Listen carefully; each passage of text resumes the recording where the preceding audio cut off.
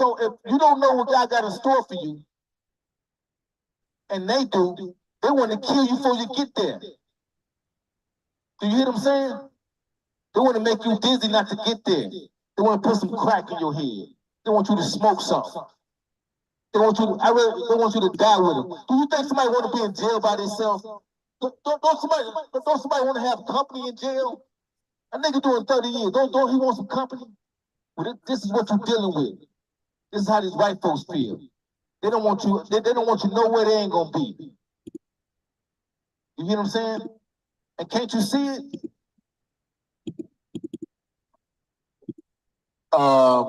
Keep going. Oh no. Okay, jump down to 11. All right, give me Matthew's 11:28. And then while you got Matthew's 11:28, go to John 11:25. Just hold both of them if you can, because I might forget it when I get it. 11:25. Yeah, but then you give me Matthew 11:28. Right? Yep. Revelation 11:11. And after 3 days and a half, the spirit of life from God entered into them. Okay, so I ain't telling you that. I told you we was gonna get killed, right? I told you that they was gonna kill us, right? But guess what I didn't tell you? Keep that. Read this. This is the book of Matthew, chapter 11 and verse 28. Come unto me, all ye that labor are heavy laden, and I will give you rest.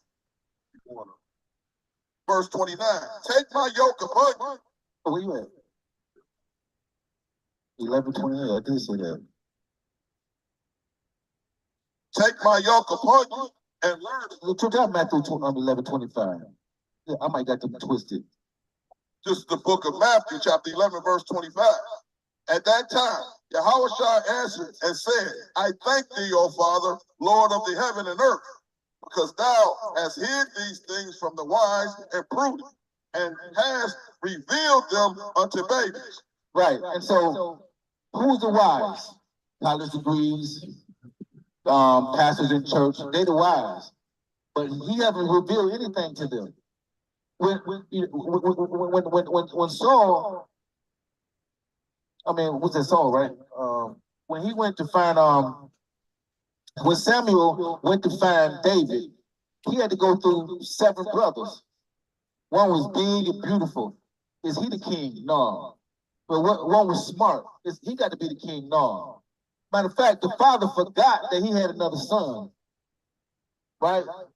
And you would forget that the Bible belongs to those who are on the ground, wearing t-shirts, getting down. You will forget that they don't know the Bible.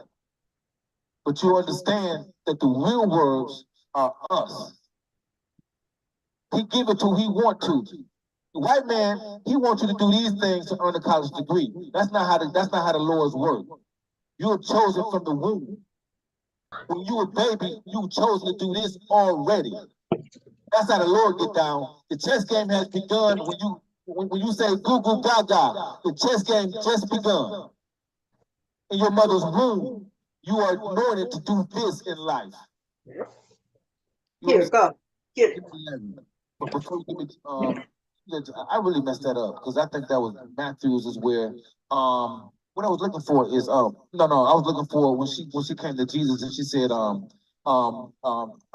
Lazarus dead, right? And Jesus said, I am the resurrection. Find that. But Jesus said, I am the resurrection. Give me that. And they stood upon their feet. Start over. Revelation 11:11. And after 3 days and half, the spirit of life from God entered into them. Right. And so we was dead. Right? And we're gonna be killed. Right? But eventually we're gonna raise back up from the dead. Right? Because what you forgot to do was you forgot to kill Jesus. Because once you kill him, you kill us. Right? See, you may kill me, but you ain't killed me. You get what I'm saying? You may kill me, but you ain't killed me.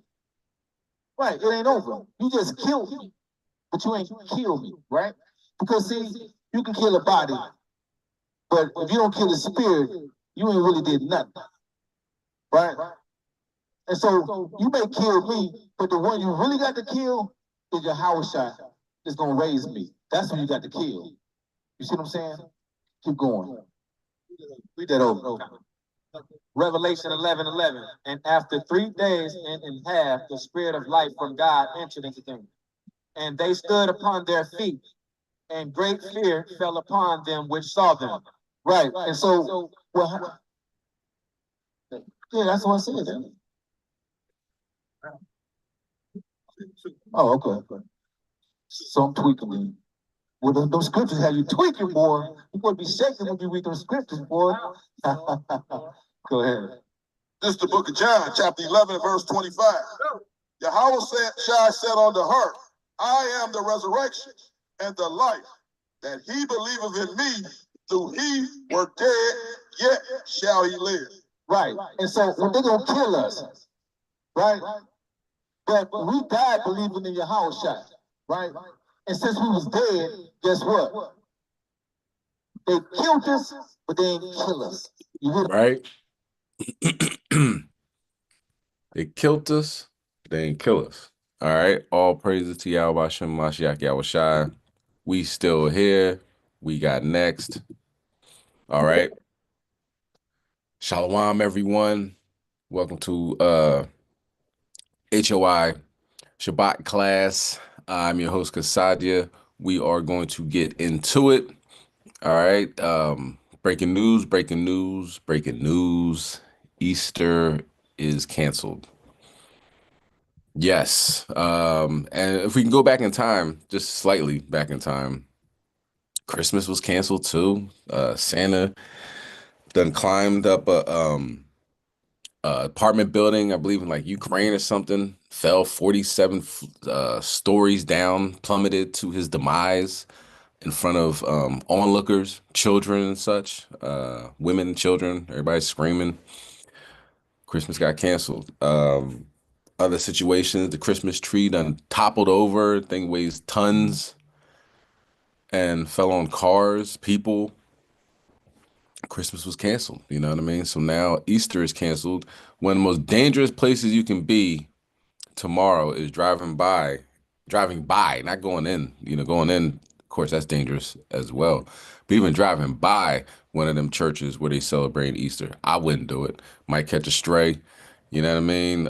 Most I putting the spirit on people to take their AK-47s and clear their conscience inside churches. You know what I mean? During processions and so forth and so on. That's why a lot of these Christian churches got to have security, armed security. You know what I'm saying? Because they know what they doing, it ain't right. God ain't with it. Okay, but fast forward, what's going on this week of Passover? A lot of things have occurred. You know, from Little Nas X, you know, giving lap dances to the devil getting his face paused, literally. One side of his face is just he got the palsy, you know what I mean? And he's smiling and frowning at the same time, laugh now, cry later. He was rushed to the hospital. God ain't playing, you know what I mean? And people might have forgot that he gave the devil a lap dance in this video with sliding down a stripper pole from heaven. But the Most High didn't forget. And as you see, during Passover, judgment has occurred.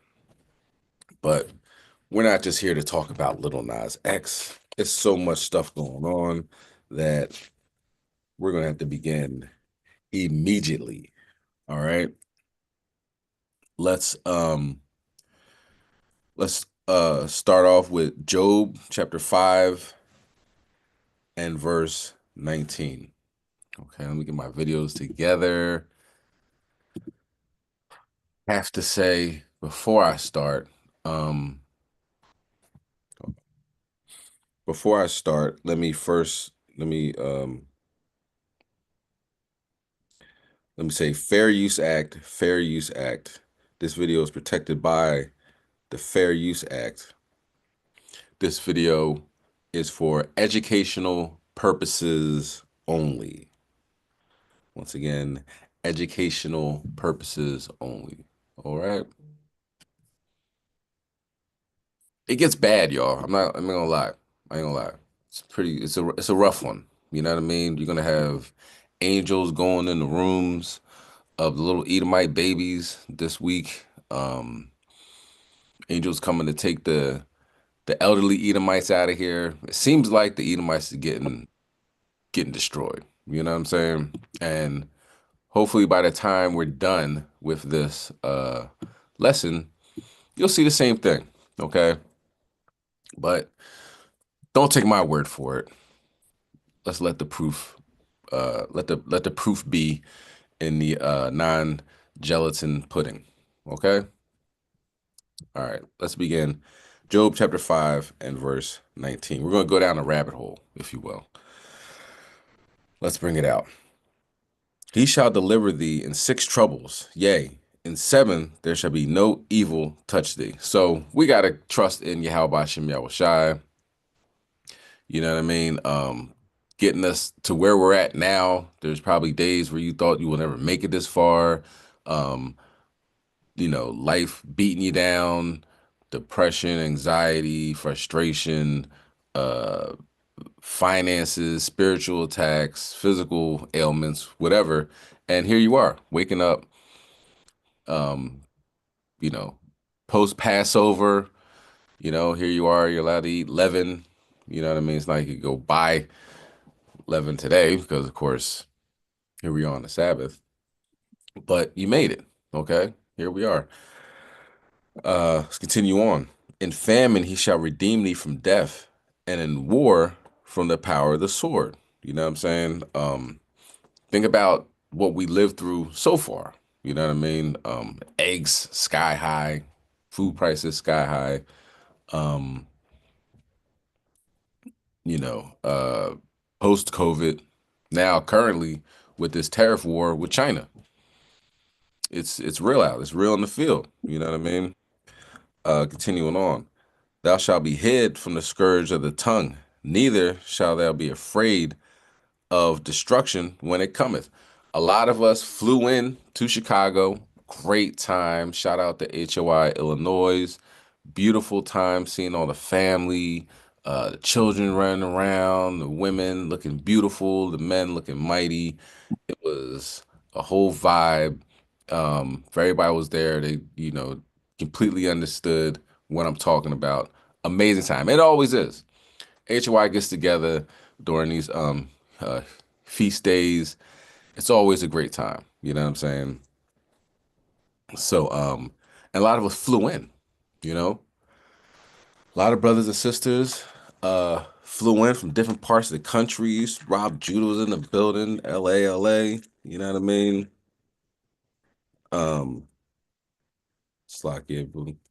Put a little incense on. So I say that to say everybody wasn't feeling the, flying. You know what I'm saying? Because people have been falling out the sky as of lately. Multiple accidents in the sky, on the ground, planes flipping over. People were a little hesitant to get on planes, and you can imagine. You know what I'm saying? Israel, who trusts in the Most High God, reading the scriptures, like I said, shouldn't be afraid of destruction when it cometh. We're in a time period where planes are falling out the sky. Now, Esau will tell you, oh, it's only been 81. That's up now, but it's only been 81 incidents flying, right? Mute your phone, y'all. There's been 81 incidents flying, but last year it was 104. So we're actually doing better than we did last year. But keep in mind that the Most High has been destroying these the aviation systems. There was one point in time where they'd be in a plane and the window would uh, implode on itself, and people would be sitting there in the chair and had their seatbelts on, not flying out the window because the cabin pressure dramatically drops, and doors would just open by themselves. This has been happening for a while now, right? But now the difference is like people are dying, like everybody on the plane is gone. You know what I'm saying? and these crashes, right? So I think if I would guess, I haven't seen this many people dying from airplanes in a while. Continuing on with that in mind, right? Verse 22. At destruction and famine, thou shalt laugh, neither shall thou be afraid of the beast of the earth. All right. And these Edomites are beastly, ain't they? You know what I mean? Come from caves, eating lice out of their hair, so forth, so on. Salaki. Khan, I can read for you. You need a reader. Khan, throughout the king. All right. Shabbat Shalom. And that's it on that, right? That's it on that. And laughing at the destruction. Now, imagine a God so mighty, so powerful that before Easter and during Passover, he decides to show us something extremely spiritual. Imagine for a moment. And think about how a bunny and a rabbit, a you know, that just hops, little bunny hops, how it can get caught in an engine of an airplane and cause the engine in the airplane pretty much to blow up and have fire coming out the back of the engine. How does a bunny get up to where an engine airplane is? Now, a bird strike, completely normal. You know what I'm saying? I ain't gonna say it's normal, but it happens enough where we can say, all right, yeah, I heard this before. I have never heard of a bunny having the hops to get up to to an airplane engine and cause it to have an emergency landing. Edomites laugh. I'm crying, Slocky. Edomites crying, praying to God. It was rough. It was rough. Now we got footage of that, of the cries. The oh God, oh God. You know what I'm saying? Um, let's just get to it. Let's just get to it. All right. This is during Passover too. I like to, I want to emphasize that We're gonna turn now to the Most High will do some amazing things during these holidays that are extremely spiritual. Okay, let's watch the video. that terrifying video of an engine fire on a United Airlines flight forced to make an emergency landing in Denver. It appears to have been caused by an extremely rare rabbit strike. Transportation correspondent Gio Benitez has more for us. Good morning, Gio. Hey, Michael, good morning. Yeah, we hear about bird strikes in planes all the time, but this time we're talking about a rabbit on the runway, and it got into the engine right at takeoff. This morning, an unusual animal encounter causing a scare in the air. Rabbit number 2, that'll do it. All right.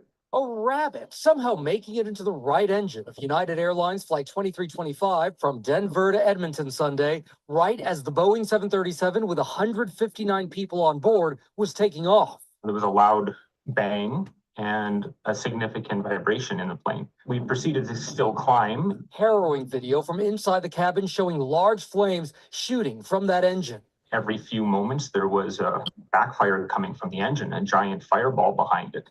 Everybody in the plane then started to panic. The soaring blaze visible from the ground. My stomach dropped and I just thought, I'm going to see a plane go down. The pilots quickly responding to malfunctions in the cockpit. At one point, thinking the fire was impacting the landing gear. Landing gear, we have indication there is no lock. The plane turning around after about 75 minutes in the air. And United tells us that the flight returned safely to Denver. Now, wildlife strikes in general, they're actually very common. The FAA says there were more than 20,000 of them last year in America. But when you're talking specifically about rabbits, there were only 4. So this was extremely rare, Robin. Yeah, it was. Okay, GR, thanks. Unbelievable. Unbelievable. Okay. A rabbit strike. Right before Easter. Easter is canceled. There's no Easter. That bunny had to go lay some eggs somewhere, and people had to go find them for whatever reason. And somehow we can tie that into the resurrection. You know what I'm saying? How? I don't know. Pagan rituals, things that pagans do. But Easter has been canceled. The Easter rabbit has been found demolished, decimated, slaughtered through a plane engine. I can only imagine the what that looked like. Well, since everybody has a phone, we don't have to imagine. We can watch it ourselves. So let's look at what it looked like on the plane. Um, oh, look at that. Stopped at 144. Can't make that up. But what happened on the plane, the screams, the cries, 75 minutes in the air. That had to be painstakingly uh uh uh anxiety had to be, through the roof, pulling out their hair even. And Easter is canceled.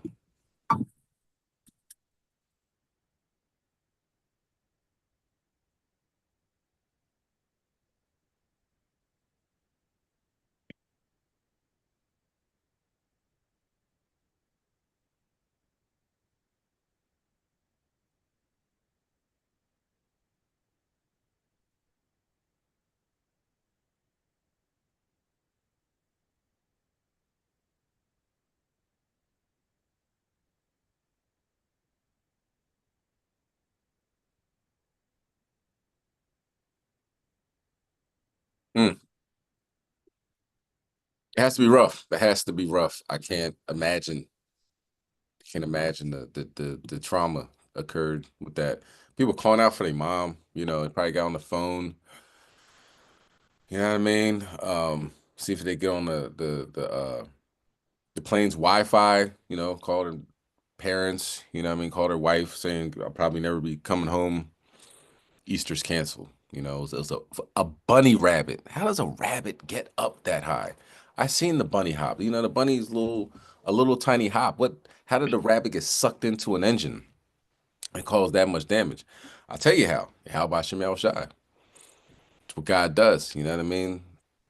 He laughs. You know what I'm saying? He has no problem mocking um, the Edomites. Let's go to Proverbs, first book of Proverbs.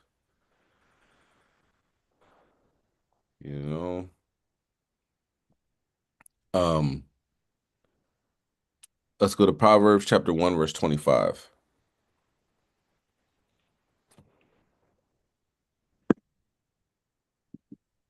This is the book of Proverbs, chapter 1 and verse 25.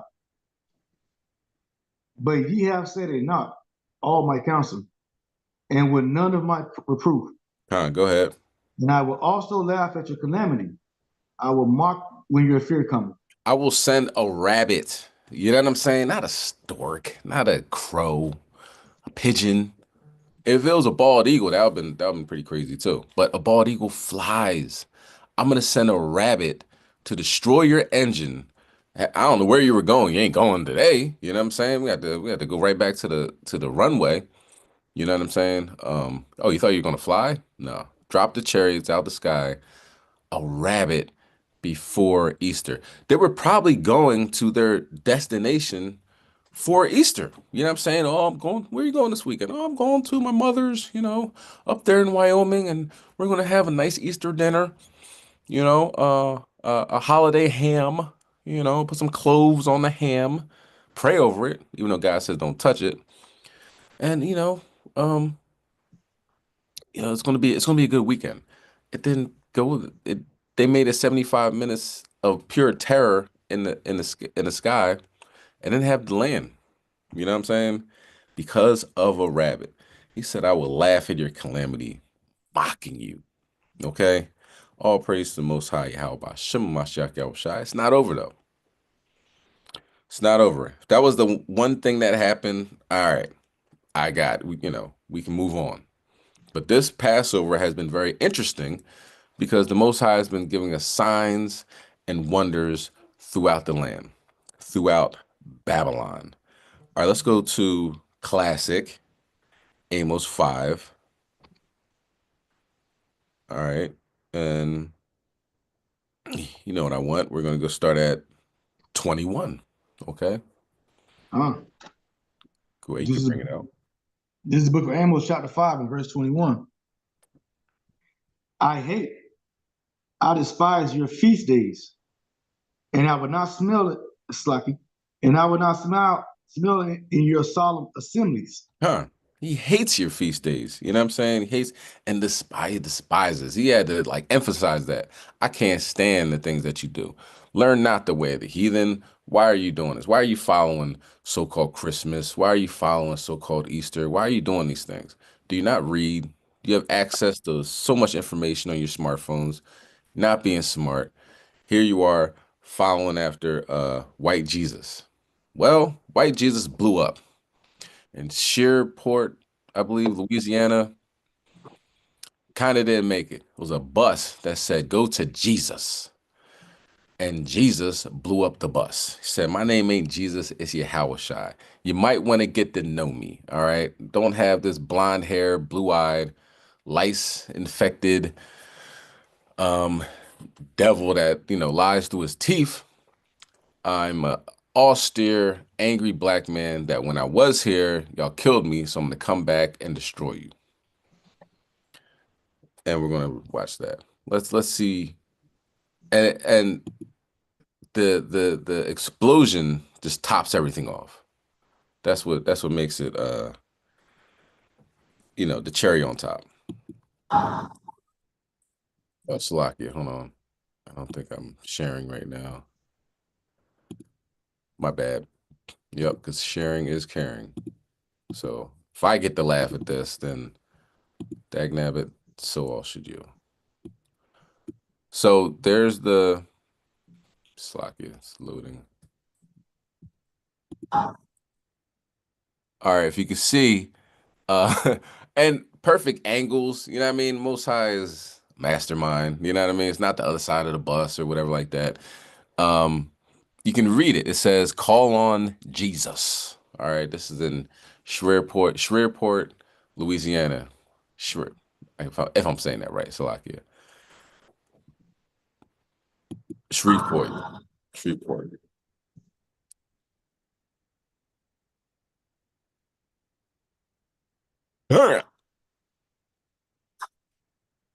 the moon, Alice.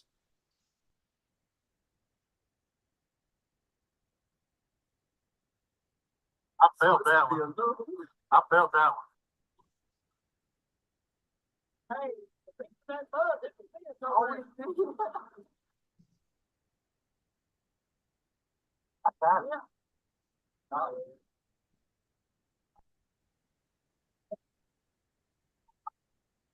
Now, I'm going on YouTube.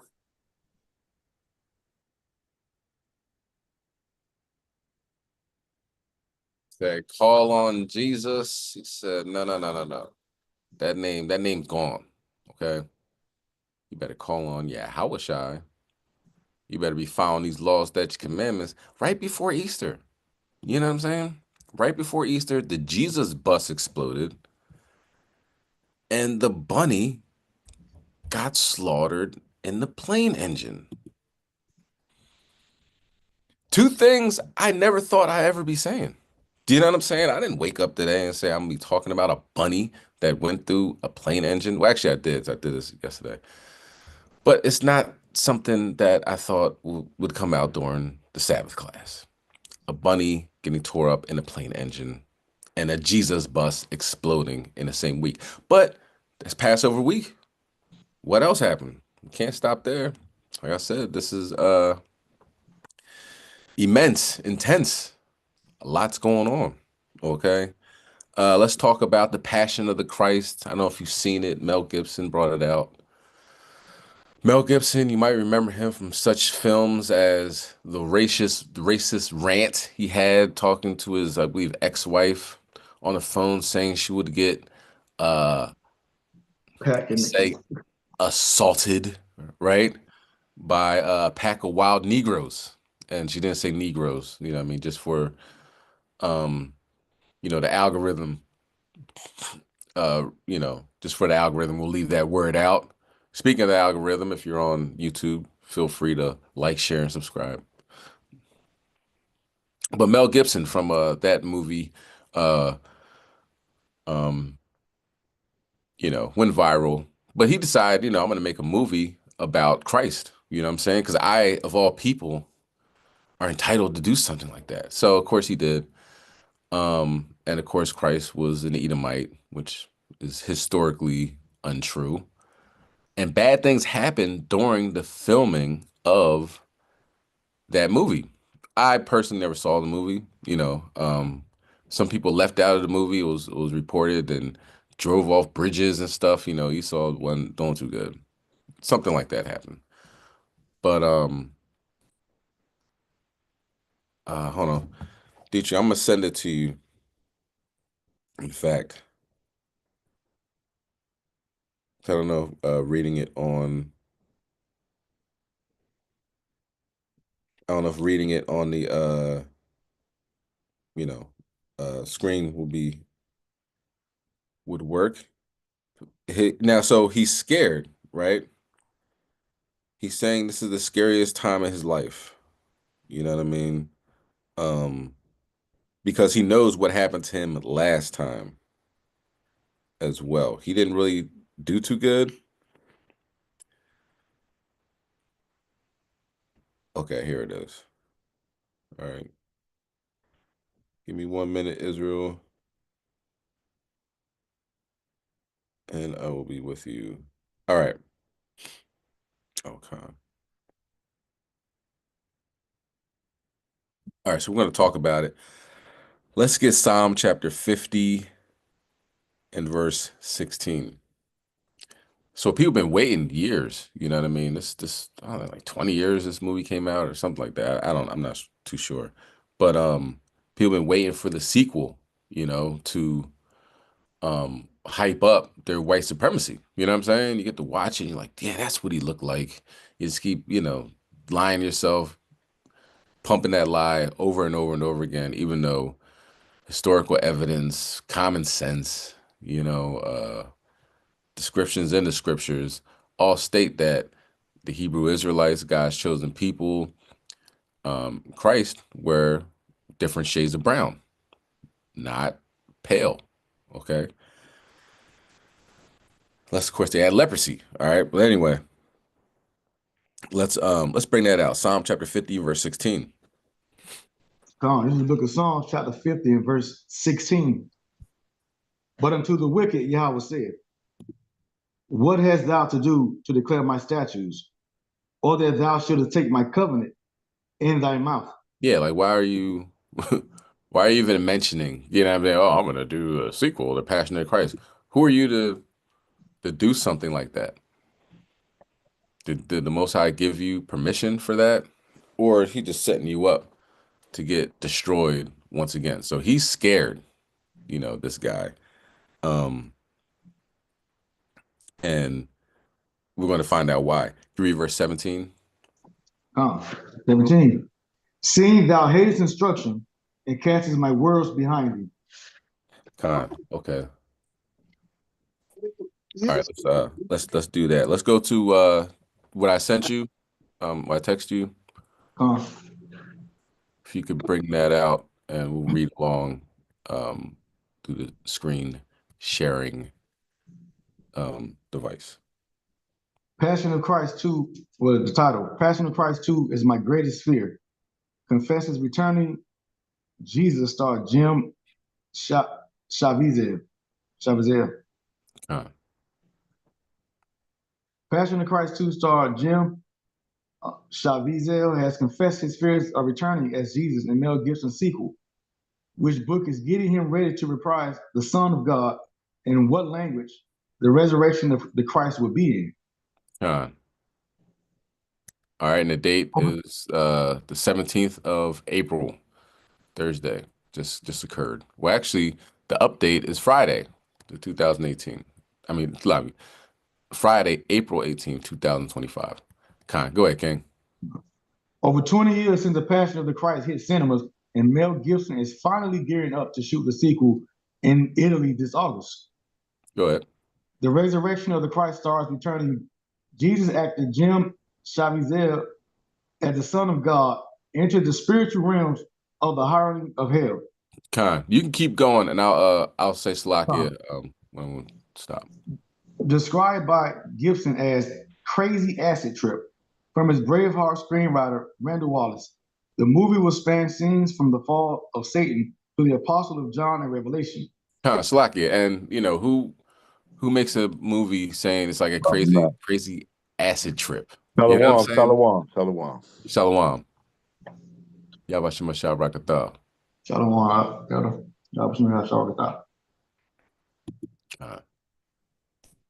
So he's saying it's the making of talking about our Lord and Savior is a crazy acid trip. That's how Esau thinks. You know what I'm saying? Real diabolical. Go ahead.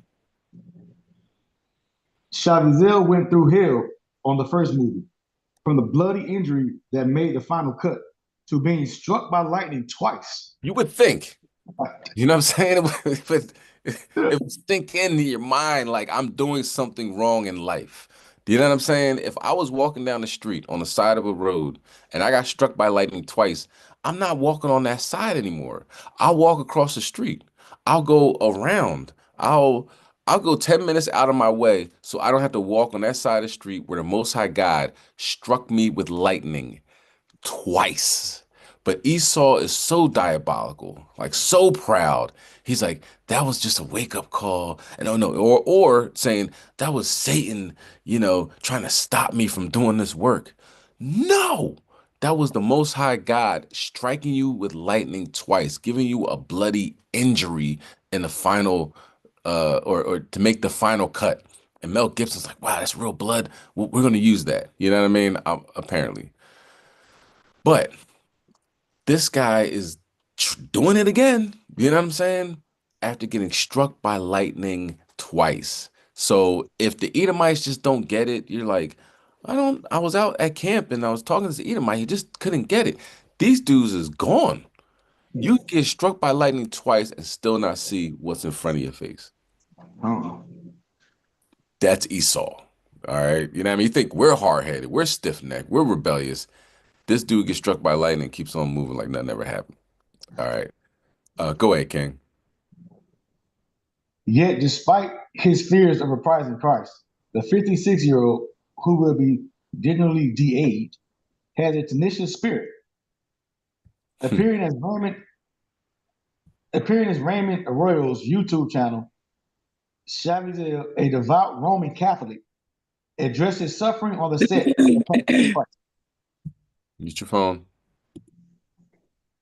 The actor shared, it was okay, though, but it was part of the purpose of why I was born. I take it very seriously. Am I afraid for the sequel? Yes. But if I wasn't, I wouldn't want to work with the actor because you're not ready and this is a war. As for what was different about playing a victorious Jesus rather than the suffering one, the star shared with classic Christian book is getting him prepared to shoot the resurrection of the Christ. Go ahead. Shavizel has spent Lent reading C.S. Lewis' satirical book dedicated to J.R.R. Tolkien about a senior devil called Screwtape, writing to his nephew Wormwood, helping the junior demon ensure the damnation of a British man. So instead of reading the actual Bible, you know what I'm saying? Like, okay, I'm learning about a historical figure named Jesus. Let me read this satire about, some devil named Screwtape and his nephew Wormwood. What are you? You can read about Wormwood in the scriptures. You can actually read about the devil in the Bible. But this is modern day Christianity. He says he's a Roman Catholic. We're going to learn about God and Jesus by not reading the book that they put together, you know what I'm saying, for us to learn about them. Not reading the word of God, but somebody else's interpretation of Screwtape. Sounds like a Houston rap organization, if you ask me. You know what I'm saying? But let's continue on with the good word. Go ahead, King. The Jesus star, who also plays King Herod in a new movie this Christmas, said of preparing for the resurrection of the Christ. I read it today in the Screwtape letters. Don't worry about the future. The past is dead. It's locked. The divine light coming through in the present moment. Now we know of eternity. That's coming someday. But it's staying in this moment. It's hard to do when you do that. You know that one's coming, and I know the day of reckoning is coming. It's getting me ready for resurrection. Slovakia. And of course, he plays King Herod. He's been playing King Herod. He's playing Jesus. Apparently, in their world, we didn't exist anywhere. You know what I'm saying? I don't even know where we were, right? Couldn't be the slaves in Egypt because those were the Jews. Couldn't be the Egyptians because, Moses was mistaken for a Jew. I mean, for Egyptian, and so was Paul. So they had to make the Egyptians white. So now the Africans are white. Who knows where we come in their world? You know what I'm saying? But anyway, um, as it says, uh, don't what it say? Don't the screw tapes. Don't worry about the future, right? So don't prepare for the coming of Hamashiach. The past is dead. Anything you've done, don't worry about it. You killed 90 million peaceful Native Americans. Don't worry about that. You enslaved 400 you enslave people for 400 plus years, making them work from sun up to sundown. Don't worry about that. A million dead Iraqis. Don't even think about it. You know what I'm saying? Putting children in cages and separating from their family at the border. Don't worry about none of that. Just worry about the present moment. Like, think about now. Okay? Don't worry what you did yesterday. Don't worry about the future and the consequences. Think about now. That's the screw tape. You know what I'm saying? So that's it seems to be, the law of attraction that the Edomites hold very dear to them. Like, don't think about the bad things you've done or the bad things you're gonna do in the future. Just do it and just worry about now. You know what I'm saying? Yeah, the day of reckoning is coming, but God knows my heart, right? Go ahead, King. You keep going. I'm really studying. So I'm breaking it apart and going through it. Getting into the thoughts of evil, y'all know. What it say? Getting into the thoughts of evil, you know. Yeah, yeah. I mean, that's what you do when you play Jesus in a movie. You gotta embrace evil. You don't read the scriptures. You read the screw tape. You know what I mean? DJ Screw on the one and twos, whatever. I don't know what that is. You know what I mean? I might have to look into it just for edification purposes out in the streets. You know what I mean? Just not being ignorant of anything. But the screw tape and wormwood, you got to learn evil to learn about the Most High God. That's the way these people think. Go ahead. Uh, the antithesis of what I'm going to be planning. How Jesus works is so simple. Yeah, simple. Anybody can do it. So easy a caveman can do it, right? And they honestly believe that. They have no respect no respect to the Savior. Go ahead. On his personal demons, Shavizel confessed, the devil's already doing what he has to do to me right now. Now there's protection. But there's enough. God the Father, Son, Holy Spirit, and all the heaven is already guiding this right now. Of course I am worried, but I was worried on the last one. Did I fail? I will fail if I get too far out over my skis. I have to really, really stay in the moment. I want to enjoy this one more than I did the other. I got too far over my skis on the other one. I was concerned that it was not in Aramaic, Aramaic. Con. So the devil's working on him right now. You know what I'm saying? And I believe him. I really believe him. And we're going to talk about that because these people that believe in or worship the devil, right, don't have the level of understanding, and it seems like they haven't gotten it yet, that the devil has a boss, you know, and ironically, the devil's boss is our boss. You know what I'm saying? It's the Most High. He runs it all. You know what I mean? Evil in the world, he's done it. All right. So, with that in mind, we're going to talk about what's happening to Esau, his children, in like three 3 videos in a row is just Edomites getting destroyed. And you might enjoy that. I know I did. Okay. Let's get Matthew 13 and 38. A little comic relief for this beautiful Shabbat. Post Passover. So during Passover, what's going on? You're eating your unleavened bread, you're reading your scriptures, you know what I mean? You're getting close to the Most High. You're thinking about the salvation our ancestors got out of the land of Egypt.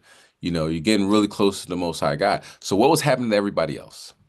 We understand rabbits we're taken up, we're taken up in the cloud, if you will. Actually not in the cloud, in a jet engine, in a plane engine, Boeing engine. Jesus buses were unalived. What else? Hey, Slack. Khan, Shalom, King. Shalom, fam. Shalom. A quick thing with the Mel Gibson and that's Jim Cavell. There was a TV show called Them. Remember that show? Khan. With towards the end of the first season, I think it was like around episode 11 or 12, where the Edomite that whole time he was stalking the sister, and he was throwing curses on her. And she asked him like, "Why are you doing this to me? Why am I going through this?"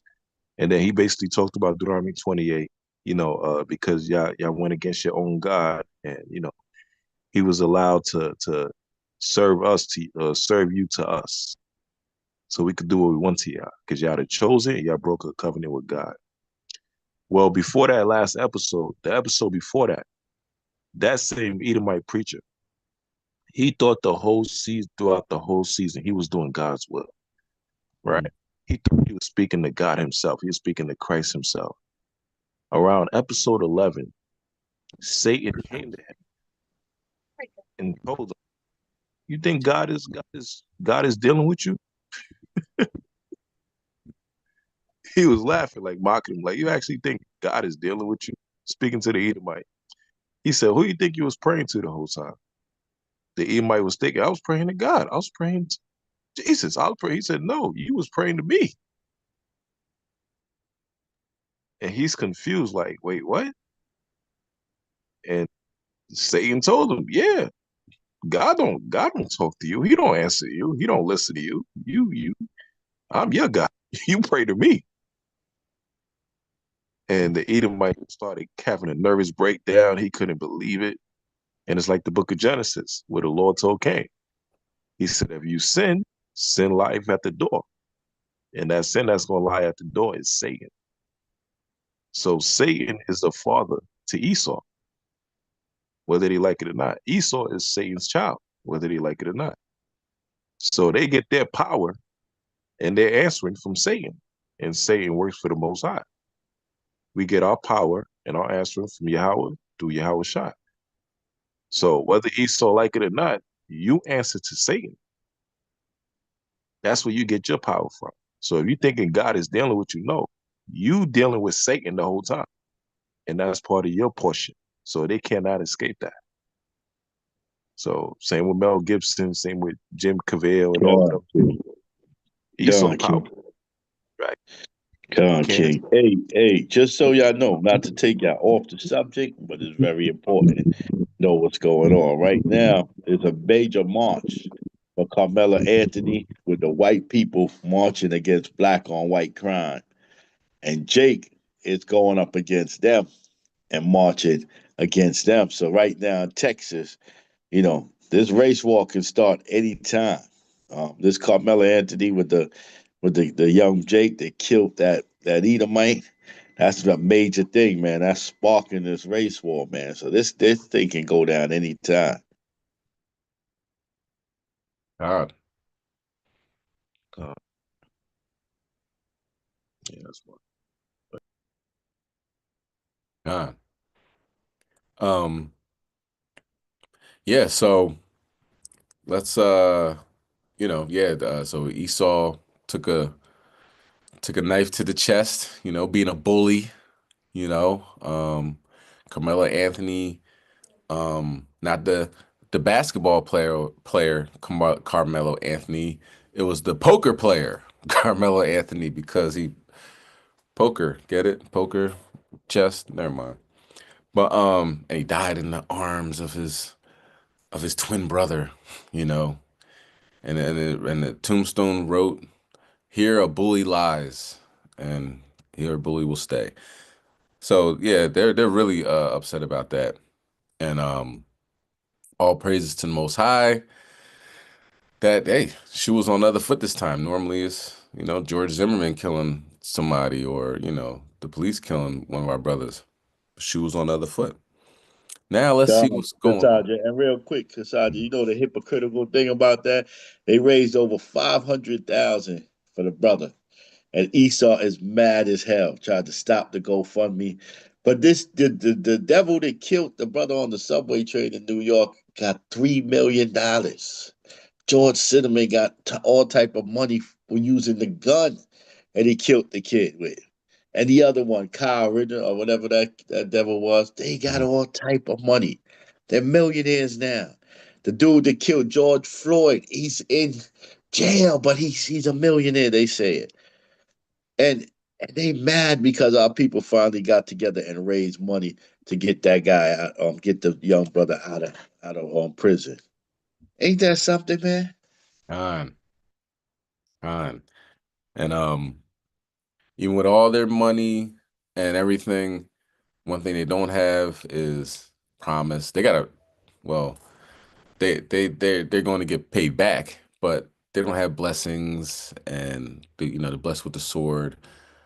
But when the Most High God puts his eyes on you, you know you're in trouble. You know what I'm saying? So I want to show what that looks like. What does that look like when God puts you in trouble? We're gonna watch that. Okay, let's go to Matthew chapter 13 and verse 38. All right, it's a little separation going on. You know what I mean? Good and evil being separated. Okay. And with that in mind, the evil is getting vexed. And we're going to watch some of that vexation now. Let's get that. Matthew 13:38. This is the book of Matthew, chapter 13 and verse 38. This is the red letter, voice of Yahweh. The field is the world. The good seed are the children of the kingdom, but the tares are the children of the wicked one. Go ahead. The enemy that sowed them is the devil. The harvest is the end of the world, and the reapers are the angels. So hold that there. Okay, let's see what these reapers are doing. What is going on in your Edomite friends, co-workers, neighbors that are gentrifying your neighborhood? What's going on in their house?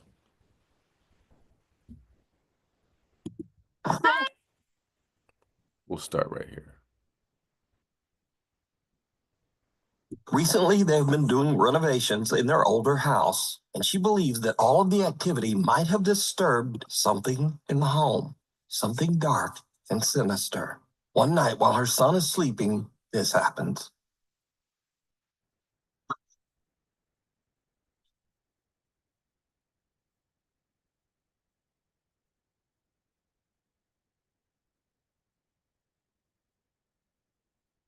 Some unseen force seems to grab Natalie's son by his ankle and pull him right off the bed.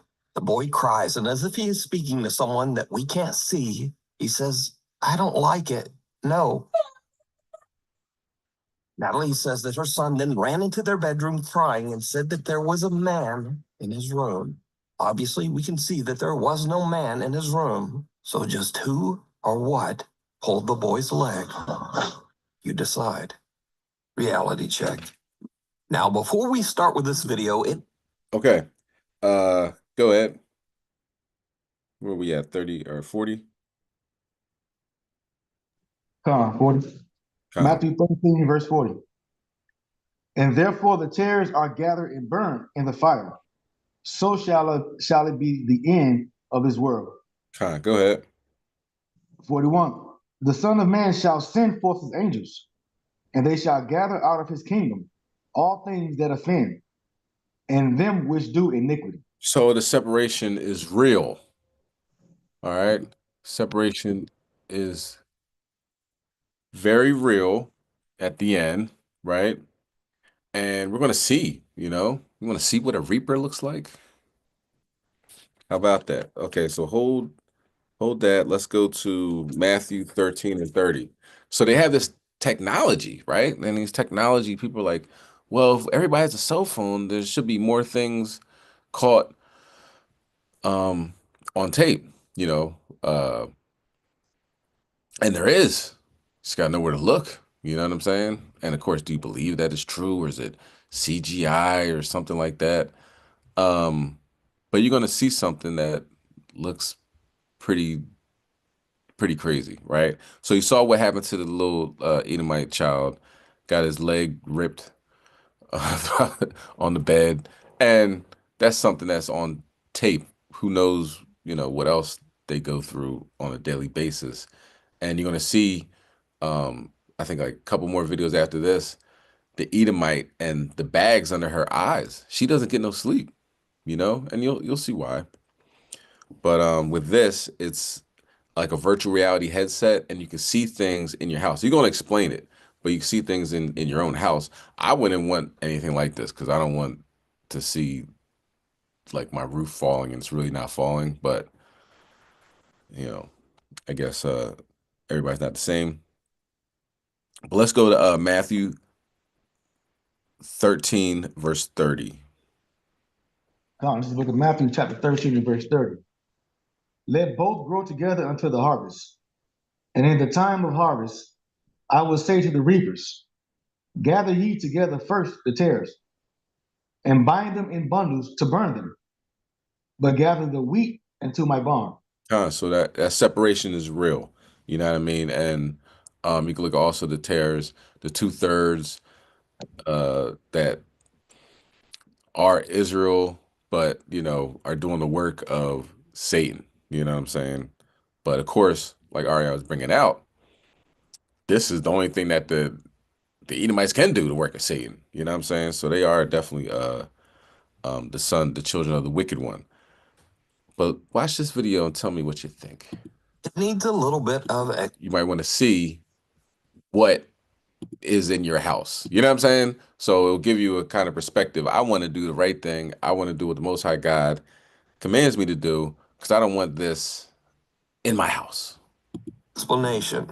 So the Quest 3 VR headset has a mixed reality mode where it can scan your room, including all furniture, and it will actually project your game onto the walls, ceiling, and furniture of your own house. This tech uses infrared light and depth sensors to only detect things in the room, and it's actually very accurate. So Reddit user Moki is playing a kid's game called First Encounter where you shoot at puffy little aliens that virtually run around your house.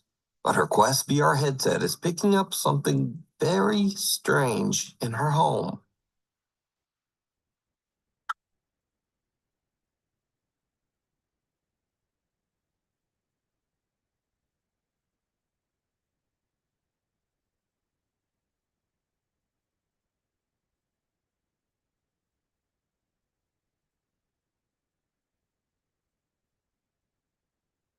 Now, again, it bears mentioning that Moki is playing a kid's game.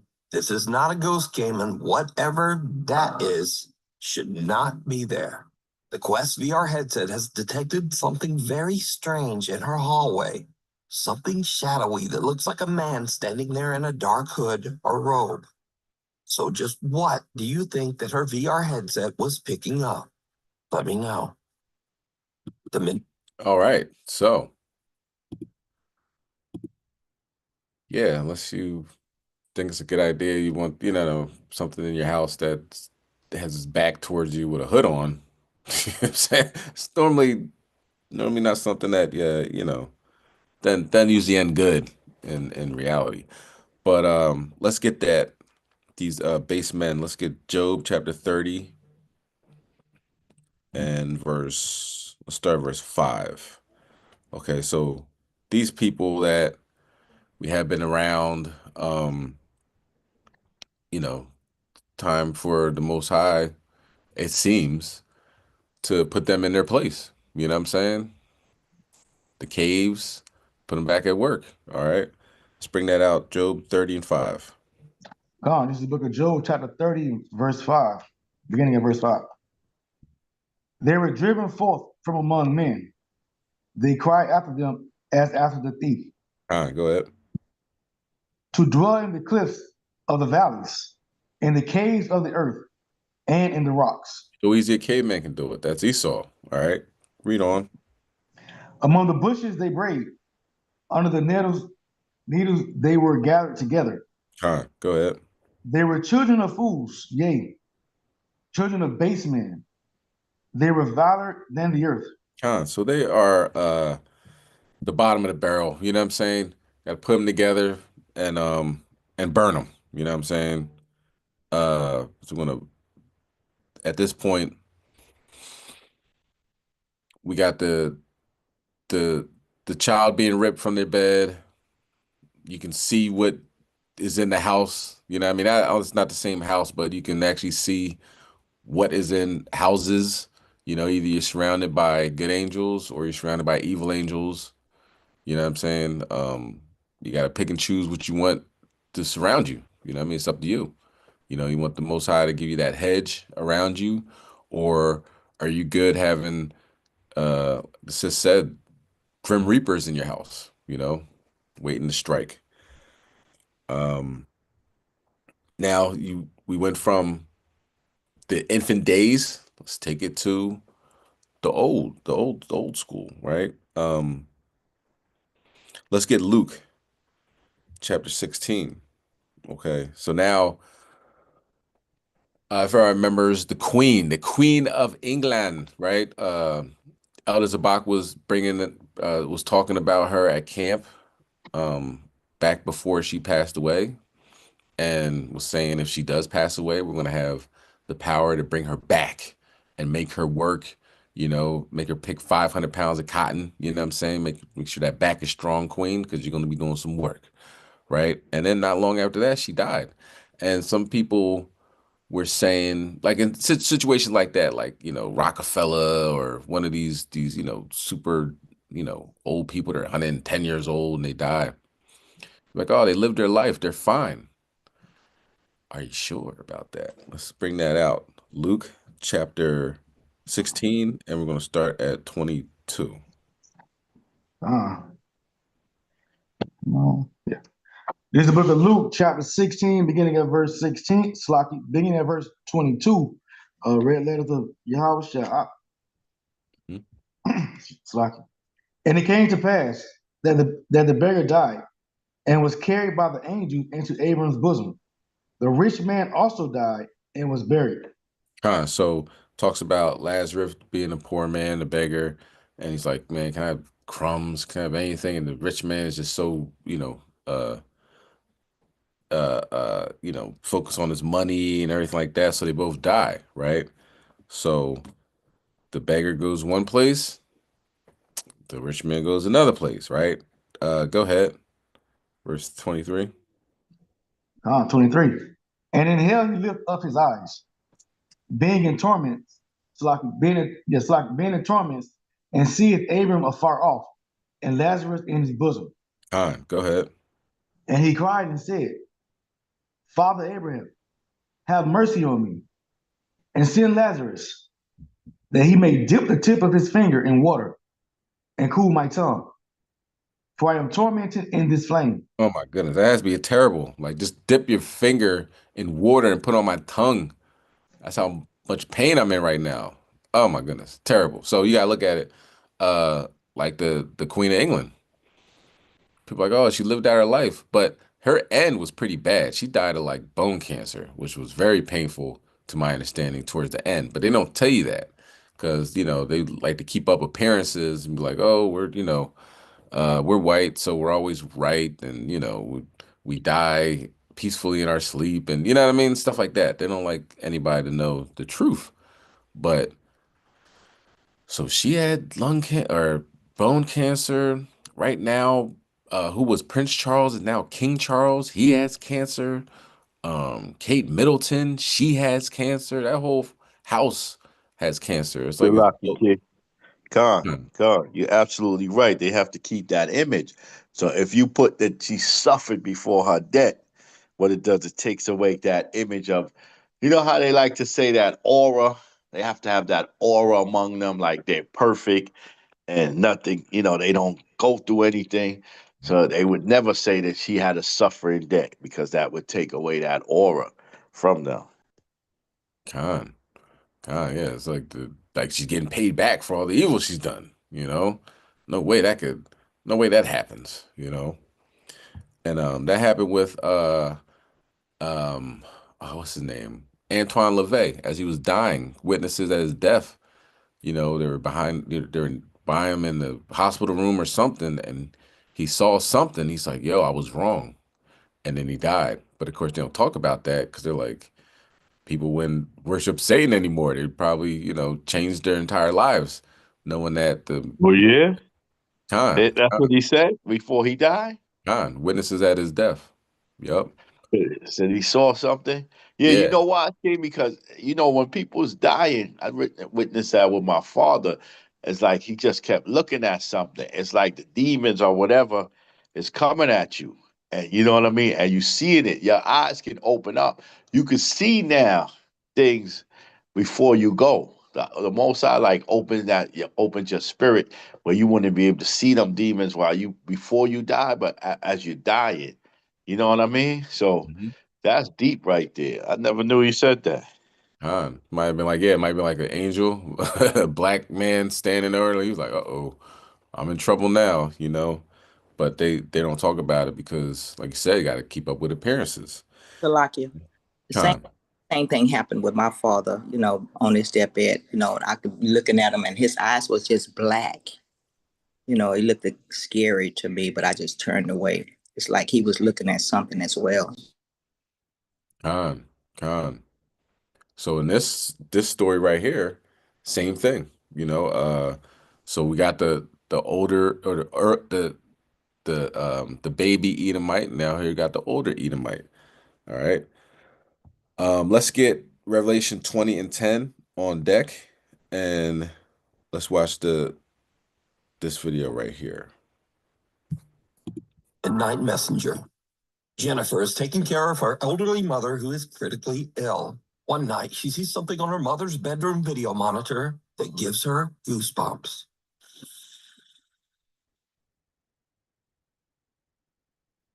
Okay.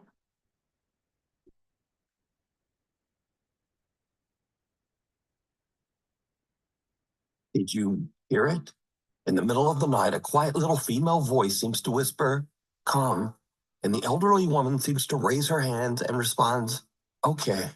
Then again, we hear the quiet little voice clearly say, "Mama." Okay.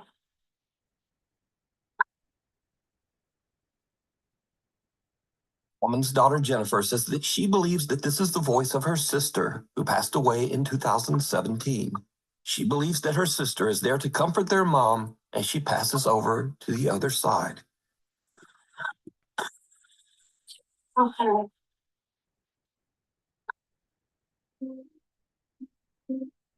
By the way, Jennifer's family has recently had a lot of bad news, with both her elderly father and mother sadly becoming critically ill. If you'd like to help them, you can check out their GoFundMe at this link, which you can also find down in the video description. Scratch. So taking them out of here, you know what I'm saying?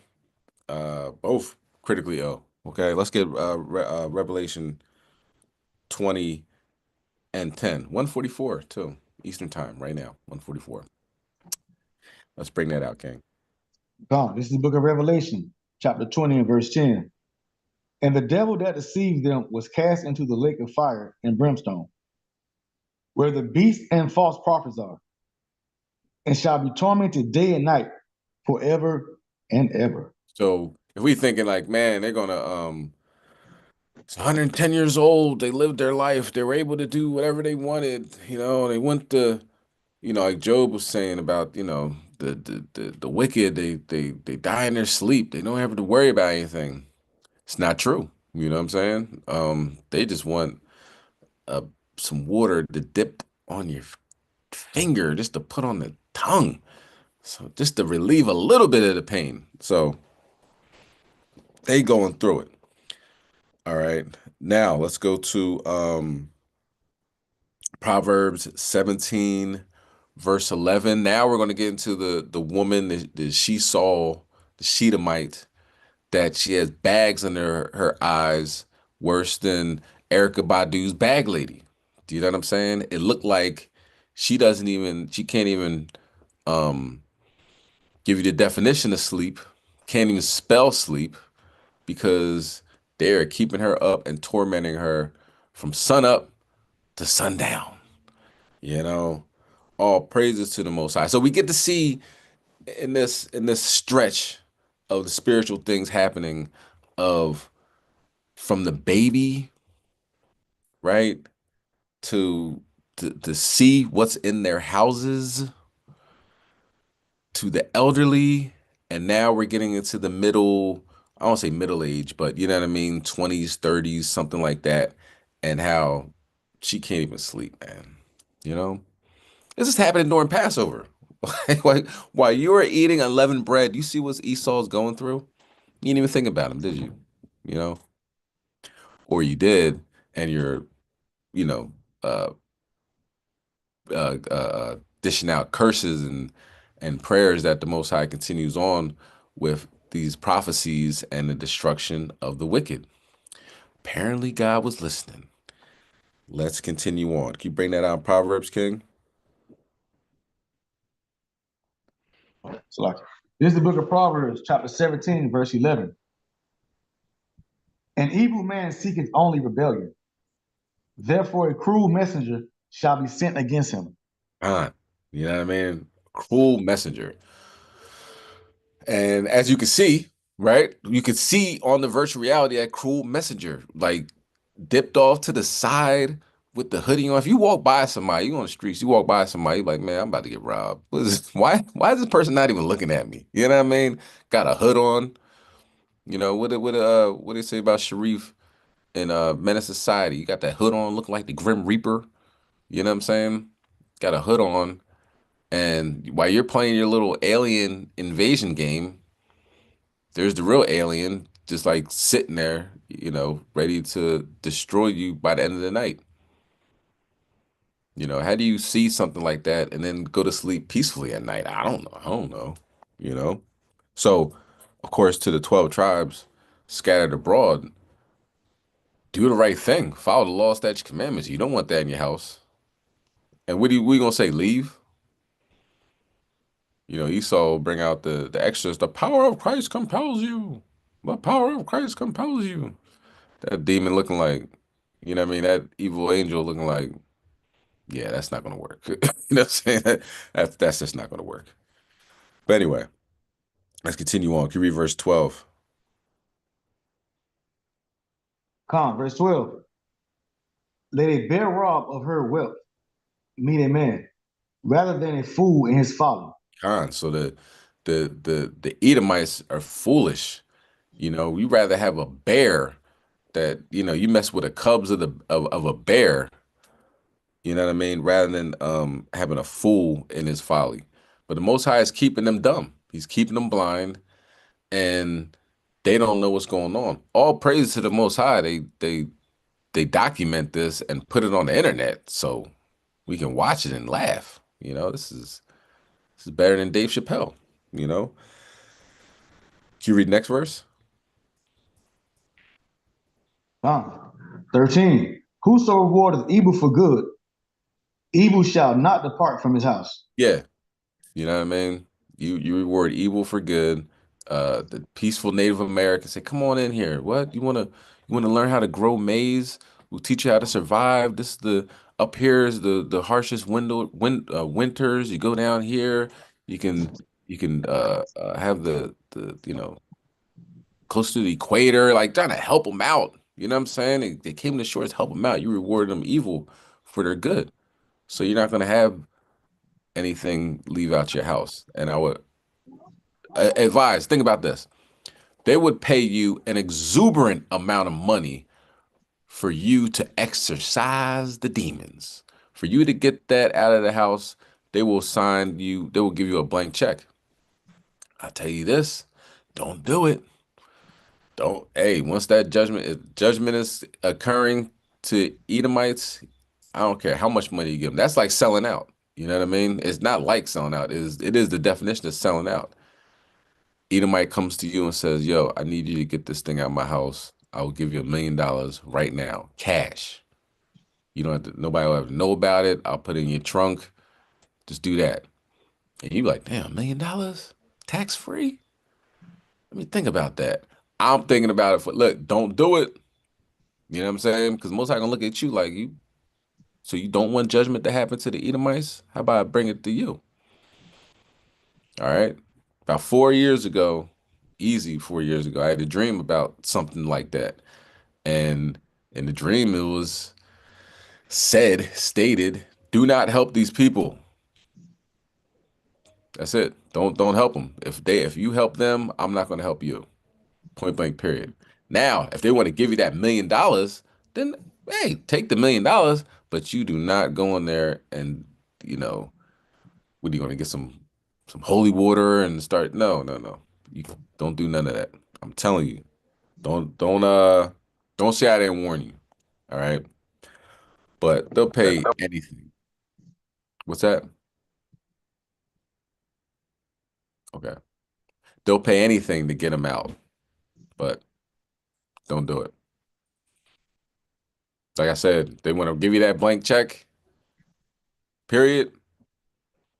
Yeah, that's fine. But that's up to the Most High whether he wants to keep those evil angels, cruel messengers around them or not. 9 times out of 10, they're gonna stay there because this is the end, and they are the reapers. So let's see what happens to Esau, who has not gotten her beauty rest in years. Watching the surface. Tara Rule says that as a child, she lived in a haunted house. Damn, look at that. Look at Tara. Tara is gone. Scratching the surface. Tara Rule said that is not mascara. You know what I'm saying? She not put on no makeup. Those are bags. That is a sign of defeat. Them eyes is gone with the wind, but let's continue. Says that as a child, she lived in a haunted house. She says that as she grew up, she believes that some strange paranormal entity from the house attached itself to her. I'm going to tell you a true ghost story. And I believe that whatever it is has followed me here. Kara says that she often finds all of the cabinets in her kitchen open. She also says that her cat sometimes seems spooked and will actually just hide for no reason. Kara says that lately, things in her house have started to get even spookier. I'm on the phone with my stepdad today, right? And he goes, who's there with you? And I was like, what do you mean? He goes, who's there with you? I was like, no one. Why? And he's like, who's that guy talking? I'm like, I'm here completely alone. What do you mean? He's like, there's a man talking, like just as loud as you right now. And I was like, I don't hear anything. And then he said it stopped. But it gets even weirder. That you see, recently scratches have started to form on Tara's windows, but not on the inside. Tara has noticed that there are now strange deep scratches on the outside of the windows of her apartment on the second floor. So bad news, there's new scratches. Again, these are on the outside of the windows, and I'm on the second floor. You can tell me what you think it is.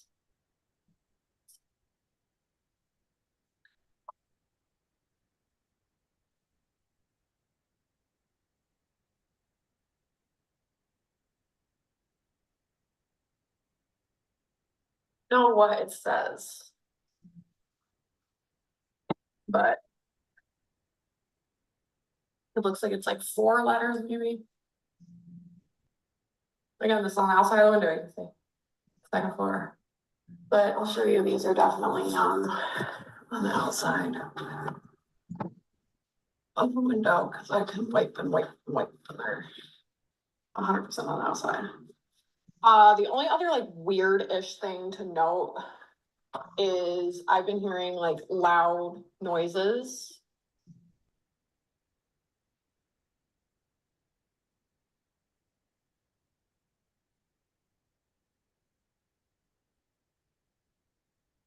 Right. That's Jackie. Oh my God, thank God.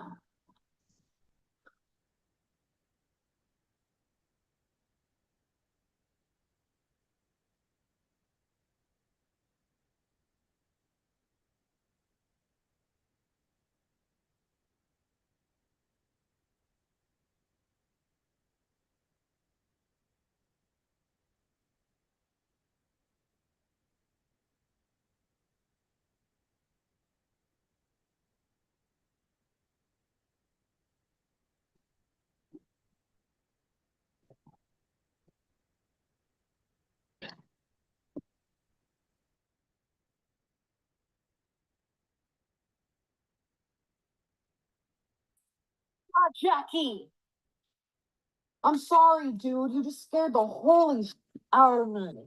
As Tara is showing the new scratches that have formed on her windows, she actually Everybody says God brings up God. You know what I'm saying? Pretty fearful. Let's keep going. manages to capture one of the kitchen cabinets opening all on its own. Understandably, she is a bit freaked out. To this day, Tara Rule still experiences strange activity in her apartment, and she found new scratches on her windows just days ago. If you see something that you think would be perfect for the top 5, Yep. So we went through all genres, all ages, all generations of what's happening in the Esau, and what happens when they just can't hold it in anymore, when it's just too much. They get themselves a pistol and they take it out on the world. Let's go to Exodus 12 and 29. And that actually happened during our Passover. You believe that? Now, come to find out, this guy, we haven't seen, I think it was one victim that they announced, and that was it seemed like 10 tribes, possibly, just a name. Um, but they haven't released any pictures of the victims of this mass shooting that happened in the University of Florida, I believe, in Tallahassee. He was a white supremacist. Florida State. What's that? Florida State. Florida State, the Water King, the Water King. Florida State. Um, he was a white supremacist. As Tariq Nasheed says, a suspected white supremacist, but apparently he had white supremacist views and had gotten kicked out of whatever club he was in. Of course, they're taking the mental illness route. You know what I mean? He always suffered from mental illness, and he wasn't that mentally ill where he didn't like Negroes. You know what I'm saying? So, if anything, if history tells us anything, like the Buffalo shooting, that maybe the majority of his victims were Jake. There is a video of somebody walking by a victim on the ground. It looked like Esau. I don't know. Looked like Esau on the ground, but the woman walking around had like a Starbucks cup in the video and taking a lot of heat online. Like, why are you drinking Starbucks when there's a mass shooting? That's just America. You know what I'm saying? While everything's collapsing, they're gonna get their $7 frappuccino macchiato with latte um, toppings. You know what I'm saying? Just the way it is. Okay. Um, but during our Passover, the Most High is taking out the firstborn of the Egyptians. You know what I'm saying? Maybe they were. Um, Maybe he just was shooting people, random people. Who knows? But since they didn't release any pictures of the victims, they might have today. Might be Jake, right? Who knows? But like I said, it seemed like 10 tribes was the one name that was released. And like brothers was talking about, 10 tribes, it's going to take more for 10 tribes kind of to get it together, like to shaping up, giving a lot of slack to the so-called black man, you know what I'm saying? Judah. So maybe the Most High gonna have to smack him up, you know what I mean, a little bit more. The lights went out in Puerto Rico. You know what I'm saying? The whole island pretty much is in the dark. I believe right now, I don't know if it came back on, but 10 tribes is going to have to go through some more. That's what we've been seeing, you know what I mean, through the spirit. But let's bring that out. Exodus 12 and 29, Bubba Shaw. This is the book of Exodus, chapter 12 and verse 29. And it came to pass that at midnight Yahweh smote all the firstborn in the land of Egypt, from the firstborn of Pharaoh that sat on his throne unto the firstborn of the captive that was in the dungeon, and all the firstborn of cattle. So we got to keep in mind, even if it was Jake, you know, it's the time period we live in. It's the end of times. You know what I mean? 2/3 are not going to make it. You know what I'm saying? You can look at this devil. Look at him. Like, that smile is just so fake. You know what I mean? The dude probably never had a happy moment in his life. You know what I'm saying? That wasn't geared towards oppressing the so-called black man, right? His mother is a deputy, you know, and he used her service weapon. Now, nobody's talking about putting her behind in jail for having a psycho child. You know, it's probably cussing her out since since he get born. Shut up, mom. Shut the F up. I do what I want to, mom. You know what I mean? You seen a little Edomite child like cussing mom, Johnny, no. You know what I'm saying? Having a temper tantrum in the middle of the store. You're like, damn, that child's gonna grow up to shoot up a school. Here we are. You know what I'm saying? So nobody's talking about bringing her to jail. Nobody's talking about bringing her to justice. You know what I'm saying? But of course, that's just the way Esau operates. You know what I mean? And you know, they're going with the angle of he had a rough life. You know, his mom kidnapped him when he was a baby. They gotta bring that up every news report, so it kind of softens the blow of this little nigga just shot up an entire school. You know what I'm saying? But let's watch the video. News 6 is learning a lot more tonight about the 20-year-old suspect's background. Phoenix Eichner was born Christian Gunnar Eric. Christian Gunner. You can't make up that name. You know what I mean? Like, they set him up like Christian Gunner Erickson. And he lived up to his name. As a boy, he was kidnapped by his birth mother and taken to Norway. At the time, his father said Eichner had, quote, several health and mental issues. But as a teen, he showed interest in public service. His stepmother is a longtime deputy with the Leon County Sheriff's Office, and in 2021, he joined the Leon County Sheriff's Office Youth Advisory Council. New at 11, News 6's Mike Valente spoke with someone who served on that council. He remembers Eichner as a much different person. The thing about it, right, with Christian Gunner, we're gonna call him Christian Gunner. Christian Gunner was going to be a police officer eventually. The Most High has stopped this maniac from unleashing even more tragedy over a longer period of time, you know, by taking him out now. He's still alive. I believe he got shot by the police, but you know, he did take a bullet. And all praises to the Most High for averting a further tragedy of having this person with a badge and a gun, you know, like his stepmother. And I wonder what those Thanksgiving dinners, what they talked about. When it was talking about, you know, peace on earth, you know what I mean? How to solve the energy crisis, you know what I mean? How to get closer to the Most High God. No, this guy's a white supremacist. His parents more than likely were white supremacists, and this is down Florida. So anybody down south or anybody that ever went to Florida, you kind of got a feeling that Florida is one of the most racist places on the face of the planet. You know what I mean? They fed our children to alligators, called them gator bait, and these are the offspring of those psychopaths. It was heartbreaking to me because these are people's babies at the end of the day. Like so many of us, Jacob West watched in horror Thursday as disturbing images emerged out of Tallahassee. I was terrified. I wasn't aware that this was the same person that I was back in 2021, 2022. I didn't think this was the same person I used to give high fives to and give handshakes to or compliment. That person is 20-year-old Phoenix Eichner, an FSU student who police say is responsible for the carnage on that campus. But just 3 years ago, Jacob viewed Eichner as an asset to the community, a proactive member of the Leon County Sheriff's Office Youth Advisory Council. He was always very enthusiastic. He always loved bringing ideas to the table, and he was a big fan of, community service. I was in shock. I was like, I know this kid. Like, I've grown up with this kid. Several former classmates tell CBS News that Eichner used to be known as Christian Gunnar Erickson. Court records show he was at the center of a protracted custody battle between his father and his birth mother.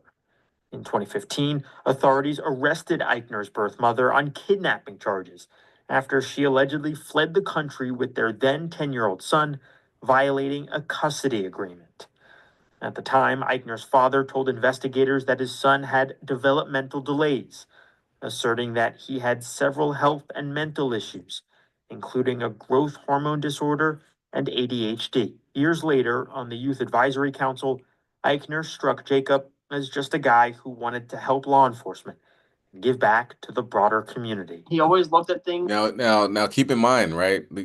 Check the peep the scene. You know what I mean? This is the media. He just wanted to help law enforcement and give back to the community. And then when you dig deeper into his background, he was a white supremacist. He got kicked out of a club because he had white supremacist views. So of course he wanted to help out law enforcement. And how does an Edomite help out law enforcement? You got to get these ninjas in line. And this guy talks about his philosophy. He's a philosopher. You know what I mean? I'm sure part of his philosophy is how to get these Negroes out of here and to make America great again. From a philosopher's angle. So he's always thought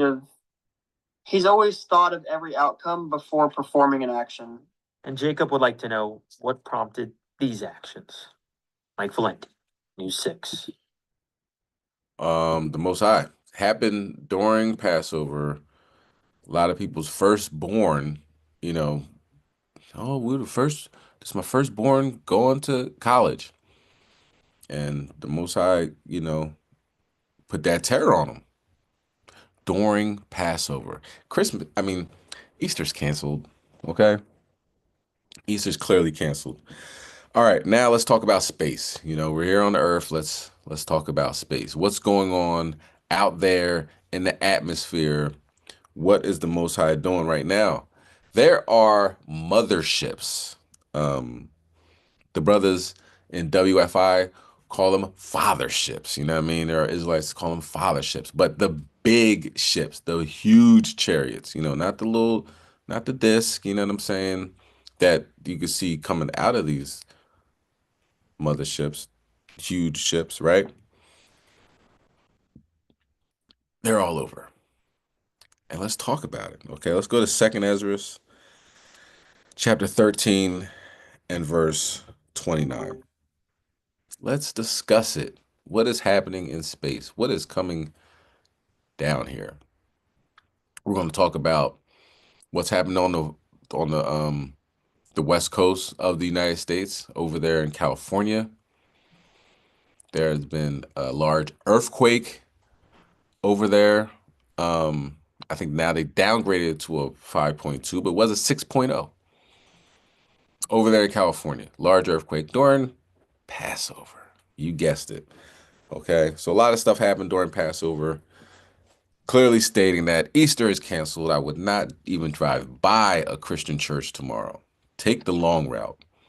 No need on, the potential of hitting, catching a stray, maybe a bullet hitting your car. It's going to be dangerous. All right. Easter is a dangerous time. It's like it. Easter is a dangerous time period right now. Okay. Let's bring that out though. 2nd Ezra 13, verse 29. This is the book of 2nd Ezra, chapter 13, verse 29. Behold, the days come when the Most High will begin to deliver them that are upon the earth. Khan, go ahead. And he shall come to the astonishment of them that dwell on the earth. Khan. So this is astonishing. This is unbelievable. Look, we say they're not even trying to hide anymore. You know what I mean? That's how you know. Esau's trying to tell you, look, man, they're not even trying to hide. They're just like, here I am. Film me. Put me up on the internet. Show everybody that we're here and what we're doing. You know? Enjoy. The sky above Earth full of motherships. We're looking at the possibility of yet more spy balloons sneaking across the United States. We've got lights along freeways that are turning purple for unknown reasons. The sky turning green. All kinds of cool stuff going on. Here's a look at a mothership in broad daylight spotted above Alberta. Photo sent in by Susan, taken yesterday. Check that out. I know there's a scientific explanation surrounding these mysterious circles that appear in the daytime sky, but I think they're caused by something else. Here's another example of a perfect circle entering the cloud deck, and then you can see it kind of accelerated right there, leaving behind that trail. To me, this doesn't look natural. It looks like it was created by something else, something that was moving through the daytime sky. And speaking of moving through the daytime sky, I want to show you guys some really cool video footage here of what appear to be large motherships in the nighttime sky. First video has narration. Here we go. Oh, where is it? There, no. Oh, there it is. There's the second one. There it is. Videotape this. Oh, she is awesome. What else is up? See the other one flying? Yeah. Holy shit. And lights right now. There it is, too. There, I got the two together. Here, I'm a little bit taller, not by much, but my arms are going to be higher than yours. Hey, where are they? Here. Okay. No, he's going into the friggin' light. Wait a sec. Sorry. Yeah, that's not. Oh, yeah. No, they're coming out from the light now. No way. What an incredible video taken by Jack O'Neill on 4/13 of 2025. Here I zoomed in to get a closer look at this thing, and I say thing because this appears to have been one large object. The lights that you see are attached to a larger craft. It's not visible. They're in a perfectly straight line. They remained in a perfectly straight line the entire length of the video. That's telling that they were more than likely part of something larger. Here's video number 2 of yet another mysterious craft in the nighttime sky. This is so weird, I'm not even sure how to explain this thing. I'll just leave it up to you guys. This was sent in by Rebecca out of Citrus County, Florida, taken back in March, just about 3 weeks ago. Check this thing out. And no, it's not a Starlink satellite train. It's remaining primarily in the same location. But every once in a while, there's this long row of what look like lights behind this thing, but they appear and disappear. Look at that. I mean, that is bizarre. I don't know if that's some sort of a recording anomaly. Sometimes you don't know what you're dealing with in these dark skies. I mean, those could be there. Then again, this could be a low bit rate causing light drag. Either way, it's a mysterious light or lights in the nighttime sky spotted above Florida. I wouldn't call this a mothership. I would just call this straight up weird. That's not a Chinese lantern, as it does appear to be moving through the nighttime sky. It's not making any noise, doesn't appear to be blinking like an airplane, definitely not a helicopter. And it was at a pretty decent altitude, probably 6,000 feet. I don't know. It just gets weirder and weirder by the day. You can't make this stuff up. This next video has narration that was sent in by Heather. Here we go. What side of bed is it on? Does it look like a triangle to you, or is it just full lights on playing at the same time? Yeah, they are. Hey man, you playing over here, buddy?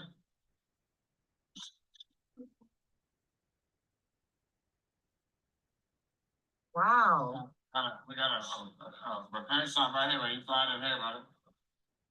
That's wild. Think he can see that whoever's flying that can see that? What is it?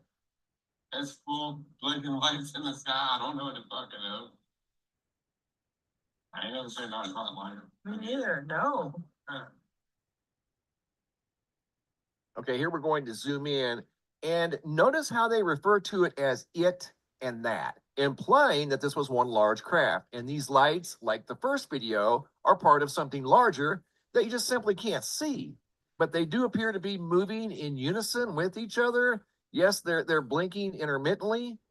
That looks like one large craft to me. And again, that's how they were describing it. Wasn't making any noise. Clearly not an airplane or a helicopter. Way too big to be a drone. And those aren't Chinese lanterns. Chinese lanterns don't behave like that. Big mysterious craft here in the nighttime sky. I'm waiting to hear back on the location of this incredible sighting. Once again, video taken by Heather, who wasn't alone. She had a witness with her that also viewed this in the nighttime sky. And again, they were referring to it as if it were one big object. And I agree, it definitely looks like one big object. So here recently, there's been an increase in. Okay, so those are just for the purposes of, familiarity. We're going to say motherships all over. You know what I'm saying? And they look, I mean, and keep in mind, when you see crafts like that, it's not just oh, look at the pretty lights and oh, that's so mysterious and I wonder what that is. They are here for a reason, okay? It is destruction.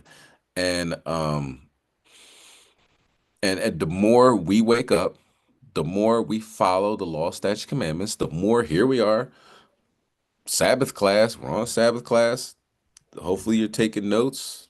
At least you're here, and this is following the laws of God. Simple, right? And with that in mind, you do that and good things happen, which is what our adversaries get destroyed. You know what I'm saying? And eventually it's going to kick in. I say it all the time, and they're going to want to hold on to your fringes. You're like, I heard God's with you. Can I come with you? You know what I mean? Um, Tell them, go out there and mow the lawn. You know, I think my car needs washed. Shalom. You know what I mean? Wash Oh, my car. Samaki, I didn't know you heard me. Con. Yep. Maybe I put on mute your phone. Okay, gone. I got you. So, like Biff, gotta wash my car like Biff and Back to the Future. You know what I'm saying? Don't act like y'all never watched Back to the Future. But go ahead. I need two, we say two layers of wax, Biff. You know what I'm saying? Go out there and get to work. You know what I'm saying? Sweep up that trash outside and, leave your car keys and the deed to your house as you leave. All right. And that would be a lot more less stress off the Edomites, that they might be saved for future captivity, as opposed to what's going on right now, having a child ripped from their beds, and having, can't sleep, bags under their eyes, and it's unbelievable. And you can imagine what happens to the Edomites at your job, because the angels that encamp around you, they look at that Edomite like, man, what we gonna do with him? What we gonna do with her? Let's keep them up at night. You know what I mean? Evil angels swoop in, utter destruction. All right. Let's continue on.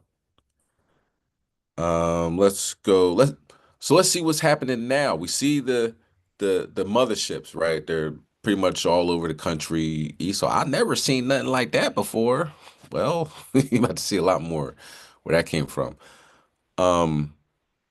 They're saying that they have found potential alien life on another planet. Like we breathe out CO2, we breathe in oxygen, breathe out CO2. So if you see the chemical composition outside of the Earth, it could be CO2 mixed in, right? Coming into the space.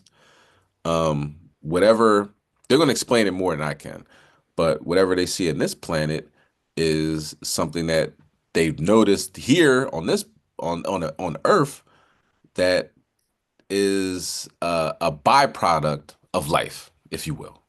Okay. I might have butchered that, but we'll send it to people who are a lot more knowledgeable of the subject.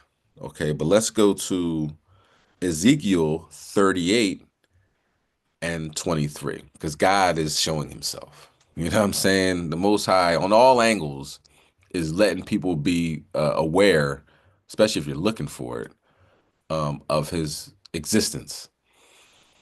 And we're getting into a realm where people that are not aware, not even looking for it, are seeing it as well, because it's being portrayed on the mainstream. This is mainstream news we're about to watch regarding life on other planets. Let's bring that out, King. It's like you said, Ezekiel 38. Con 38 and 23. Come on, Ezekiel. This is the book of Ezekiel, chapter 38, verse 23. Thus will I magnify myself and sanctify myself, and I will be known in the eyes of many nations, and they shall know that I am the Lord. Because he's obviously he's not hiding anything now. What are we on? Afternoon Agenda. This is Sky News and it's other publications we're going to watch regarding the same issue, because this is pretty big in the science sector and in space. It appears we are not alone in the universe. Scientists have identified the strongest signs yet of life beyond our planet. It is incredibly exciting that the discovery of life on another world would be the biggest discovery of all time. Now, scientists searching for aliens are cautiously optimistic after discovering the strongest evidence yet of life on another planet. From UFOs to possible alien abductions, we're fascinated by the idea of extraterrestrial life. Now, scientists have found the strongest evidence yet that a planet 124 light years away could be home to life. These are findings which have truly excited the scientific community and appear to answer the question asked since the dawn of humanity. Are we alone in the universe? Researchers detected molecules in the atmosphere on the K218b, which on Earth are produced by marine organisms. More data is needed to confirm the findings. What's being used in this is the James Webb Telescope, which is a $10 billion world's most powerful telescope. It is relied upon by thousands of astronomers across the world, and it has detected certain gases that are only found where living things have been. So sort of like a chemical footprint. So if you imagine carbon dioxide, for example, something that we breathe out, it is produced by living beings. We have found evidence for possible biological activity on an exoplanet. Two gases, dimethyl sulfide and dimethyl disulfide, which on Earth are only generated by living organisms like algae and microscopic plants, suggesting this exoplanet is teeming with microbial life. This is a monumental discovery. It is very important, but we also have to be extremely cautious. The reason is that this is one of the biggest questions we have asked as a species in all of science, and we have to deal with it very carefully in that we want to be really, really robust in establishing whether this is actually life that we are seeing. There have been false alarms in the past, with biosignatures like these detected elsewhere, which turned out to be incorrect. But scientists here say they are 99.7% confident in their findings. It will inspire people to look further and read further about this. So I think this is a very good step for science in general, but for the well-being of our population. People will take a great interest in this, and I hope they will relish the discovery as it's been made so far. 18 months ago, scientists detected tiny hints of gas molecules in the atmosphere of planet K218b that might have been produced by life. Now, the scientists leading the search told me that the evidence has grown. It is certainly the strongest sign we have seen yet, right? That can't be denied. So I can realistically say that we could confirm this signal within 1 or 2 years. If you do, what would this say about the prospect of life on other worlds? I think if we confirm that there is life on K218b, that would basically imply that life should be very common in the galaxy. Can you detect other things in those light signals? Can you detect maybe the temperature of this planet, the atmospheric pressure, the amount of other gases, carbon dioxide, oxygen, that might help to reaffirm the fact that there could be life-supporting conditions?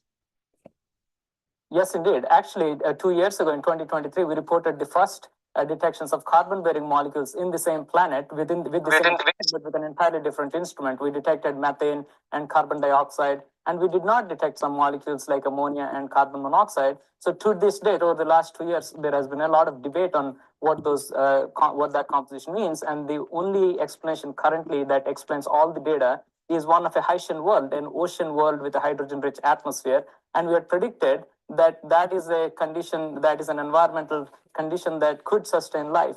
We also saw a small hint of dimethyl sulfide in our last observation, but now we went ahead and looked at a completely different wavelength range with a different instrument on JWST, and we are seeing a significantly stronger sign of the same molecule, which is what gives us the confidence. But still, we don't want to stop here. We want to make more observations and be really, really sure that it is not a fluke. We want to be better than like 1 part in a million chance of it being a fluke. So we want to be really sure, but it is very, very exciting and a landmark development in the field nevertheless. That's very K2-18b is more than twice the size of the Earth, and the star that warms it is smaller than our sun. But the researchers believe the exoplanet could be home to a vast ocean, since it is the right distance from its star for water to remain in liquid form. Not too hot, not too cold. The only scenario that explains all of this is one where it's a Haitian world that is teeming with life. And what is a Haitian world? It's an ocean-covered surface with a thin hydrogen-rich atmosphere. So, and the ocean being habitable. So that is the only scenario which can currently explain all the observations together. However, we want to remain open to other alternatives one might come up with in the future. The researchers behind this discovery say that even if other explanations emerge, the James Webb Space Telescope has proven it is capable of detecting such biosignatures. And also, the James Webb Telescope is perfected by, you guessed it, Jake, so-called black man.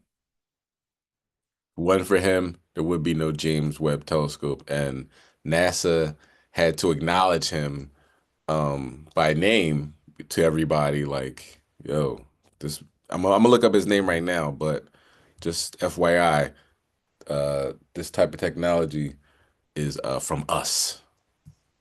Let's continue. But at 124 light years away, it's impossible for scientists to get any closer to the planet to see if life really does exist anytime soon. Everything that's being spoken here is confidential. Professor Madhusuddin and his team put the final touches on the scientific paper outlining their findings.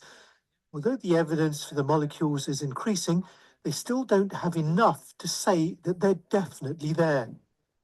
More data will give us more light from this planet, which will give us more certainty that this particular chemical is there. But even with perfect data, you still won't be able to say this is definitely of a biological origin, because loads of strange things happen in the universe, and we don't know what other geophysical activity could be happening on this planet. These latest results from K2-18b are tentative, but astronomers believe that they're getting ever closer to answering one of the biggest questions in science. Are we alone in the universe? Scientists who are looking at this, they say this is a revolutionary moment. It's the strongest sign yet of possible life beyond our solar system. And it's the first time, they say, that humanity has seen possible biosignatures on a habitable planet. That planet is called the K2-18b, and it orbits around a star similar to how the Earth orbits around the sun, and it's about 124 light years from here. So really exciting for the scientists involved. They say they're about 99.7% sure. What's this planet like compared with Earth? Well, first of all, planets are given letters and numbers because there are 1 billion in our own galaxy, so we'd soon run out of names. Now, K2-18b is thought to be a gigantic water world. So it's about 2.5 times the size of Earth, It's got a hydrogen atmosphere and a giant ocean underneath that atmosphere. So if there is life there, it will be swimming around in that ocean. Now, it is incredibly exciting that the discovery of life on another world would be the biggest discovery of all time, but we're not there yet. As Catherine Hayman said in my report, we don't know for sure that the gas is still there. We don't know for sure if just because it's produced by plankton on Earth, it could be produced by other things on another world. However, this is, as Professor Madhusudan said, the strongest evidence yet that there might be life on another planet. Scientists are likely to look for even larger life there. The search will be made easier when Chile's Extremely Large Telescope comes online in 2028. News like this can certainly put things in perspective. We are on just a tiny blue dot in a vast cosmic ocean, and it appears we are not the only ones swimming. All right, so let's talk about the telescope that allowed us to see that, James Webb Telescope. Millions of people around the world have seen the first images from the world's largest and most powerful space telescope. But not many of us know that Gregory L. Robinson, the director of the James Webb Space Telescope in the NASA Science Mission Directorate, is a science, technologically, engineering, and math, would be STEM, graduate from two historically black colleges and universities. Born the son of sharecroppers in Danville, Virginia, Robinson went on to earn a bachelor's degree in math from Virginia Union University in Richmond, Virginia, before heading to Washington, D.C. for a bachelor's degree in electrical engineering from Howard University. He also earned an MBA from Everett College with an A. Later in his career, he attended Harvard University, Kennedy School of Government. He is a fellow of the Senior Administrators Fellows Program at the Federal Executive Institute. He has a lot of accolades, okay? And he's Jake. You know what I'm saying? So what have you ever done for society? You know what I'm saying? Yeah. Our laundry list of inventions is undeniable. You know what I mean? You just got to be ignorant not to see it. So, life on other planets, motherships all over the country. What else could go wrong? I mean, what else is happening during our Passover week? Well, earthquakes, large earthquakes, in places that they don't, not supposed to deal with this, but we are. Let's go to Psalm chapter 68, verse 8. Breaking news. Earthquakes in diverse places, large earthquakes in diverse places, or as scriptures say, great earthquakes. Okay? Happened during Passover. Let's talk about it. All right, bring that out, King. Psalm 68. Come on, this is the book of Psalms, chapter 68 and verse 8. The earth shook, the heavens also dropped at the presence of Yahweh. Even Sinai itself was moved at the presence of Yahweh, the God of Israel. So we're going to watch this about the large earthquake that occurred, and then we're going to talk about the chariots in that very same region of the earthquakes that occur. So this scripture will make a lot more sense. All right, but let's continue. Surprise, which is something I've never witnessed, was a light I noticed. Oh wait, no, this isn't it. My bad. Hold on. There we go. What's up, guys? Breaking news coming out of Southern California, where there is a hot spot of earthquakes right now. As I do this video, the aftershocks are piling up over here at the USGS map. This is a map that keeps track of the global earthquakes in real time. You can see there was a 5.1 that occurred less than 15 minutes ago. This initially came out of the gate as a 6.0, and it was very quickly downgraded to a 5.1 near Julian, California, coming in at 8.3 miles deep. That location is right here, where you can see the red circles. Those are earthquakes that have occurred in the last 60 minutes. The orange circles are earthquakes that have occurred in the last 24 hours. The yellow circles are earthquakes that have occurred in the last 7 days. As we zoom in closer and closer, you can see the aftershocks are piling up very fast, but there's also been a 3.5 just north and east of the 5.2 near Borrego Springs, California, that occurred about 10 minutes after the 5.2. Again, this thing came out as a 6.0, was downgraded to a 5.1. Now it's been upgraded to a 5.2 in the Julian, California area, which is right here. Here's Julian. The earthquake swarm is right in here.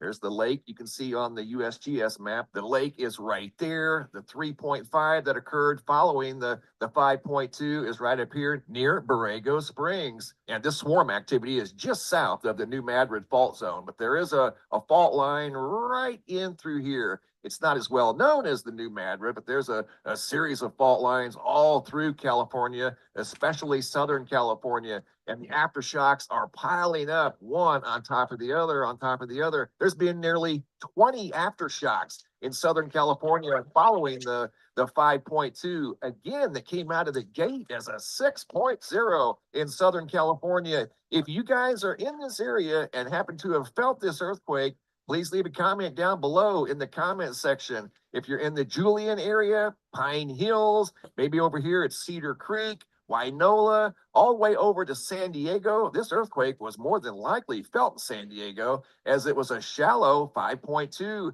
magnitude earthquake, once again in Southern California, followed by a flurry of aftershocks here in Southern California. This is something that we'll be keeping a very close eye on. Once again, if you felt this earthquake, leave a comment down below in the comment section. Thanks for watching. Have a super. Yeah. So, yeah, that just happened. Now, of course, with the earthquake situation, I don't believe Esau when he downgrades it down. You know what I mean?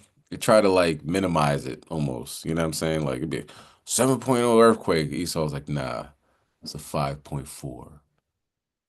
Nah, man, we're not doing that because the USGA, you know, America's supposed to be so smart, but every other earthquake agency will say something, and the United States like, no, it's not true.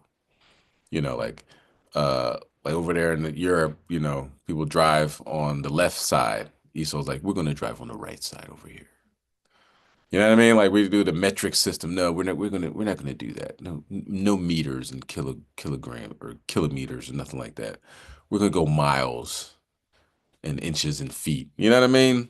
Just always trying to be different, and you know, um, like just to be relevant, pretty much, right? So anyway, I'm gonna say they said it was 6.0. I'm gonna say it's 6.0. You know what I mean? But they did downgrade it to a 5.2, which either way is a fairly large earthquake for California. You know what I mean? And just so happened to occur during our Passover. Coincidence? I don't think so. Let's continue on with the good word, and we're gonna bring together that large earthquake that happened in that region and that chariot sightings happened in that region. An active Navy shipman, or you know what I mean, serviceman, talks about what he's seen out there in California. And guess what he looks like? Us. Okay, so you hardly get that. You know what I mean? Normally, you know, you hear somebody talking about chariots and stuff. It's usually Esau. But during our Passover, Jake. All right, so Christmas is canceled. I keep saying Christmas. I'm sorry. Christmas been canceled. Easter is canceled. All right, so we're gonna move on from this whole bunnies laying eggs and that whole phenomenon, if you will, to reality.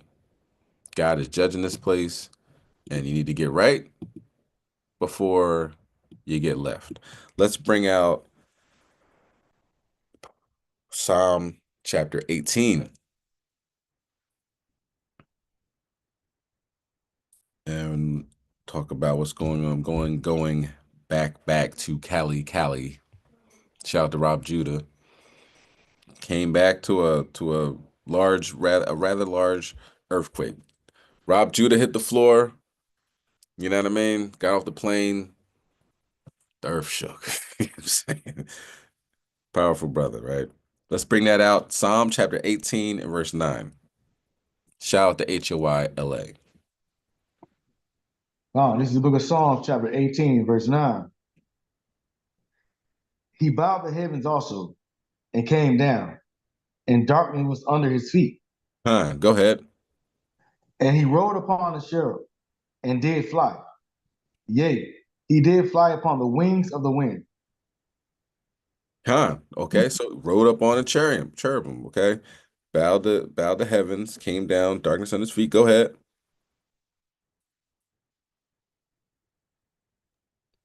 Verse 11.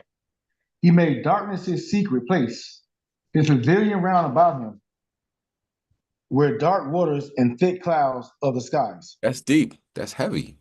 You know what I mean? Because the evidence is clear that this is legit, that this is true. Okay, so we're gonna watch a video regarding how I forget the word that they use, like trans medium mutual, something to that effect, meaning the chariots can go from the water to our atmosphere to space seamlessly, just from like it doesn't even matter, which is a logistical nightmare if you are in aviation, because how do you go from that type of water to having gravity to no gravity and with no problem with that transition? Let's talk about it. And Jake's going to be the one to talk about it. All praise to the Most High. Easter is canceled. Surprise, which is something I've never witnessed, was a light I noticed on the horizon, but it looked as if it were surfacing out of the water and going up. They all executed at the same time, leaving. It's not like three of them left and then one was kind of like a little behind them. No, they were all in sync at the same time. Just a few hours ago, this shocking account from an enlisted crew member aboard the USS Jackson describing the unexplained incident that he saw himself off the coast of California just last year. I saw a light, and it was a decently bright light. So when you've been on the water as long as I have, you know the difference between an aircraft carrier's lights, a difference between an oiler's lights, a fishing, a cargo ship. It's what we learn when we freshly come into the Navy, especially as an operations specialist. We have to learn silhouettes, we have to learn lighting structures, things of that nature. It's just part of what our job is. Being senior enlisted, it's become part of very basic elementary things that you have to know when doing your job. Kind of learning the basics first and then, applying what you experience throughout your time and then kind of coming up with your, solution as what you're seeing. So watching this light emerge from the water at a distance and then go into the air with a solid light, no blinking or anything. I've never noticed that and witnessed that ever in my life. A lot of people joke about it. They're like, no, there are no flying saucers from Mars. Right. Well, of course, they're not from Mars. They're right. not from another planet. They're from here. They've always been here. These are spiritual entities. This is my view, and I sincerely believe it. Can't prove it. I mean, it's clear that these things reside, deep in the earth, under the water, and in the atmosphere. I do think all the puzzle pieces are sort of in plain sight. So What is it? Yeah. Right? That's what everybody wants to know. What do you think it is? So it is a machine that is able to outpace, outmaneuver, and outperform anything that we know of that's been made by technology and terrestrial nations. Now, say what you will about that. I don't know who operates these. Unfortunately, it's not the United States. How do you know that? That's a long. How long's your show? Yeah, okay. But essentially, it's because we are seeing them, filming them, documenting them. And a lot of people have come forward with me to Congress, including whistleblowers. Unfortunately, these are not black projects of the United States. There's no fingerprint of that in our technological evolution. So could it be China or Russia or North Korea or some other country? I'd rather these things be from another planet than an adversarial nation, because if it was an adversarial nation, then their ability to weaponize that technology would be unprecedented. Luckily, we don't see a fingerprint for that. So Russia, China, all these nations have been excluded by the Department of Defense as the individuals making this. So that leaves a big question mark, which we're uncomfortable with. Where is this technology from? Yeah. Who is operating it? And what's the intent? And right now, we don't know the answer to that. Congress is trying to get the answer to that. People have testified that we reverse engineer NHI, non-human technology. They've testified in front of Congress. Yeah. David Grush, Commander David Fravor. If it's true, then the way we understand the world is smaller than it actually is. And this isn't Antarctica we're talking about. This isn't some far off land. This is right here. I mean, look at where we're talking about here. And this is San Diego. We Right there. See where you're talking about the large earthquake, Psalm 68 and 8. You know what I mean? At the presence of the Most High God, the earth shook. During Passover. All praise to the Most High. How about Shema Mashiach Yahushai? Catalina Island, San Clemente Island, obviously Camp Pendleton right there. And this is right in our area. And this is a pattern of protected areas where things fly with impunity in these restricted airspace. In 2004, the Tic Tac UFO. In 2019, the UFO swarms around 10 Navy warships in this area that I obtained and released with George Knapp. A ton of corroborative visual footage, radar, thermal, IR. This is a pattern, 2004, 2019, and now 2023. What is it about that area? Did you say it's protected because this is by Camp Pendleton? Is that why? Well, these are warning areas. Our military is out in this area. It's a restricted area. Yeah. And so there's a lot of people that live not that far from there that think, okay, so does this mean that aliens ships are flying above our coast? What do we do about this? This UFO phenomenon has been here for a long time. This is not something new. It's nothing to worry about, but it is something that we need to face. Whoa. What you mean? What you mean? Ain't nothing to worry about. You know what I mean? So of course, you know, Esau knows nothing, right? What did Wonka say on Willy Wonka? You get nothing. You lose. Good day, sir. Esau knows nothing. And what they do is they put these guys that are alleged, quote unquote, you see me my air quotes, UFO experts, and that they know this and they know that. What they need to do is bring Elder Zabak on there and to just let him talk. You know what I mean? You know, don't even ask questions. Just let him explain to you what's going on. And that would be getting to the bottom of things. That would be disclosure. But what they do is they bring these sheep-dipped ex-military, I air quotes, ex-military. So they bring them on TV and allow them to talk about what they think is going on and this, that, and the third. But these people have NDAs, non-disclosure agreements, that they cannot talk about certain things.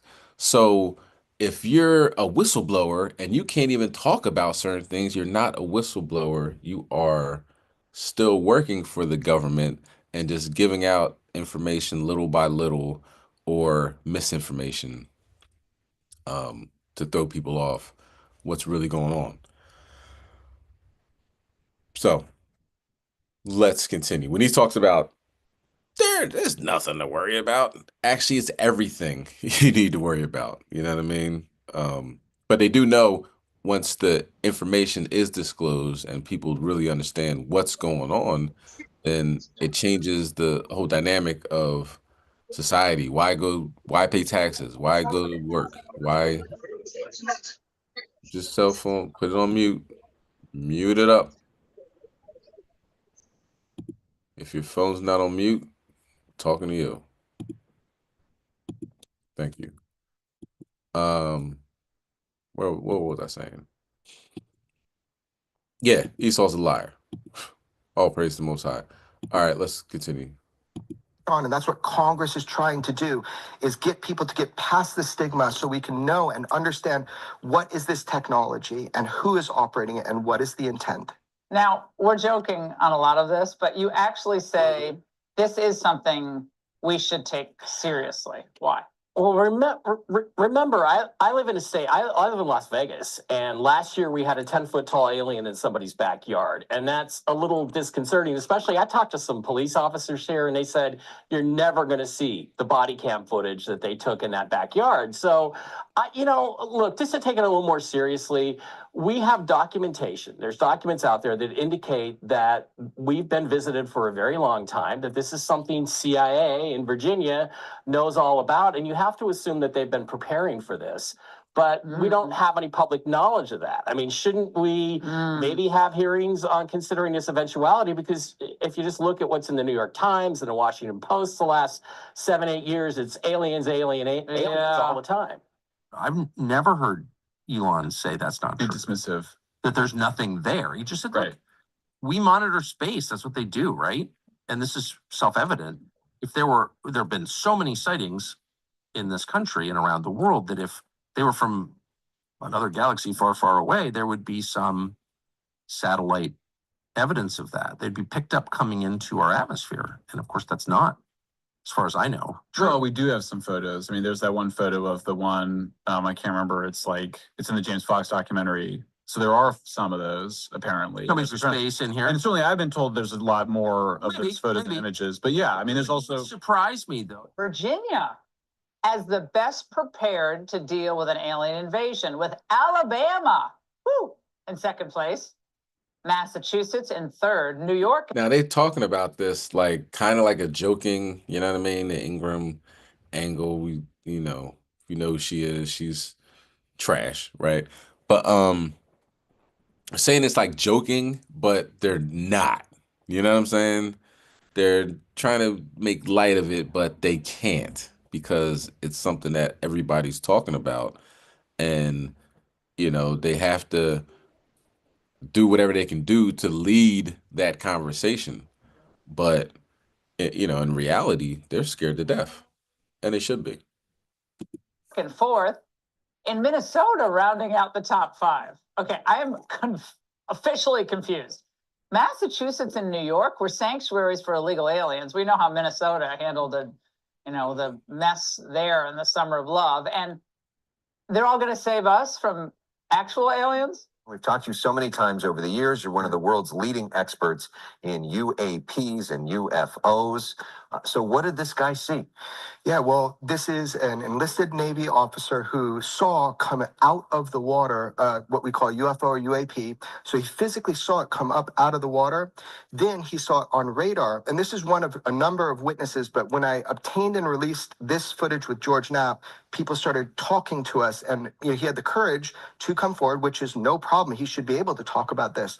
Came up out of the water, sat up there with 3 others, and then all shot off in unison, together, synchronized, almost instantaneously. Okay, so let's read that again. Psalm chapter 18 and verse 12. Come on, this is the book of Psalms, chapter 18 and verse 12. At the brightness that was before him, his thick clouds passed, hailstones and coals of fire. Salakia. Hold on. I think I made wrong one. My bad.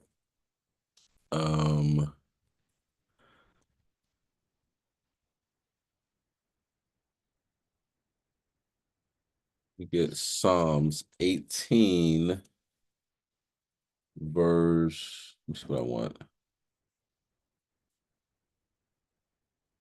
11, my bad.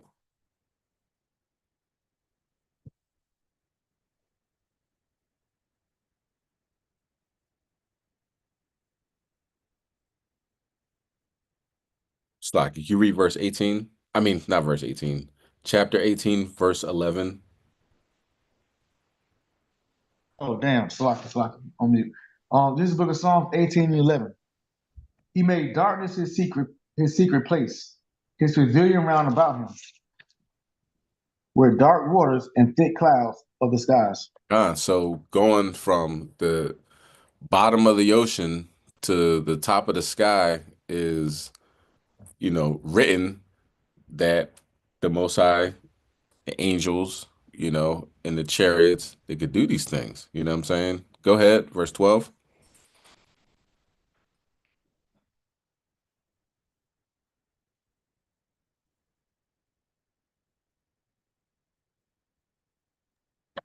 Verse 12. At the brightness that was before him, his thick clouds passed, hailstones and coals of fire. All right. Let's continue watching the rest of this.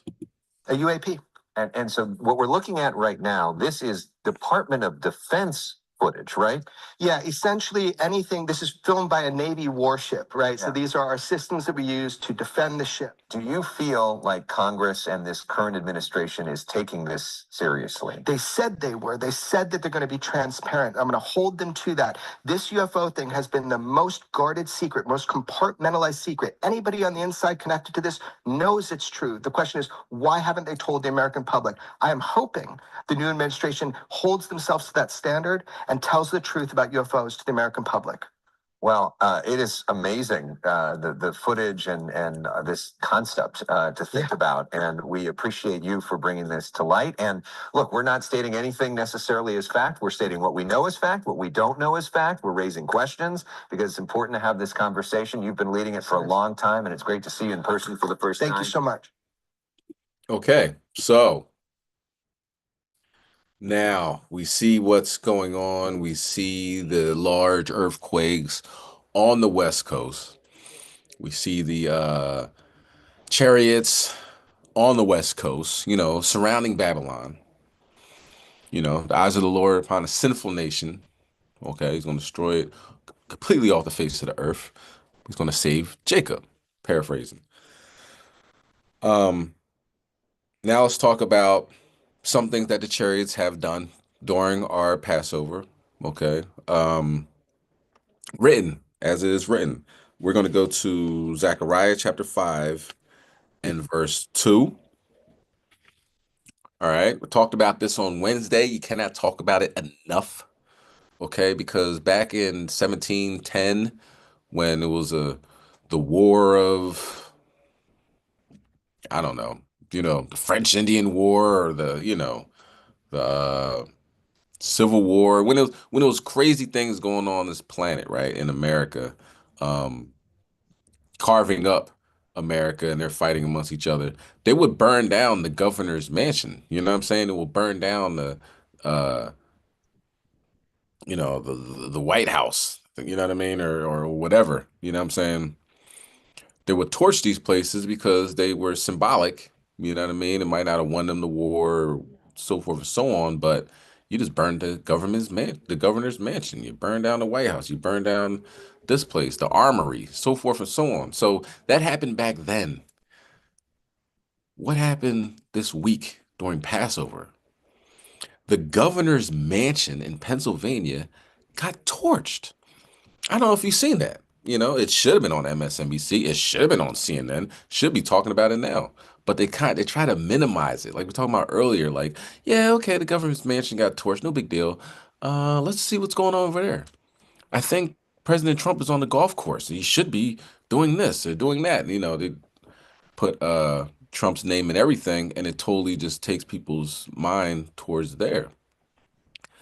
But the governor's mansion in Pennsylvania got torched during your Passover.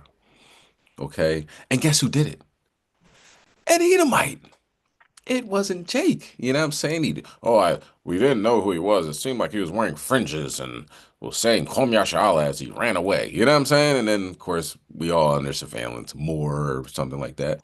None of that happened. The Most High used Esau, who they said was crazy, right? They said, this guy's crazy. He got in court and said, I'm not crazy. I did everything with sound mind and I was focused, and that's what they did say. This dude said he moved with kind of like with purpose. You know, they didn't say a laser like focus, but I'll add that in. He was focused on his objective, and he did it, even though the governor's mansion's under surveillance by like state police. You know, they got to protect the governor. Main man was so focused on what he was doing, nobody could stop him. You know what I'm saying? Even said, if I would have found that little nick in that house, I would have beat him with a hammer. I would beat him like I was his daddy, but not the reprimand to like take you out by beating you with a hammer. Okay? Nancy Pelosi's husband got beat with a hammer.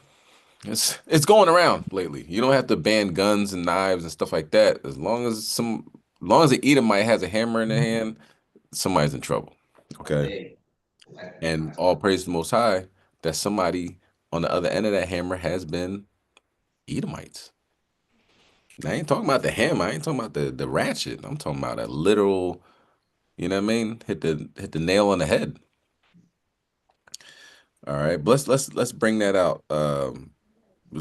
Zechariah chapter 5. Chapter 5, verse 2. This book of Zechariah, chapter 5, and verse 2. And he said unto me, What seest thou? And I answered, I see a flying robe. The length thereof is 20 cubits, and the breadth thereof 10 cubits. So it's a description of the chariots, and we want to keep that in mind that let me get this. All right. Let me keep it keep in mind that these chariots are in the sky. Okay, so it's motherships all over the United States, being seen over the coast of California.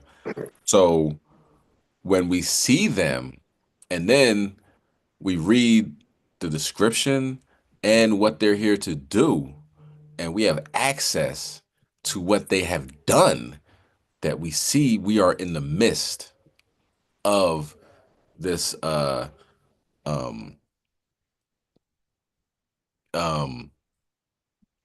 prophecy being unfolded. That's simply what it is, prophecy. And it happened during Passover. He said the first night, he ate the Seder meal, and he was like, took a picture of it on his Instagram or whatever, and we were once we were once kangs. You know what I'm saying? That's what Esau's saying. We were kangs. We were oppressed by the by the Egyptians and all that. You know what I mean? Fraud alert. Okay. Fraud alert. Put your phone or mute. Here's some noise in the background. So here's the fraud alert. Josh Shapiro, you ain't no real Jew. And the Most High judged you during Passover.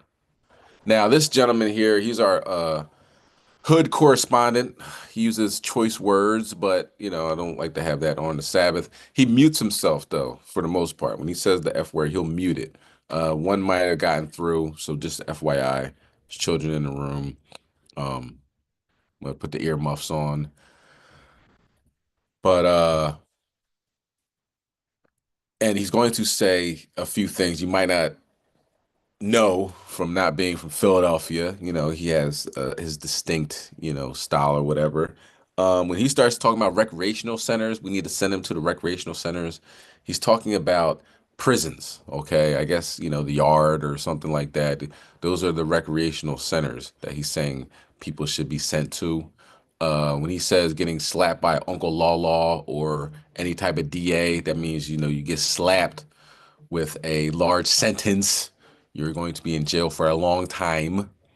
All right. When he says camper, torture, sender, there are gangs in Philadelphia that, if you want to be a part of them, you're going to get what you get. And he gives the accolades almost to this Edomite because he did what he did. He told them that they did it, and he's smiling at the camera. You know what I mean? Not like Jake, who will do something, cry about it, tell on everybody. You know what I'm saying? Which, you know, if one person assassinates a young black male and then tells on the 4 other people that did it, I have no problem with that. Put them all in jail because you are killing our army, and you should all be locked up. I have no problem with that. And he has the same mindset as that. So without further ado, oh, matter of fact, go ahead. Can you read verse 3?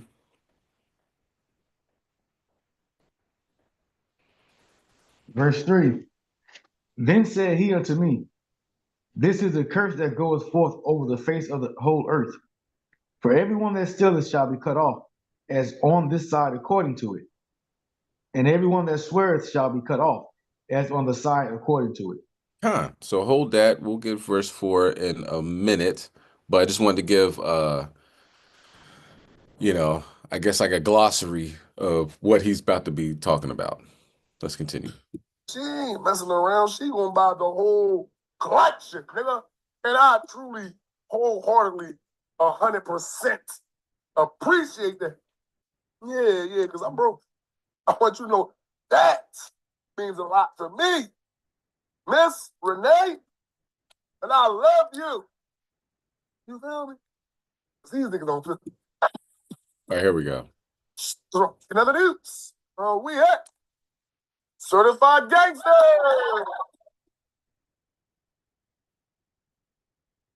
You know what a certified gangster is? It is actually absolutely positively 100% a nigga who got a problem with a nigga and go take it out on that nigga. Nobody else. No casualties of war. No goddamn random shootings, stabbings, burnings, stranglings. None of that. Yeah, just straight mano y mano. Talking about his Lexus says, who is Cody Balmer? Everything we need to know about the man accused of arson at Governor Shapiro's home. Yeah, I don't know what Governor Shapiro did to my man. However, we got this over to this sister company. Stay right, please. Anthony. Tonight, the man accused of setting fire to Pennsylvania Governor Josh Shapiro's Harrisburg mansion is behind bars, denied bail while facing charges of attempted homicide, arson, and terrorism. This is the 10 o'clock news. I'm She. You only got bail. You only got attempted murder. Yeah, that's not no bail. That's high bail. That ain't no bail, though. Anthony. I'm Sheba Russell. I'm Jennifer Lee. Tonight, we are learning new details about what investigators say 38-year-old Cody Balmer planned to do during yesterday's early morning attack. Court documents say Balmer told police he planned to beat Governor Shapiro with a small sledgehammer if he encountered him. Balmer in court today denying claims from his family he suffered from mental illness. He also told police he was harboring hatred toward Governor Shapiro. The fire was set just hours after the governor, his wife, their 4 children, and another family had celebrated the first night of the Jewish holiday of Passover. Hold the f*** up. How much do the governor get paid? This is a big ass, this is a ballroom. Yeah. What did the governor do again? Like, why do we get this much money? Yeah, I'm about to sign up, apply to that. And D, you got that joint on there? You're going to figure all that out. Passover. And Steve, investigators say this was a clearly planned attack. And hearing all that, so it's not a stunner that no bail was given by the judge. And so we wait a week from Wednesday to see what's next when it comes to court, as his next preliminary hearing is set for April 23rd. 38-year-old Cody Balmer just stuck out his tongue. But that nigga burnt. This is the shit that I be trying to get y'all to understand. If you're going to do and choose to do the wrong, stupid, dumb, retarded, maniacal, diabolical shit, stand on it, nigga. Don't be covering your face, hide from the pictures, lie and say, I ain't do it. Because I'm about to say, damn, that nigga told him he about to beat him with a sledgehammer? That nigga's a gangster. Yeah, he don't give a... Yeah, I burned it down when I was going to get in there. Right upside his biscuit Huntington. Nigga stuck his tongue out and every nigga said, nana, boo-boo. Into to reporters coming into... Joey did it twice. Yeah, all the driller, stepper, stomper, mover, pushes to the 70, fixer her, torture her, camper her, send her. You need to learn from him. But you know somebody that you chose to do. Anything. Or coming out of court. What was it about Shapiro you don't like? He was arraigned on attempted murder, terrorism, aggravated arson, and many more felony charges in the fire at the governor's residence that law enforcement says Bomber admitted to setting after his arrest Sunday. The criminal complaint states Bomber admitted harboring hatred toward Governor Shapiro, and Bomber was asked specifically what he would have done if Governor Shapiro found him in the residence, to which he advised he would have beaten him with his hammer. The hammer investigators say Bomber was captured on video surveillance using to break a window on the governor's residence, then tossing the first of 3 beer bottles full of gasoline with a wick known as a Molotov cocktail, igniting a substantial fire within. Then breaking in through another window where he entered the residence and started 2 more fires with 2 other Molotov cocktails.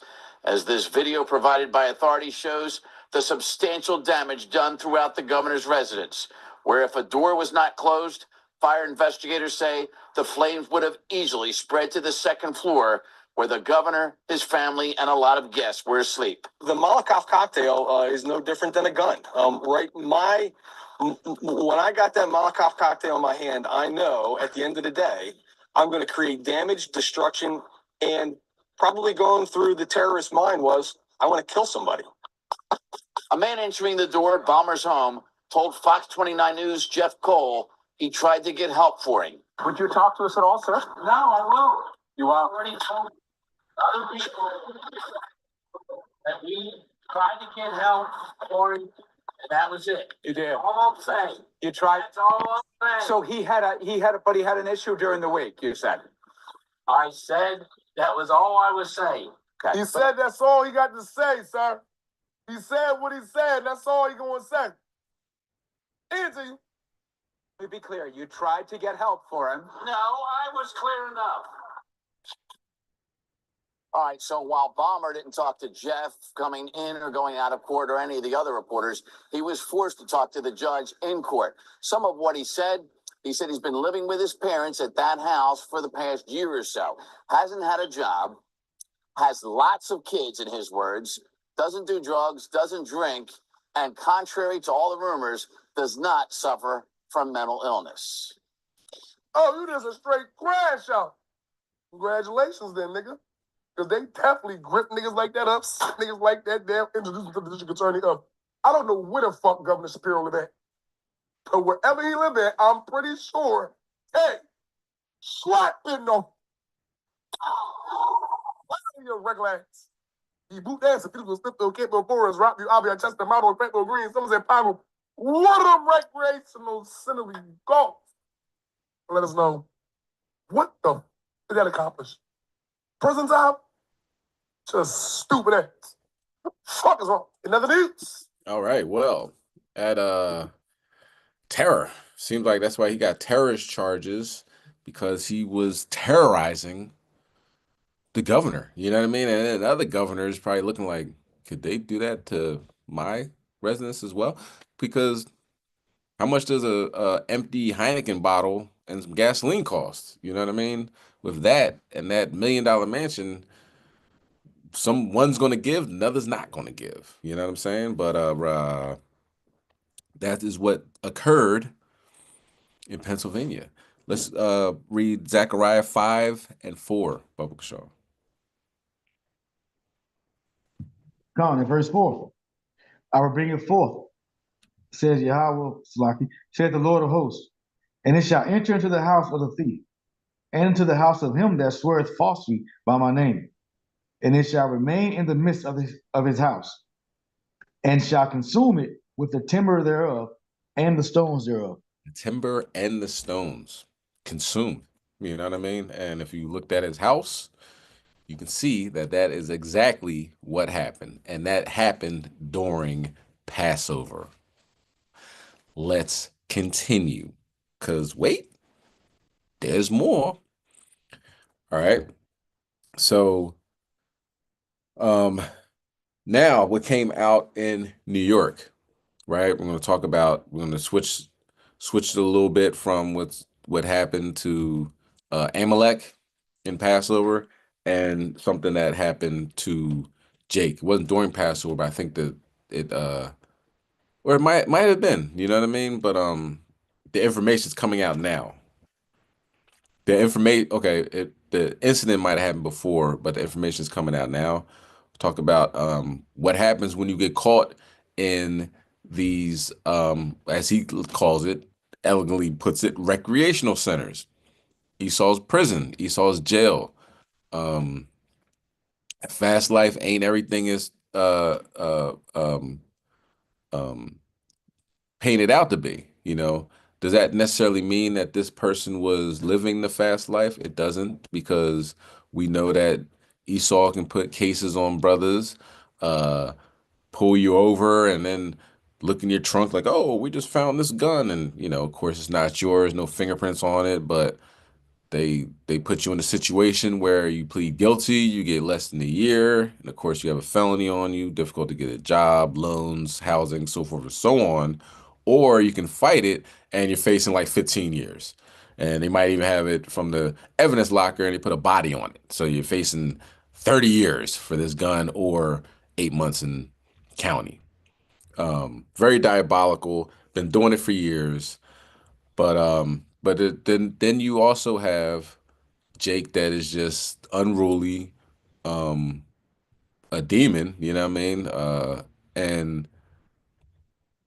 you know, and you really can't say anything about it. You know, woe to him that calls good evil and evil good. You know what I mean? You can't, you know, as much as you love your people, it's like, all right, man, you punched a baby. You know what I mean? That happened too. Like, you know, the people were getting into fights and they couldn't get at the person, so they saw the baby was in the straw and punched the baby. I think that happened in Philly. I'm not sure, but I do know one thing. It was a woman that it was a drug debt owed, so he chased the person and couldn't get the person, shot at them, and then as he leaving, shot at the baby, and I think the baby got hit. You know what I mean? Something like that. So stuff like that, yeah. Send they behind the jail, put them under the jail. Hopefully they repent, but until then, they don't need to be on the streets. I'm sure we all can agree on that. So what happened in New York? Um, this brother was brutally assaulted by the correction officers there, and we're going to talk about it. I want to go over the press conference because it goes into detail, and I think it's very important for us to watch. Goes into detail about what happened, how they tried to get away with it, and how the prosecutors systematically broke down the lies that they tried to say. But this happens all the time. You know what I mean? It happens all the time in these jails. The people don't necessarily die, but if they do, they write up the paperwork and this, that, and the third and make it look good. This one was real sloppy. And sometimes they don't die, so it's not a big deal. Okay, oh, you got beat up by the cops. It makes sense. You know, that's what happens in jail. You get beat up. We're so conditioned to believe that because watching Law and Order and all these cop movies, and he punches them in the face while he got the handcuffs on, like, well, this is really greater good. And then unconsciously, you're like, yeah, you know, people get punched by cops all the time. You know, yeah, you run from the cops, you get beat up. That's not supposed to be like that. All right, let's go to Zechariah 13, verse 8, classic scripture. And you know, the what happened to this young man is really bad. You know what I'm saying? One thing it's prophesied that, you know, going to spend time in jail, right? It's possibility to spend time in jail. But that would be because, you know, made up charges, obviously, from Esau. Actually doing crime and getting locked up, definitely not ideal.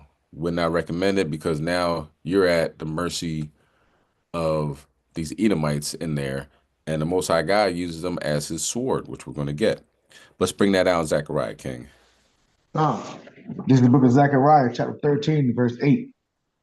And it shall come to pass that in all the lands, says Yahweh, 2 parts therein shall be cut off and die, but the third shall be left therein. So 2/3 of our people are not going to make it.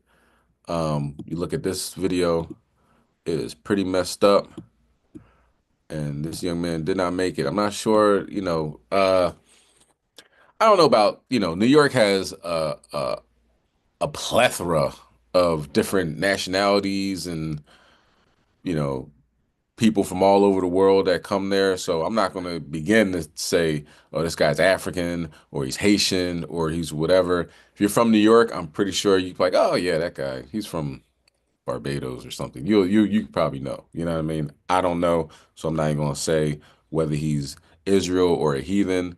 But one thing I do know is they didn't care. You know what I mean? He was black enough to get um, literally beat to death. All right, but we're gonna watch this press conference, and I just want you to listen to the intricacies of the investigation and what these people do. You know what I mean? Me being a former correction officer, I can almost guarantee that this didn't happen just out of the spur of the moment. You know what I'm saying? One thing I know about correction officers, they hang out with other correction officers.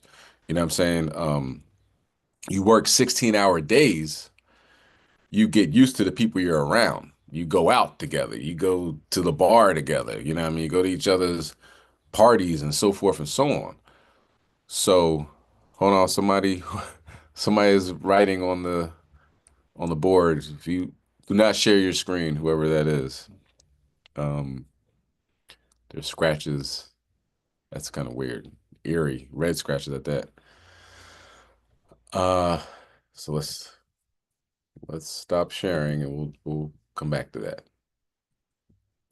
Whoever's what's the word?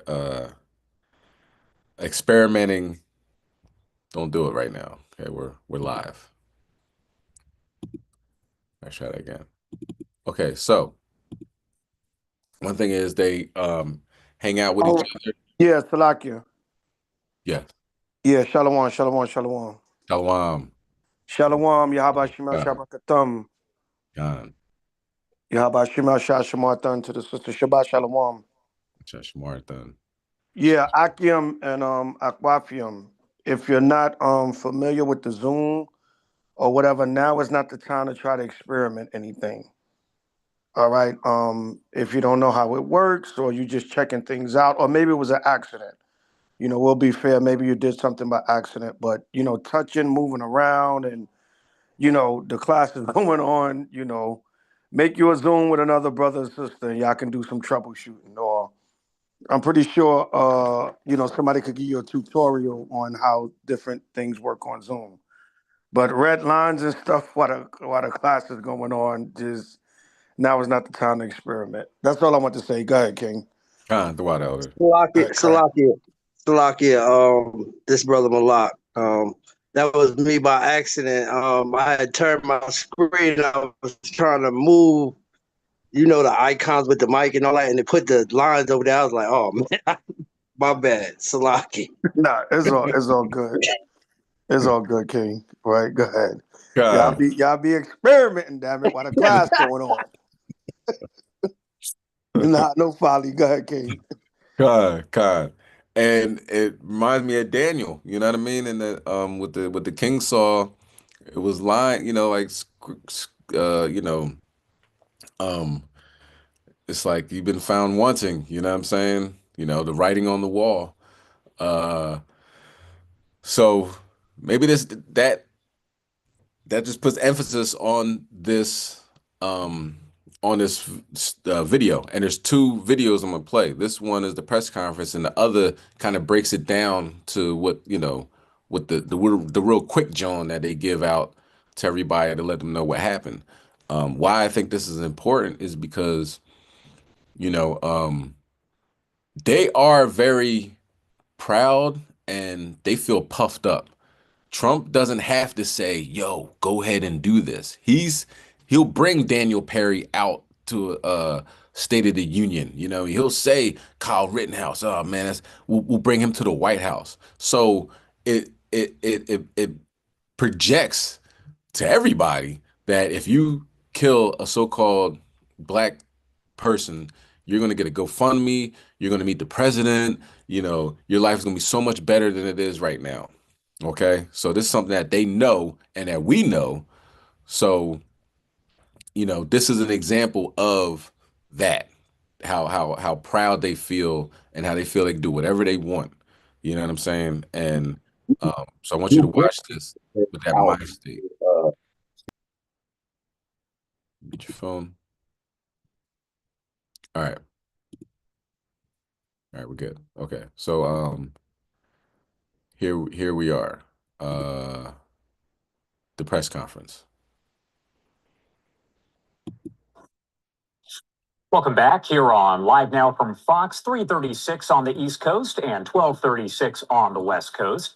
My name is Josh Breslow, and I'm here to bring you all of your top stories and live events from across the country and across the world. I do want to get to a developing story that we are following now, as 10 New York prison guards have been charged in connection with the fatal beating of a 22-year-old inmate last month, including 2 charged with murder.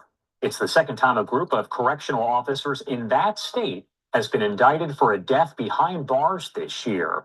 We are hearing from the state attorney right now, providing more information. So let's pop up the audio and listen in.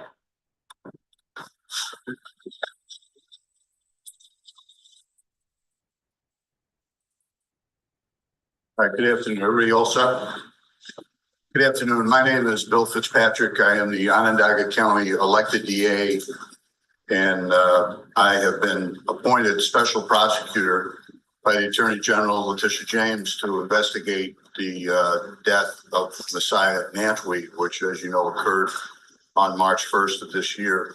Today in Oneida County, grand jury reported out a single indictment charging 10 current and former corrections officers with various crimes relating to the death of Mr. Nantwi. 6 other corrections officers who have not appeared in court yet have agreed to cooperate with the special prosecutor, and I have made deals with them. 2 of them will be pleading to felonies, and 4 of them will be pleading to various misdemeanors. All defendants, even those that I've made deals with, are entitled to the presumption of innocence. An indictment is only an indictment. It's a set of allegations, and there's a lot of work yet to be done in this particular case. I'd like to summarize for you what is in the public record regarding the indictment as to the events of Saturday, March 1st of this year. As you all know, and as Commissioner Martello is acutely aware, at that time there was a corrections officer strike going on. There's also an influx of National Guardsmen that were present at Midstate and several other correctional facilities throughout the state of New York. At approximately 10:55 a.m. that morning, the people are able to show that all was well in Building 21 where Mr. Nantwi resided. I know that because the corrections officer who was assigned to do rounds on that occasion walked past his room at approximately 10:55 a.m. and there was nothing going on. At about 10:58 a.m., a call went out over the radio at the facility calling for backup. The evidence will show that when the CERT team responded and got there at approximately 11 a.m., there was virtually no or minimal effort to determine what was the need for the backup, what the nature of the call was. No weapons were observed and no assaultive behavior was observed by the CERT team members as they entered Building 21. A non-CERT team member, a corrections officer, recorded the last video of Mr. Nantwi before the alleged assault, and he was no longer able to communicate. That corrections officer exited the room and various 13 members entered.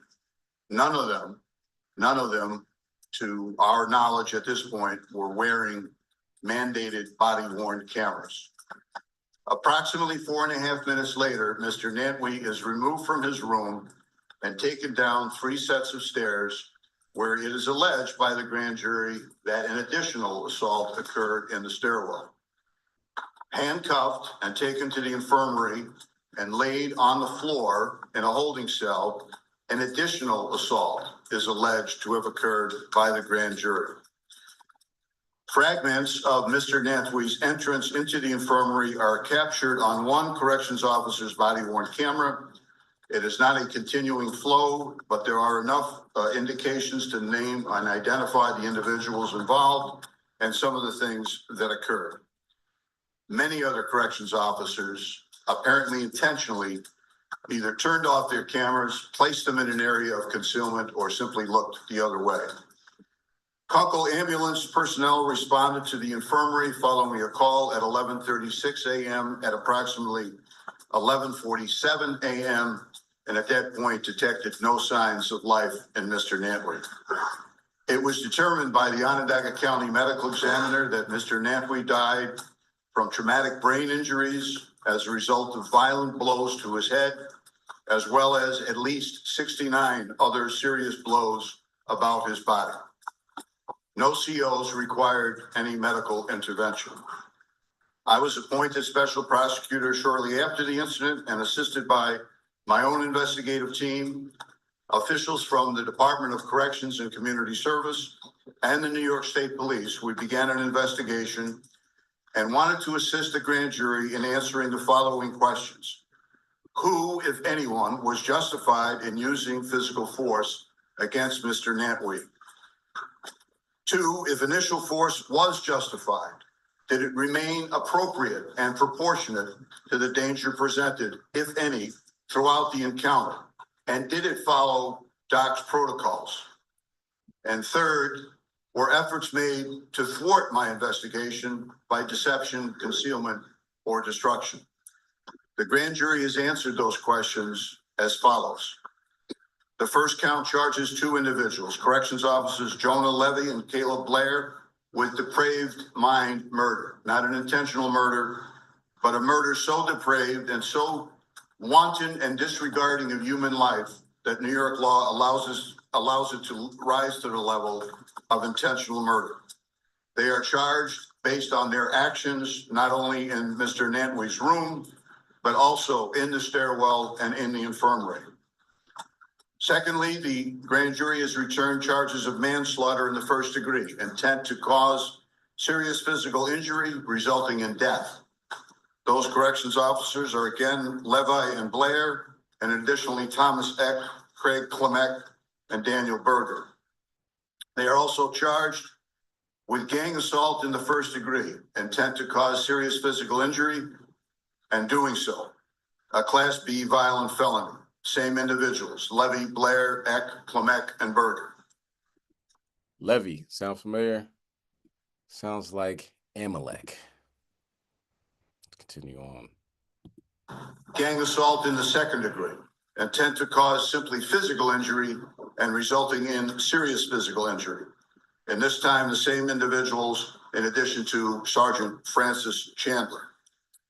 Manslaughter in the 2nd degree has been charged against Sergeants David Ferrone and Francis Chandler.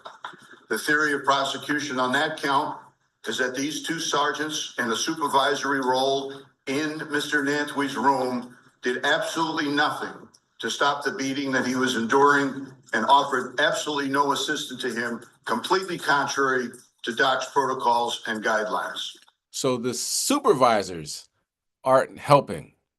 So, you know, you getting beat up by the correction officers and the white shirts are like, hey, help me out. They're like, nah, man, who do you think taught them to act this reckless and to beat inmates to death? You know what I mean?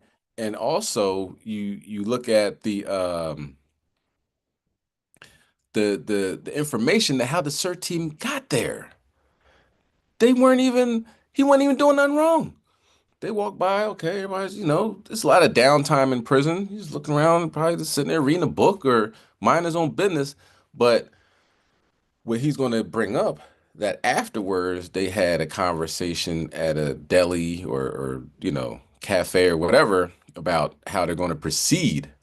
But what he doesn't talk about is the planning ahead of time. How come everybody came in, nobody had their body camera on? They knew they were going to kill this person. You know what I'm saying? And what he's going to bring up, I don't want to, you know, go about what he's about to say, but just for a reference point is that even at this proceeding, at this press conference, the person's family was not there. The only relative that he has is his dad, I believe, right? And who's sick. They notice that. These correction officers, they notice you never get mail. You are never on the phone talking to anybody. So nobody on the outside world cares that you're here for the most part. You know, that might not be true, but that's what the perception is. You know what I'm saying? So if you have somebody that's locked up right now, you know, that you care about, that you love, send them a letter. You know what I mean? Because these guys wanted to kill somebody. You know what I'm saying? And they found the perfect person. He's not having, he wasn't bothering them. You know what I'm saying?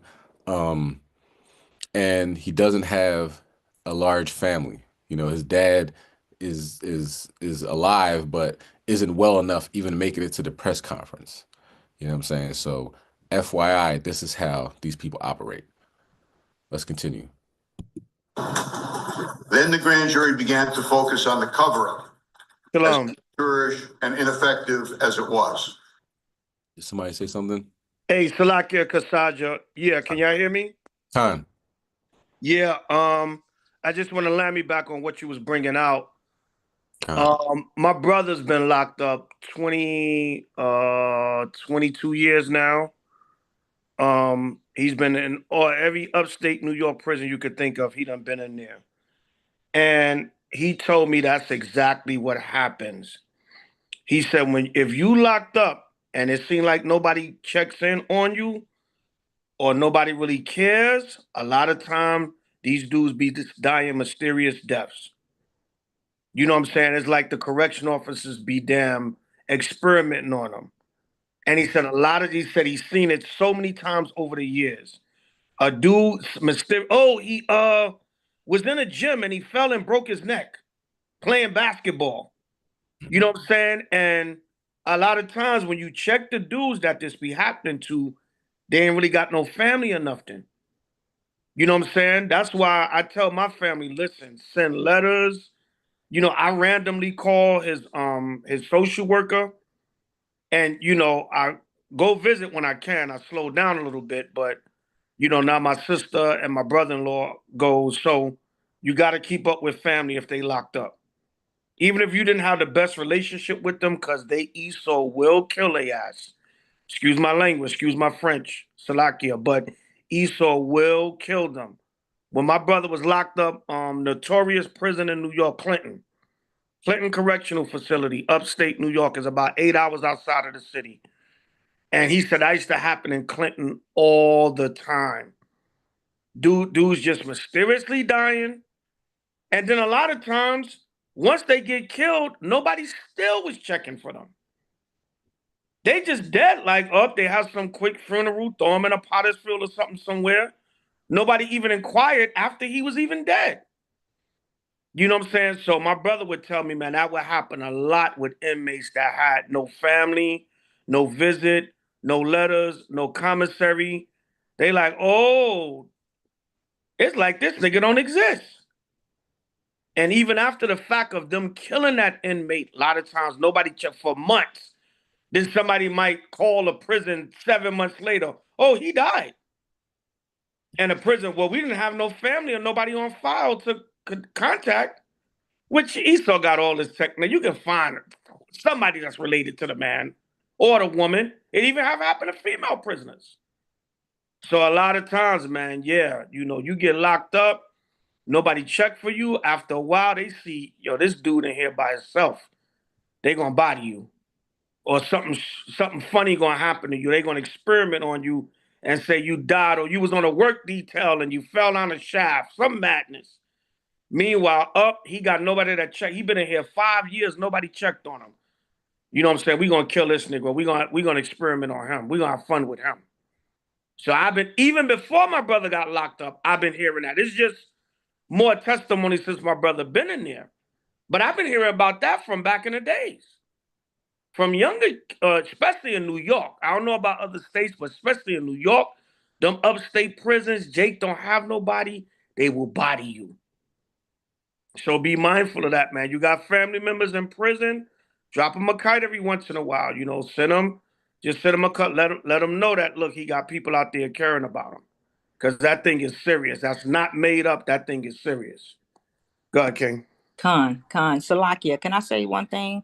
Uh, I'm a living witness to all this that y'all saying is happening because you know where I work at the Harris County Sheriff Department, and we got 6 officers that turn their body cams off and beat up a guy, beat up Jake, tried to kill him at least, but he didn't die. But all the 6 guys, they got time off without pay. And also I have a body cam as well, but I never wear it because I'm in a little area where I make sure I'm not in the mix of the Edomites beating up Jake. I witness it on camera, because I have a lot of cameras in the area where I'm at, and I just see them how they beat us up and kick us in the head and everything like that. But yeah, they turn the cameras off. And they make sure you make sure you have your cameras before you come in the building. So yeah, they do that. Turn the cameras off and beat us up and then turn them back on. And that the camera's supposed to be, of course, to help them. You know what I mean? Like, see, I told you I was just doing this and nothing happened. So when they come with the cameras off, you already know what that means. And yeah, and think about it, like I worked in this job, right? That field. And like I said, you hang out with other correction officers, might have the same schedule, the same shift, whatever. And we would talk about how we can help the inmates. You know what I'm saying? Because we all, you're in a situation where you working with people that you grew up with, live in your neighborhood or whatever, and you want to help them. You know what I'm saying? Like you could be in that situation. Oh, what are you here for? Man, I used to do that back in the day in my 20s. You know what I mean? So you kind of you personalize it. You know what I'm saying? Like might not be as bad of a person and might have had a bad interaction, right? Because like the gentleman that got killed by these cops, his, like he says, dad's on I guess on his deathbed. He can't move. So he might be having a bad day. You know what I mean? And you tell him to do something, he yells back at you or whatever, a bad interaction. We might leave and go somewhere, go to a bar or whatever and talk. And be like, yeah, I'll talk to him tomorrow. You know what I mean? But like try to like calm things down. You know what I'm saying? But with Esau, he's like, yo, when are we going to get our next body? You know what I'm saying? Like that's a whole nother, like, oh, everybody's the same. We all bleed red. It's a whole nother type of mentality. They talk about death and destruction. How can we kill somebody and get away with it? Because like they said, this happened already in New York in the Marcy correctional institution. So you would think, all right, we can't do stuff like that, y'all, because those guys are going to jail and killing people's wrong, da da da. They're like, oh, we're gonna get away with this. Instead, we gotta make sure our body camera's not on, and this, that, and the third. Diabolical. You know what I'm saying? So this the people that we are paid to protect us in these type of institutions. Best thing is to stay out of these institutions, man. You know what I mean? Do everything in your power to do the right thing so you don't get thrust into this type of world that it ain't good for nobody. All right. Con. Yeah, can I say one other thing?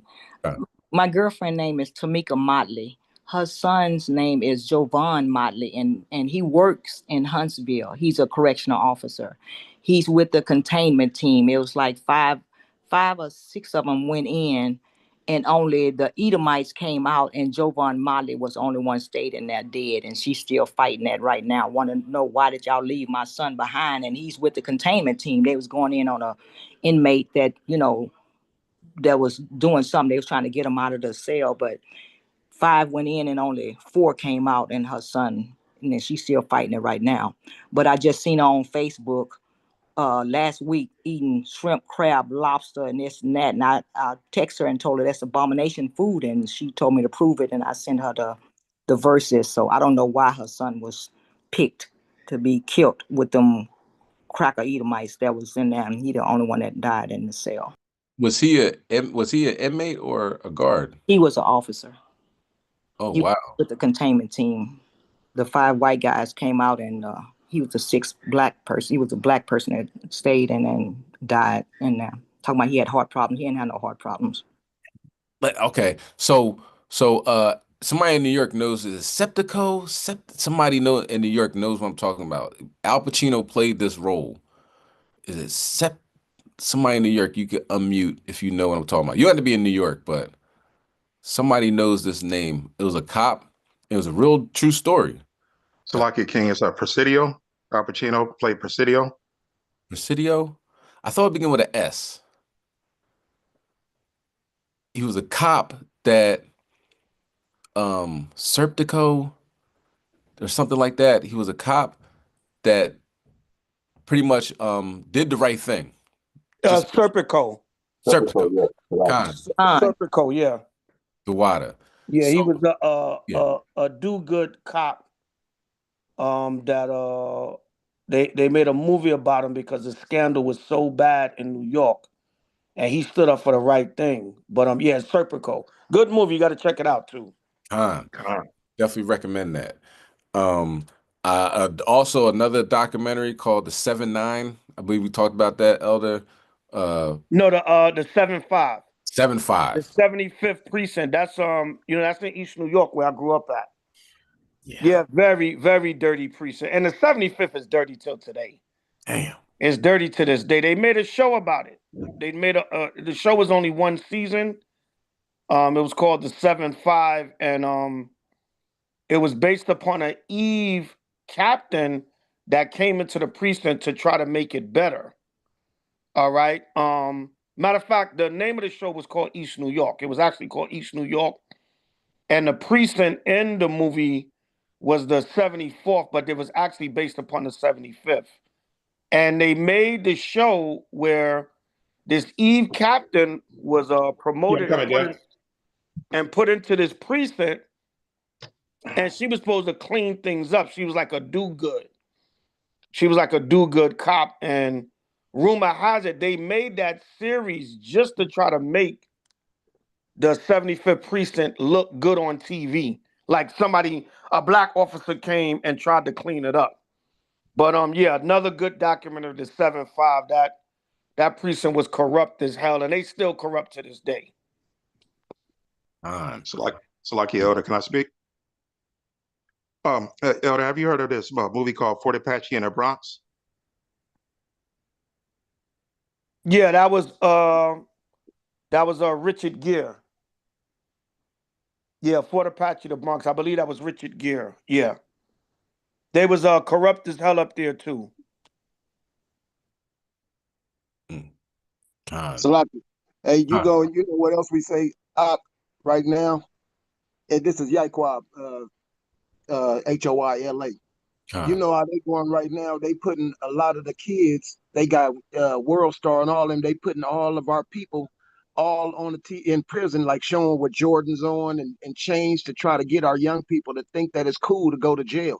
Like, man, this is not nobody is this like, man, this ain't no place to be. Everybody want to be flossing J's and they showing them with chains, frying big chicken and all this, like, oh, to make our little youngsters think like, oh man, I'm about to go rob these fools, do something because I'm in jail. It's cool. They in there wearing Jordans and chains and all that. That's like a thing of Esau, man. You can show the wickedness of him trying to get our people to deceive our youngsters to tell them that it's cool to come here. And our people never be on there while they showing Jordans and showing chains. Nobody never say, hey, don't come here, young people. This is not the place to be. After I leave here and take these Jordans off, I'm toe up by myself. I'm alone. I don't have no friend. They don't do none of that, you know? Con. And I'm sure Nava could attest to it that you see more men crying in prison than you can ever imagine. You know what I'm saying? Ain't nothing fun there. You know what I'm saying? And boom, like that movie Septico with Al Pacino try to do like a correctional officer that tries to do the right thing. You know what I'm saying? And all of a sudden you're in a position where you need your coworkers or whatever, and all of a sudden they back up. You know what I'm saying? You see them struggling with an inmate, and then everybody pretend like they're doing something, they just back up and watch you lose the fight. You know what I'm saying? And then all of a sudden the guy dies of a heart attack in there. Or they could have had a syringe and gave him a heart attack. You never know the extent that these Edomites will go to that hate you. You know what I mean? They have conversations about what they're going to do, while we were having conversations about what we're going to do to help our brothers and sisters, or our brother. We're working on the men wing, help our brothers to be better. You know what I'm saying? To we don't bump heads and go to war with each other. They're having conversations about how can we get away with murder. Okay. Somebody, got a lot of noise in the background. Okay. So let's finish this out, right? And I was bringing up the 7-5 documentary because, I mean, those guys were worse than criminals. You know what I'm saying? They knew they had the power, they had the gun, they had the badge, so they went overboard. You know what I'm saying? And they're saying these guys aren't cops, these guys are gangsters. You know what I mean? The one guy, Mikey, I can't think of his name, Mike, whatever his name was. That's what he used to, they call him a gangster. And here in Philly, we have down at the bottom of West Philly, it's called the Dirty Block. You know what I'm saying? They say, oh, that's the Dirty Block. But people say that because they would say that because there's trash over there or, abandoned houses and stuff like that. But it was the Dirty Block down there at the bottom of West Philly because the cops were so corrupt. They're so crooked. You know what I mean? Let's finish out what he's going to say. And I like the intricacies of him breaking this down of what they did, how they got them, and they had to unfortunately give them deals. You know what I'm saying? Because once you really testify against another correction officer, just like Septico, it's very difficult to work in this field again because everybody knows that you gave up. He was a good guy. He was a good man. You gave him up. That guy's a rat and all this other stuff. It's just like the streets, even though it's supposed to be Hey, Shalaki King. all high mighty. Go ahead, King. I'm curious. I don't know. And is it possible to visit someone in prison that you don't know, that is not family member? How does that work? You got to be on their list or something? I believe so. You know what I mean? Sister Nava could probably answer that more. You know what I mean? She's on a list, or either you have to be a chaplain and go in there and speak to them face to face. You have to be on. So a chaplain, you can just go in and visit anyone. God. Yeah, maybe we got to look into becoming chaplains to be able to go in and visit Salakia. people. Yeah, and Salakia in New York, you can visit anybody. They just ask you like what is your relation to the person, and they don't tell the inmate who's visiting them. So you can go in there and be like, "Yo, I want to visit such and such. Here's their number." That's how it is in New York, at least. Now, once the inmate comes out and see who it is, they can refuse the visit, or they can tell the correction officer, "I don't know that person." But a lot of times they don't tell the inmate because they don't want the inmate to know. Like a family member might be surprising, or somebody might be surprising them. So they don't tell them who's coming to visit them. But if you go up, they just gonna ask you what's your relation, because they think you got to be crazy to come to a prison to try to do something to somebody, and you can't get in there with no weapons anyway. So it's a mystery in New York. They don't really tell them. You can just go up there and visit a person. But like I said, once the person come out on the visit floor, they be like, "Yo, I don't know that person. I refuse to visit." Or they might be like, "Damn, well, who is this person? Maybe they coming to help me." But you can't in New York. You can visit people that you don't know. Con. Yeah, I think to get into that is I think that's the move. You know what I mean? Doing the work on the inside, you know what I'm saying? And like the brothers bringing out Aquab, that they really, oh, jail ain't too bad, man. I was in there, I was running the block, I was doing this. So, the kids on the outside, man, that's pretty cool. I want to do that, da da da. You know what I mean? But I think that's definitely a frontier of bringing the truth out. And there's other camps and congregations that do that. You know what I mean? On the inside of the prisons, and when they come out, you know what I mean, building brothers up. And that's very commendable. All right. But let's finish this out and let's to the detail of the case. And who's the main guy? Levi or Levy. Levy, that is if that ain't an Amalekite name, I don't know what is. You know what I'm saying? So, they found Jake, picked him out, and did him dirty. And they said they beat him in the stairwell. One thing about correction officers, people in security minded people, they know where the cameras are and where they're not. You know what I'm saying? So they purposely beat that man in the security in the that stairwell, knowing it wasn't on camera. Let's continue on. In the sixth count, David Ferrone, Francis Chandler, Jonah Levy, Caleb Blair, Thomas Eck, Nicholas Vitale, Daniel Berger, and Craig Klemek are charged with conspiracy to offer a false instrument for filing. Docs has a form known as 2104A, which requires the individual corrections officer who was present to indicate who was present at the scene, what force was used by the author of the report, and what force was witnessed by the author of the report. In addition to charging conspiracy, the grand jury must also allege overt acts. In this case, the overt acts alleged are: number one, that every single use of force reported by these individuals omitted two people, Sergeant Chandler and Corrections Officer Levi, and that was done intentionally. The second overt act, it is alleged that the reports were in fact filed and known to be false when they were filed. And the third overt act alleged is that on the following morning, at a diner called Raspberries in Oneida County, all of the co-conspirators met and agreed to continue with the story that everything they did was completely proper. David Ferrone, Francis Chandler, and Thomas Eck are also charged with conspiracy and conspiracy to tamper with physical evidence. These three individuals, along with others known to the grand jury, allegedly concocted a scheme to posthumously plant a weapon in Mr. Nantwee's room. The overt acts alleged in favor of that conspiracy, alleged overt act number one, is that the weapon itself was found earlier that day in a completely unrelated incident.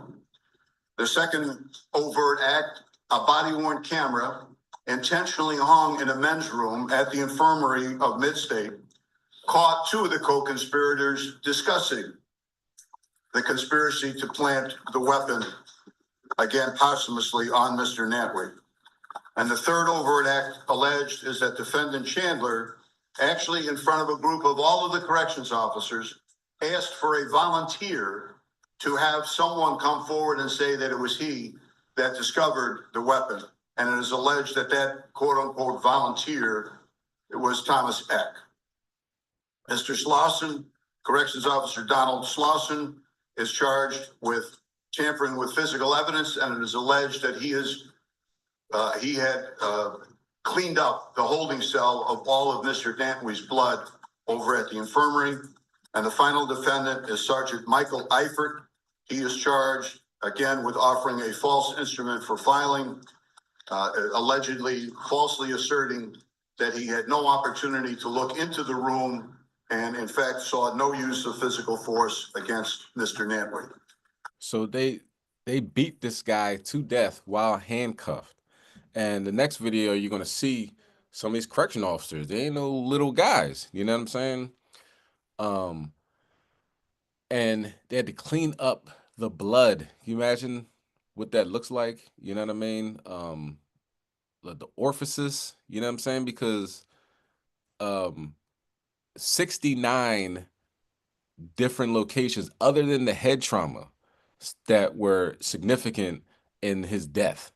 You point to 69 places on your body, you know what I mean? And being significant, meaning they really stomped and beat this guy to death. Esau, he is the devil that the Bible speaks of. Anybody that thinks otherwise is deeply delusional. Let's continue. I want to thank the staff, my office. Probably 10% of my office has been involved and corrections officers allegedly committing homicides over the last 2 months. And I'm joined here with Senior Assistant DA Sarah Fitzpatrick and Senior Assistant DA Alphonse Williams, who have done an incredible job in helping me present this evidence to a grand jury. I also am joined here today by Ruben Lindo and the Reverend Kevin McCall, who are both individuals who have supported me throughout my endeavors in an effort to get justice, not only for Mr. Brooks, but for Mr. Nantwey as well.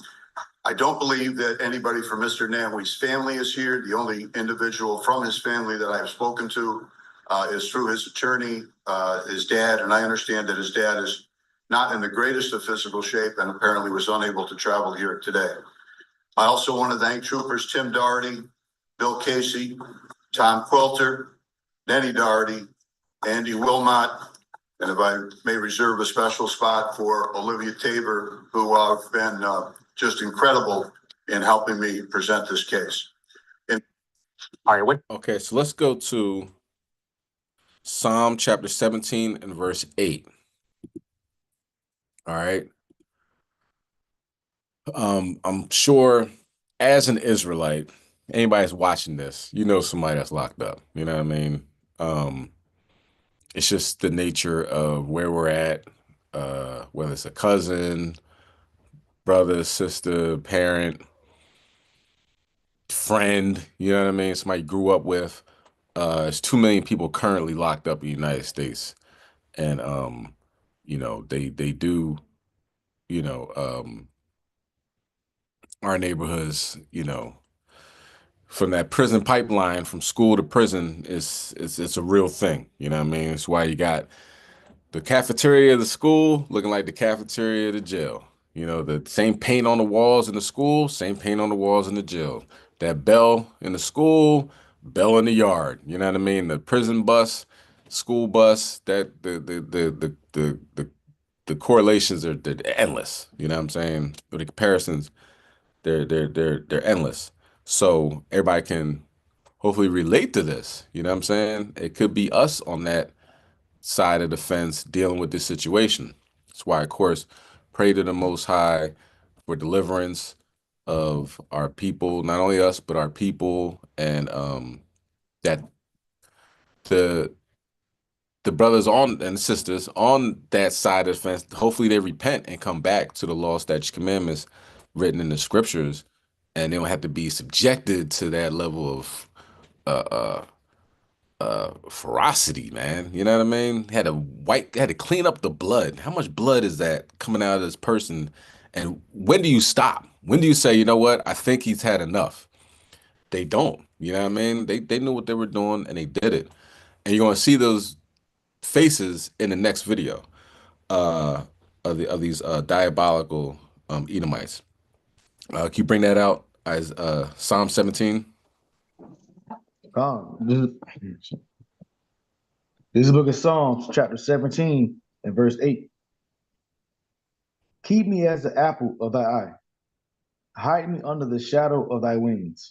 We ask for the protection of the Most High. You know what I'm saying? To you know, he sees us in a good light, in a positive light to protect us. All right, as the apple of his eye. Go ahead. 9. From the wicked that oppress me, from my daily enemies, who compass about me. Read on. They are enclosed in their own fat. With their mouth, they speak proudly. Very proud. Very proud. You know what I mean? Edomites are extremely proud. Somebody just in New York State, they just indicted 10 people on camera. They kicking the brother in his face. He's in the chair. And that's another thing, like, you know, don't get me wrong, you know, we come from, you know, some places where violence is something that occurs. You know what I'm saying? Here in Philly, we talk about how do you move? We move different. You know what I'm saying? Before the person gets a chance to do something, you move on them. You know what I mean? Before they hit you, you hit them first. So, you know, you act, you react faster. You don't think about it. You don't argue back and forth. You just boom, you just get on somebody, right? And that's how a lot of brothers get down in this city, right? Not saying it's not happening in your city as well, but that's just, you say, yo, Philly, we move different, we on angles, boom, right? But with Esau, it's like they wait for you to be handcuffed. You know what I'm saying? You on the 4 points restraint chair where your legs is tied up, your arms is tied up, you can't move. It's like, and they's beating you literally to death. That guy in Marcy, he was in that chair and he was beating him. And I'm like, damn, you don't even like the old school movies. Take his handcuffs off. You know what I'm saying? It's me and me on me, mano a mano. You know what I'm saying? One on one. See what you can do. They don't like that. They don't want to have a chance for you to actually win. They handcuff you so you can't move, and they literally beat you to death. That is a whole level of being like a carnivorous beast that we can't really, come to grips with. You know what I mean? Because it's not us. We like fair fights and like, yeah, I beat him, but he got me a couple of times, this, that, and the third. They just want to just kill you, you know? Uh, very proud too, on camera.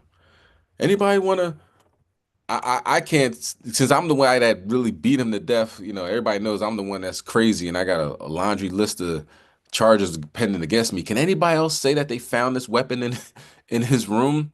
They're like, what do you mean, the weapon we found on the other side of the jail? Like, yeah, somehow it got from the other side of the jail into this guy's room. Anybody want to, in front of like roll call, in front of everybody? These people are unbelievably proud. Verse 11. Verse 11. They have now compassed us in our steps. They have set their eyes bowing down to the earth. Go ahead. Like as a lion that is greedy of his prey. And it is where a young lion lurking in secret places. They're secretly waiting, like, all right, guys, today's the day. They talked about it for months, you know what I mean? Drinking over the bar, like, yo, we're going to kill somebody real soon. You know what I mean? Here's the day, lurking, secret places, like a lion. Go ahead, verse 13. 13.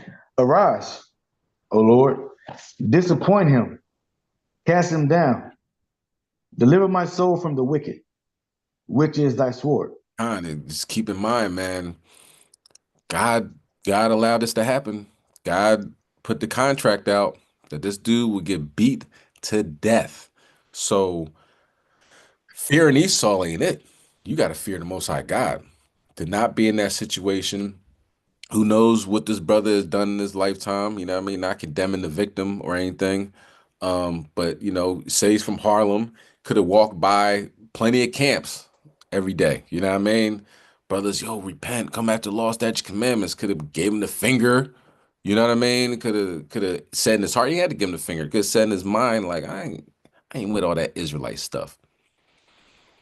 And that guy got beat to death by 10 Edomites while handcuffed in 3 different places, in his room, in a stairwell, and in the infirmary. You brought him to the infirmary and then continued to beat him. They got nurses and stuff at the infirmary. Like, do you know what I'm saying? Like, all right, the nurses, let's keep them out of this. They didn't care. They beat him in the infirmary. So, it should just keep us all on guard that fear God and keep his commandments. Can you read verse 14?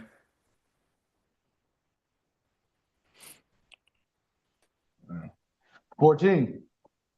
From men which are thy hand, O Lord, from men which of the world, which have their portion in this life, and whose belly thou fillest with thy hid treasure. They are full of children, and leave the rest of their substance to their babies. Let me read that in the GNT. Slovakia. It's that part. Slovakia, where I'm at. Psalm 17 and 14. 17, 14. Slovakia. Well, I'll start at 13. Come, Lord, oppose my enemies and defeat them. Save me from the wicked by your sword. Save me from those who in this life have all they want. Punish them with the sufferings you have stored up for them. May there be enough for their children and some left over for their children's children. So destroy them, their children, and their children's children. Okay. Now let's watch the next video where you get to see their faces and more condensed storyline. Lucky. Con. What was that last verse? I'm sorry. That was Psalm chapter 17, verse 14, but I read in the GNT. Con Thawada. And the bar. Now to a growing scandal involving the New York State prison system. 10 correction officers now face criminal charges, including murder in the beating death of a young man from Harlem named Messiah Nantwey. It happened at Mid-State Correctional Facility last month, and 10 other officers are accused in a separate deadly assault caught on video at nearby Marcy Prison in December. Investigative reporter Sarah Wallace has been covering these cases. She joins us live with the latest. Sarah? Well, and Gilma, the description in the indictment as to how Messiah Nantwey died was horrific. What we learned a short time ago from the special prosecutor is that there is some body camera footage, but many of the officers weren't wearing them as required or deliberately disabled them. This afternoon in the Oneida County Courthouse in Utica, New York, 10 correction officers appeared to face a variety of criminal charges related to the beating death of 22-year-old Messiah Nantwey at Mid-State Correctional Facility on March 1st. All were handcuffed and pleaded not guilty. The grand jury of the County of Oneida, by this indictment, accuses Mr. Levy of the felony crime of murder in the second degree. 2 officers are accused of second-degree murder as the top count, along with other charges. Their bail, $100,000 cash. In all, 5 officers are accused of manslaughter, others with gang assault and making false statements to cover up the crime. The indictment saying defendants began beating Messiah Nantwey, including multiple strikes to his body and head with their boots. It was determined by the Onondaga County Medical Examiner that Mr. Nantwey died from traumatic brain injuries as a result of violent blows to his head, as well as at least 69 other serious blows about his body. One inmate I spoke with by phone told me what he saw that day. Times I was helping already. But I'm just trying to wait them.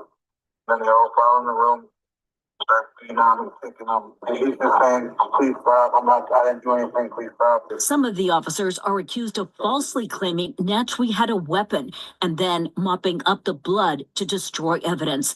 What's so disturbing is that Nantwey's death was the second in 3 months in a New York State prison. Body-worn cameras investigators say officers did not know was rolling, shows them viciously beating 43-year-old Robert Brooks at nearby Marcy Correctional Facility in early December. 10 are facing murder and manslaughter charges in Brooks's case. I spoke with his father. These officers get some kind of twisted, distorted pleasure from beating on other human beings. That is sick. That's savage. A similar reaction from Nantwey's maternal aunt who helped raise him. I spoke with her this afternoon. Her message, throw the book at all of them. They've been getting away with this for too long. And Governor Hochul just released a statement calling the case tragic, saying that she has directed DOC's Commissioner General Marticello to begin the termination process for all of those involved in Nantwey's death. So you ask yourself, are these, that doesn't happen all the time, right? I mean, these gotta be like a glitch in the matrix. But what if it's not? What if this is how they are? You know what I mean? Instead of looking at the individuals, the 10 people, let's get these 10 people out of society. These are the people that they're terrible. They beat this person, he's handcuffed, they had to mop up his blood. You know how much blood that is? Let's get these people out of society. Or are they society? This is it. This is hell. This is where we're at. You know what I mean? Salakia. Con. Can I say something about when I was working at TDC at the state prison? They was doing a shakedown on the dorms. Inmate Owens had a lot of stuff that he was taking back to his dorm after they shaked it down over his shoulder. And it was Issachar. His name was Sergeant Ginn. They just kept going back and forth, back and forth. You nigga, you wet back, you wet back. You nigga wet back and forth with each other. And I was in the hallway, and field bosses that came in off the horses, couple of Edomite, three Edomites came in. So again, you need some help, talent inmate Owens. We're going to turn now to that terrifying. Sorry. And then Sergeant Ginn looked at me and said, "Now, Officer Foreman over there on the other side, over there." And Miss Foreman, go on the other side of the corridor. I said, I ain't going nowhere. I'm going to stay here and witness everything that y'all trying to do to inmate Owens. Inmate lover. I ain't no inmate lover. I mean, what y'all trying to do, And then Sergeant Ginn, I wrote everything on paper and got that sergeant fired. He over there at immigrations over there off Greens Road now. I got him fired away from the high tower in Dayton. I was so mad. Con, that's crazy. Look, I'm in Pennsylvania, you're in Texas. I had no idea that that's the language that they use over there. They call you inmate lover, and that's what they call me. Like, oh, doesn't that sound like nigger lover to you? Like, look at you nigger lover, and you know what I'm saying? Like that. So so they say that to the white man. You know what I mean? If you they're about to lynch somebody, and white man's like, yo, man, let's not do this. They're like, what, you a nigger lover? You know what I mean? So now that we're able to be correction officers and stuff like that, instead of a nigger lover, you're an inmate lover. Never knew they said that. I guess that's universal. That's universal code for, you got to back the blue. You know what I mean? How dare you go against us? We're about to kill this person. Con. And Shalom. I'm Go ahead, Nava. Salakia. I just want to say one other last thing. This happened at the job I'm at now. I say about 6-7 years ago. A white officer was beating up a black inmate on the floor. He was handcuffed on his stomach and just kept beating him and kicking him. And I was in the pod and I was watching it through the door. And so when I got ready to write my statement, write my report, I put everything that I saw. Lieutenant Dickerson came to me, Miss Foreman, you can't write that. That's gonna hurt the officer. I don't care about hurting the officer. You put in what you want to put in, but I'm putting in what I saw. And hopefully they don't call me to court. And he got mad at me. The lieutenant got mad. I said, I'm not putting in what you said. I'm putting in what I saw. And he got mad at me. He not there no more. He retired. As a supervisor, don't put that in the report. You know what I mean? They stand over top of you like, what you write it again. They'll give it to you. Write this again. You gotta sit there all night. You about to clock out. They like, write it over. You know what I'm saying? And intimidate you. You know what I mean? It's a dirty world, man. It's dirty in there, man. You know what I'm saying? Go ahead, Elder. Elder, you about to say something? Yeah, I was just going to say that language is universal because I had a next door neighbor when I used to live in Brooklyn years ago. Young sister, she wasn't in the truth or nothing, but she kind of just took to my spirit. We used to talk a lot. And she was a young single mother, and she's like, I got accepted to the correctional department. I took the test. She's like, I'm gonna be a CO, I'm gonna be a correctional officer. I said, okay, good for you. She's like, I need it. I know it's a rough job, but I gotta take care of my child. I'm a single parent, I gotta do what I gotta do. So I said, yes, sis, that's good. She said, man, she thought she was gonna get on that job and try to be helpful, and they labeled her an inmate lover. Same universal language. And that I remember that was like early 2000s. And they calls her inmate lover. That's why what does that brother Tariq Nasheed say? He says systematic white supremacy. It's a system thing. So they use the same, it's a universal language that they use because it's a system. That's how you know Satan is in power. It's just they all working together. It's the same curse as different city. I remember that sis used to tell me She came to me crying almost one time. She's like, I only been on the job for 6 months, and that she said some of the other CEOs was like, well, you new, you still fresh on the job, so you gotta learn. You can't be loving these inmates, you can't be looking out for them. But she's like, I just looked at it as I'm doing my job. You ain't gotta treat them like animals. They in here doing their time, they locked up. And she was like, of course, she looked out for the inmates that was just trying to do their time. You had your inmates that was a-holes, you know what I'm saying? But she was like, she just tried to do her job. And the inmates that was cool and just was trying to do their time. And she was like, she was just being cordial to them. And they was like, oh, we could see you an inmate lover. You're an inmate lover. You gonna have to learn, they used to tease her. She came down there crying to me one time. She's like, I didn't know it was gonna be like this. I thought we supposed to go in there and try to help the inmates to rehabilitate. I know you're gonna have some inmates that's a-holes. But she was like, the ones that's just trying to do their time, I made a mistake. I'm trying to do my time and get out of here, get back to the society and be a productive citizen. She's like, that was the main ones that she saw. Like, okay, this brother just trying to pay his debt to society. They's like, nah, you an inmate lover. So they used to come to her like, the older Eves would be like, little girl, let me tell you something, little girl. You're gonna learn not to love not one of these niggas in here, You can't be no inmate lover. You can't be treating them like they humans. You can't be treating them decently. And she's like, really, at the end of the day, I'm really just doing my job. They're still human beings. Okay, they committed a crime. Some of them might have not committed a crime. They probably framed. And then he on charges they didn't commit. So that language is universal. It's universal language with the white supremacists. Just like over in England, one more example, when something happened where a Edomite got stabbed, I think by an Arab or somebody, and they went around to the black neighborhoods beating up on the black people. You know what I'm saying? Like Jake get blamed for stuff that's not even his fault. Same thing happens everywhere, man. Rosewood, a white man raped and beat a white woman, and they burnt down a whole black city for that. It's a universal code of white supremacy. That inmate lover term is everywhere. And as simple as like Elder was bringing out, treating them as human. Like you can see, instead of dehumanizing them, saying they're inmates, like, oh no, that's such and such. He's from North Philly, or it's such and such. He's from Brooklyn, or he had a drug problem, and a lot of people in there for fraud. That's one thing I noticed. Like maybe like credit card fraud or whatever.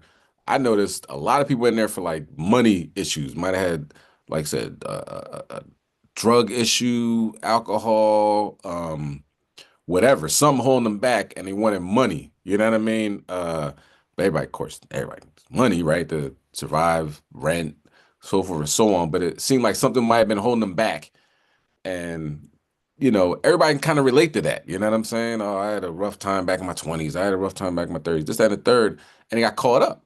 So you talking to him like, man, you kind of cool. We probably would have been hanging out if I wasn't the CEO. You wasn't, locked up. This, that, and the third. You seem like a decent person. You're an inmate lover. You talking to that boy over there? Huh? Skeeter? You know what I mean? But it don't have to be a white dude telling you that. It could be Jake telling you, like it's like the other was bringing out, like, sister girl, wait, you'll find out. Stop treating these people like they're human. But in county, most of the people aren't, they're just charged and can't make bail. So it's not like they're guilty and found guilty of, in front of their peers and stuff like that. Dude would just be, you got arrested. One young boy I knew, he was at the movie theater. It was a riot up in North Philly. You know what I'm saying? When I say a riot, meaning like, I don't think they burned things and everything, but it was a large disruption. You know what I mean? It wasn't like the LA riots. But, a cop got injured and, probably broke a couple glasses on the like a car or whatever, and the cops just picked him up. He's like, I wasn't involved in that. I was just walking down the street. I'm like, you ain't do nothing? He's like, nah. So you treating him like garbage, and he feels like, shoot, maybe I should be adopt this criminal mind state, since now I'm here amongst a bunch of people that are alleged criminals, or have been found guilty or not found guilty. So I'm gonna start acting like that now. You know what I mean? It reminds me of that. I believe it was the Stanford experiment, where it was students. Some students were guards. Some students, it was in a paper. We need guards and we need inmates. So they're all students at Stanford, came in for this experiment, and after a while they had to shut it down within like 48 hours or something, because the guards just started beating up the students, because that's what they were expected to do. You know what I mean? In the mind state, like, oh, I'm a guard, I got to beat them up. Or now I'm playing the role of an inmate, so I got to act like the inmate. And psychologically, that's where that's it ended fast. You know what I'm saying? But So lucky, King. Can I Con, speak? con. Yeah, they had a human cockfights at Tehachapi Shoe, and they was like the correction officers. They was betting on the inmates, and they were watching fight to the death. And sometimes they would shoot them. They would shoot them, like whoever would lose, they would shoot them and gun them down, or shoot them in the head, and they would watch them fight to the death in there. And they would bet. They would place bets and stuff like that on the inmates who was going to win, and they would put rival gangs like on different yards and put them on the same yard together Where was this at? at Corcoran Shoe. Where's that? Corcoran State Prison in California. California. Damn. Yeah, man. It's bad. You know what I mean? It's bad. So we look at other countries. Oh, it's bad over there in that country. Man, it's bad in America, man. Salakia. This is another thing I did when I was at work. I would always see Jake on Jake, always fighting and beating each other up. And I came to him one day. I said, look, y'all need to stop fighting each other. Look at your oppressor. They just sitting there looking at y'all, laughing and everything. The Edomites, they just sit there and just watching y'all killing each other, just fighting so much. So y'all stop doing that. You need to, I'm secretly telling them this. You fighting the wrong people. That's your oppressor over there. What the hell you fighting your brothers for? Man, a month later, I seen all kind of Edomites coming in the clinic, busted heads and everything. and I'm not in housing anymore. I'm in a clinic where it's really smooth sailing in my little area. I'm not in housing. I did 11 years in housing. That was enough. And when I see the inmates in the hallway or passing by, Miss Woman, you need to come back to the floors. They're not treating us right. They're not giving us no soap. They're not giving us toothpaste. I said, buddy, I did my time in housing. I'm sorry about that. Tell your boss man about that. I ain't got nothing to do with that no more. They be wanting me to come back to housing. Nope, won't do it. Can't do it. I'm tired of writing cases. Yeah, you give them something similar, like, hey man, I need some toilet paper. Like, yeah, I got you. They're like, you gave him toilet paper? What are you, an inmate lover? I'm like, damn, we supposed to wipe his butt with. Like, you know what I'm saying? Pause, but just treating them with any level of dignity is you're on the inmate lover status. It's really, really ridiculous. And then realize, like, oh wow, you mean I could fight somebody other than somebody that don't look like you? Yes, equal opportunity. This is America. You know what I mean? Equal rights for everybody. You smack him in the head, you can't smack Bobo on the head. And you realize, oh, bing, something goes off, Salakia King. Huh. You hear me? It's the same thing with the slavery though. That's what y'all are. Y'all overseers, right? So the same thing. They don't want you to fraternize or get too comfortable with the slaves. Because y'all the overseers, even though y'all really the slaves too. But that's what it is. It's the same thing, King. There's nothing new under the sun. Absolutely. Yeah. And to be in that role, in that position, and then not realize that you're not your job. But like you said, you're a slave too. You're just playing the role. You know what I mean? And that's one thing they don't want in those positions. They need people that are just gonna listen to authority, do whatever, turn another way. You know what I mean? Let Jake get bleed to a buddy pulp. Once you have, a glitch in the matrix working in those positions, then they'll do anything to get you out of there. You know what I mean? All right. So the next, I got a couple more videos, y'all. Right. The next one, let's get Isaiah 59 and verse 4. A postal worker in New York was stabbed by a woman. right? As he's on, he's going into this store to purchase some things, and she stabbed him. When you start looking at this woman, like that woman's kind of tall. That woman looks like a man. That is a man, man. But of course, you read all the articles. Oh, it's a woman. It's a trans woman. It's a stone cold dude. And guess what? This dude who's 10 tribes, I believe, last name Cruz, hates black men. And this person was given I don't want to say beautiful, but an amazing, a very generous sentence, against the will of the family. You know what I'm saying? The family said, nah, man, take that joint to trial, roof him. Got 15 years for a blatant murder. All right. Because it obviously it leads people to believe if you say you hate black men and start a fight with a black man and you are a trans, you can get off with a slap on the wrist. Let's talk about it. Let's get Isaiah 59, verse 4. Come on, this is the book of Isaiah, chapter 59 and verse 4. None calleth for justice, nor any pleadeth for truth. They trust in vanity and speak lies. They conceive mischief and bring forth iniquity. What's justice on stolen land? You know what I mean? It leads you to believe if you kill a dog, right? You kill a police dog, you can get life. You stab a black man who's at work, stopping at a store. He works for the federal government, right? He's a postal worker, and you stab him, slap on the wrist, no big deal.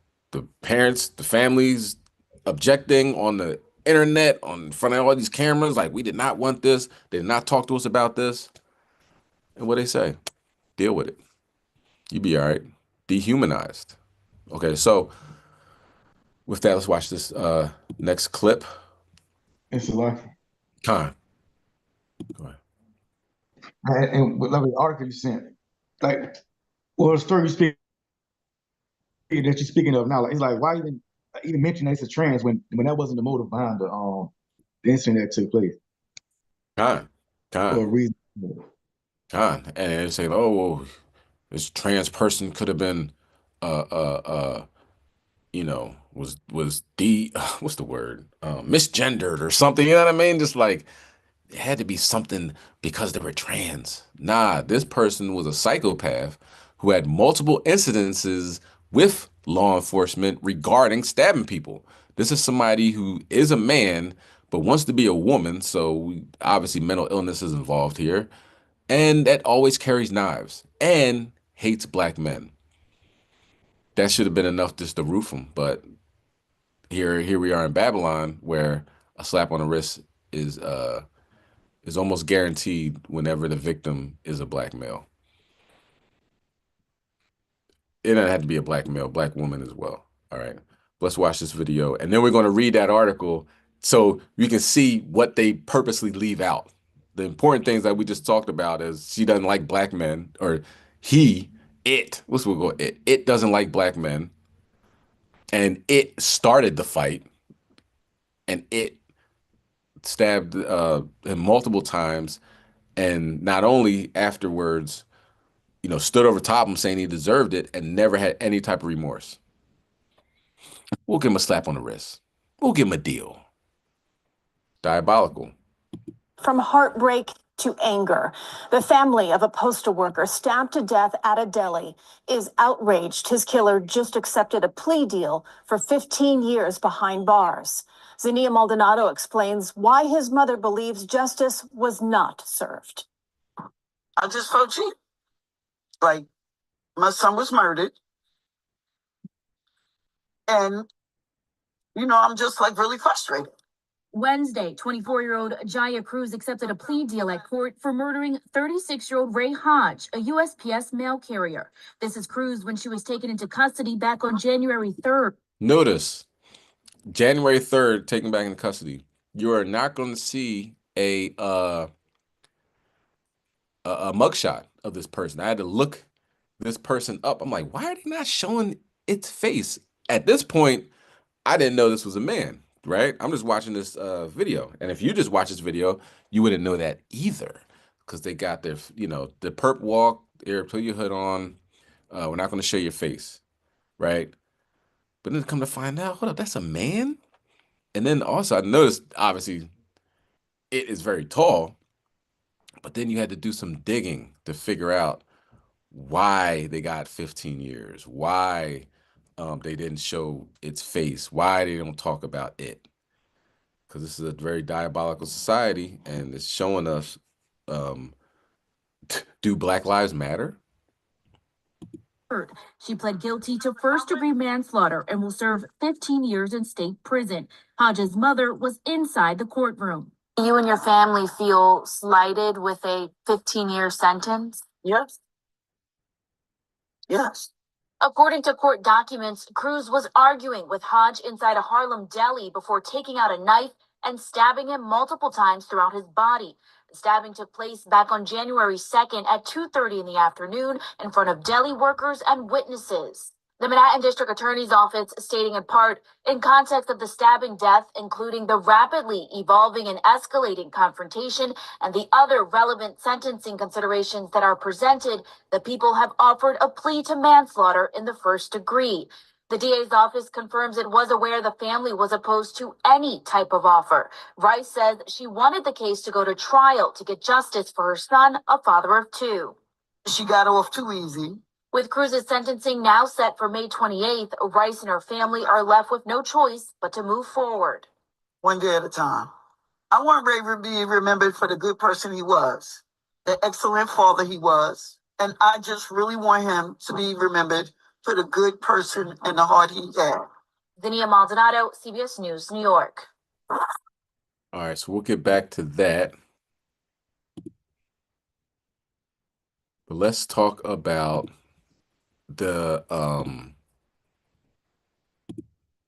because I'm thinking like, I mean, man, that's messed up. You know what I mean? A woman get you. You know what I mean? Women are quick. They shifty and all that other stuff. But I'm like, dang, man, like I see a woman pull out a knife, and it's a fight for the death. Like, it can happen. Not saying women can't kill. Women have killed men throughout history, right? But when you find out it was really a man, you're like, oh damn, you keep saying she did this and she did that. That's a dude.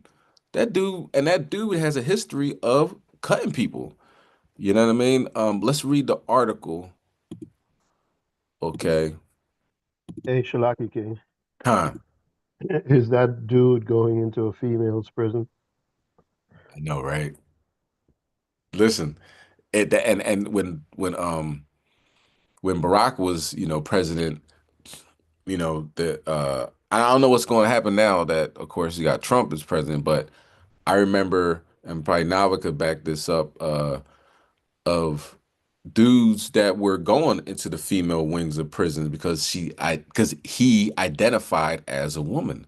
And I remember an instance where that happened, and the dude was over there. He came in, had long, like a weave or whatever. They took it out and everything. He's like, I identify as a woman. So they put him with the women. But of course, he is a sexual pervert. And he's grabbing onto them and, what's up, baby? Da, da, da, da. And they're like, yo, I thought you was a woman. Like, nah, I ain't you know what I'm saying. I'm a man. And because he still had his you know what I mean? So he's literally sexually assaulting all the women on the female wing. Do you know what I'm saying? So I think that dude, and now that Trump's president, is going to be over there with the men. But Hey, it has Shalaki. happened. It has happened. Go ahead. And there's going to be an uptick of female inmates getting pregnant, but they just don't know how it's happening. No clue, right? It's the Immaculate Conception in prison. It's a miracle, right? The Christians will probably go outside with a have a candle visual, saying that it's a Christmas miracle. It's a Christian miracle. Nav, have you seen that over there with men being put in the female wing? Con, and you have to call them the name that they tell you to call them. You can't call them a man. You got to call them a she. Yeah, we get in trouble if we don't call them what they want to be called. That's crazy. Yeah, it's over there. Con, you misgender. You get sued. You get fired for misgendering this pervert. Man, this is hell, man. This is modern day Sodom and Gomorrah. You see it. All right, King, let's bring that out. I'm gonna read the article and I'll say Salakia. Well, to stop or skip over a paragraph or something like that.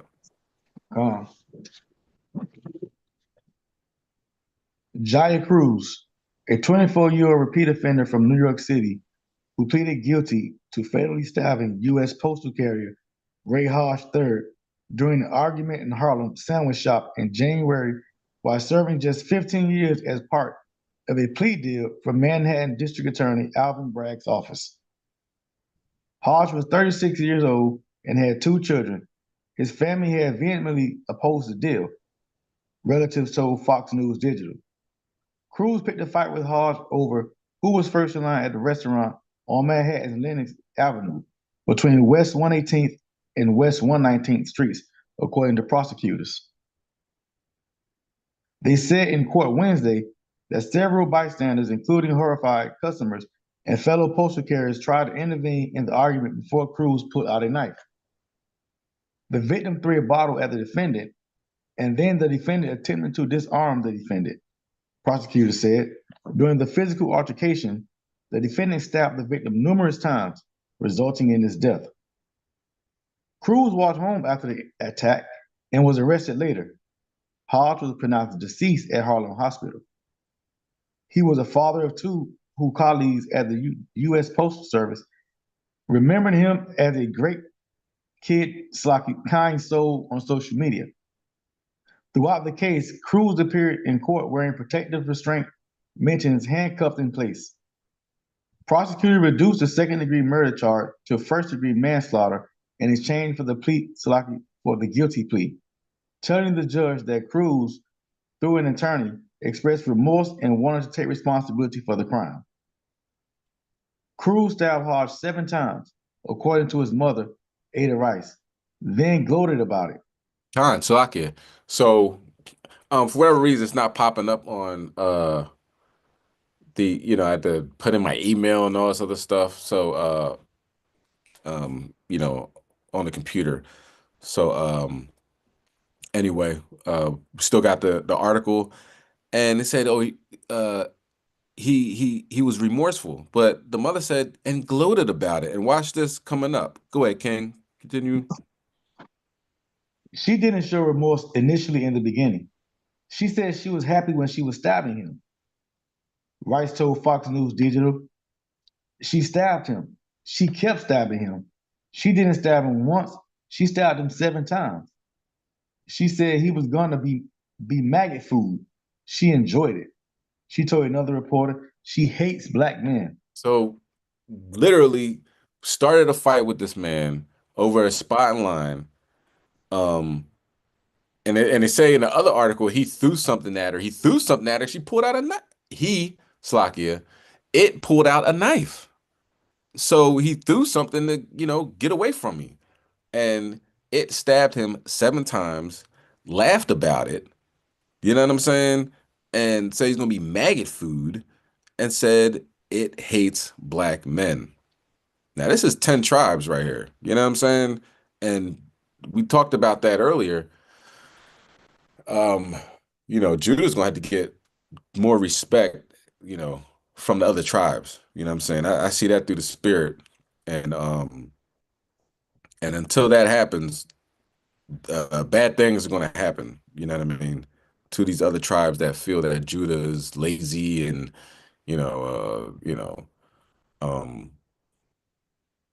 just sits there and just sits on the couch all day or whatever. You know what I mean? That's something that they have taken on from the Edomites' perspective, and having, white Jesus on the walls of their homes, and listening to what the devil says about Judah, and unless they repent, they're gonna have to find out the hard way. All right.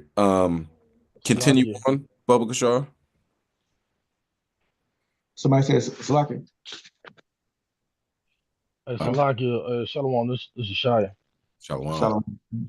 Hey, yeah, but Shema Shabrakatah.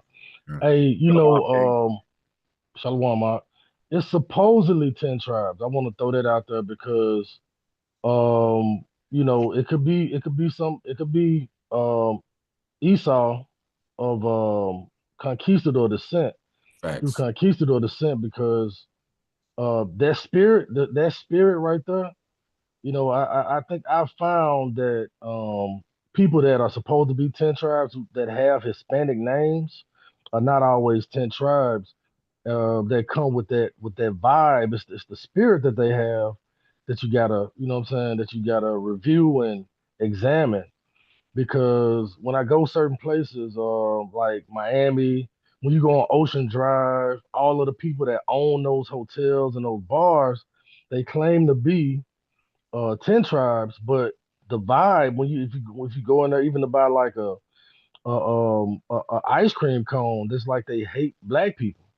You know what I'm saying? And when you look at them, they really don't. I know we don't judge our phenotype, but they really don't even have any phenotype of 10 tribes or what I'm saying. Nor they have all the phenotype of Esau, like everything about them, even down to the exact complexion of their skin. They just look like Edomites, but they'll have a last name that's Hispanic. So we have to definitely go into the spirit when it comes to, you know what I'm saying, like dealing with certain people that claim to be 10 tribes. Because I'm just gonna be honest, I believe that a lot of them are of conquistador descent who actually have the exact phenotype of Esau, and they speak and act with the spirit of Esau. But I'm just gonna land right there. Excellent point. Excellent point. Because of course they were conquered by the conquistadors, Spanish, Portuguese, and those are straight Edomites. So excellent point on that, King Thawada. Salaki. Yeah, you're right. Down in Miami, like growing up from the Manissa, they were straight Esau with their thinking with dealing with us. But Ephraim and Simeon, they pretty cool. We had no issues with them. But the Cubans down there, yeah, always have been a problem. The water. All right, let's finish out the article. Is it based on that? Based on that, she said she would have expected stiffer punishment. If convicted of the initial charge, Cruz could have faced a maximum of life in prison. I don't understand what the problem is, Rice said. She said the plea deal sends a deadly message to repeat offenders. Go ahead. They're setting an example that it's okay to murder, she told Fox News Digital. You'll be home so quick because even though it says on paper 15, they'll never do 15 years. So they don't think twice about it. So, be good, get out in 7, whatever. Good behavior. Go ahead. And they may not think twice about going back to prison after they get out, she added. She'll kill again. Why? Because she's only got 15, she said. She didn't have to do the whole 15. What's going to stop her? Cruz, who is transgender and previously went by the name Alvin, is expected to get 15 years behind bars and another 5 years of post-release supervision at a formal sentencing on May 29th. Rice says she hopes that federal prosecutors would take up the case, since her son was a U.S. government employee who died while on the job. The family didn't see justice today in the courtroom, Hodge's brother Ed Rice said Wednesday. The DA asked what the family wanted twice, and we said no deal. Let Cruz do all the time needed for the predetermined murder of her brother. Of my brother. So Salakia, the premeditated murder of her brother, right? It said no deal. No deal. They're supposed to listen to the family. No deal. And what they do? Got a deal. They got it like the next day. It happened January 2nd, got it on January 3rd. There was no like maybe it did it, maybe one of the other 8 million people that live in New York did it. They know who did it. Why? Because I'm sure it was on camera.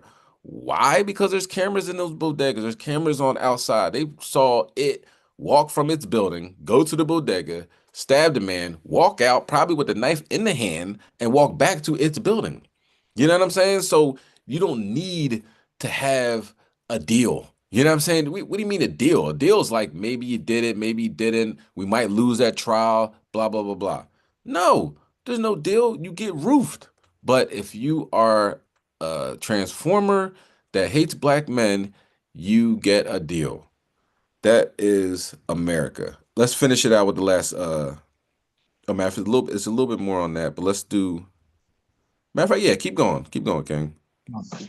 Hours after Cruz killed Hodge, the New York Post revealed that the suspected killer had a history of knife violence that included a knife point mugging, menacing another person with a box cutter, and resisting arrest. So Slakia, a history of violence. Go ahead. Bragg drew criticism for investing significant resources into prosecutions of President Trump, as well as Subway chokehold suspect Daniel Penny, the latter of whom was found not guilty after his defense said he placed a homeless man-made in a headlock to protect other passengers. But his office did not respond to questions about why Cruz case didn't receive a similar level of resources. Because instead of Esau doing it, you know what I mean? This is Cruz, who like Yeshaya was bringing out, could have been just a little bit melanated, Edomite, conquistador.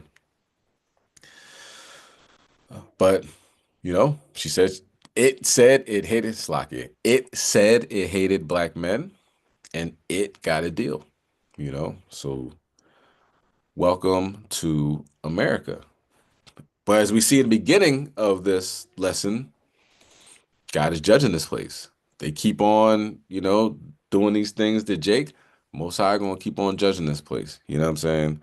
And even if they stop now, they're getting that judgment. It's not gonna, it's not gonna stop because they got years to Salaki King.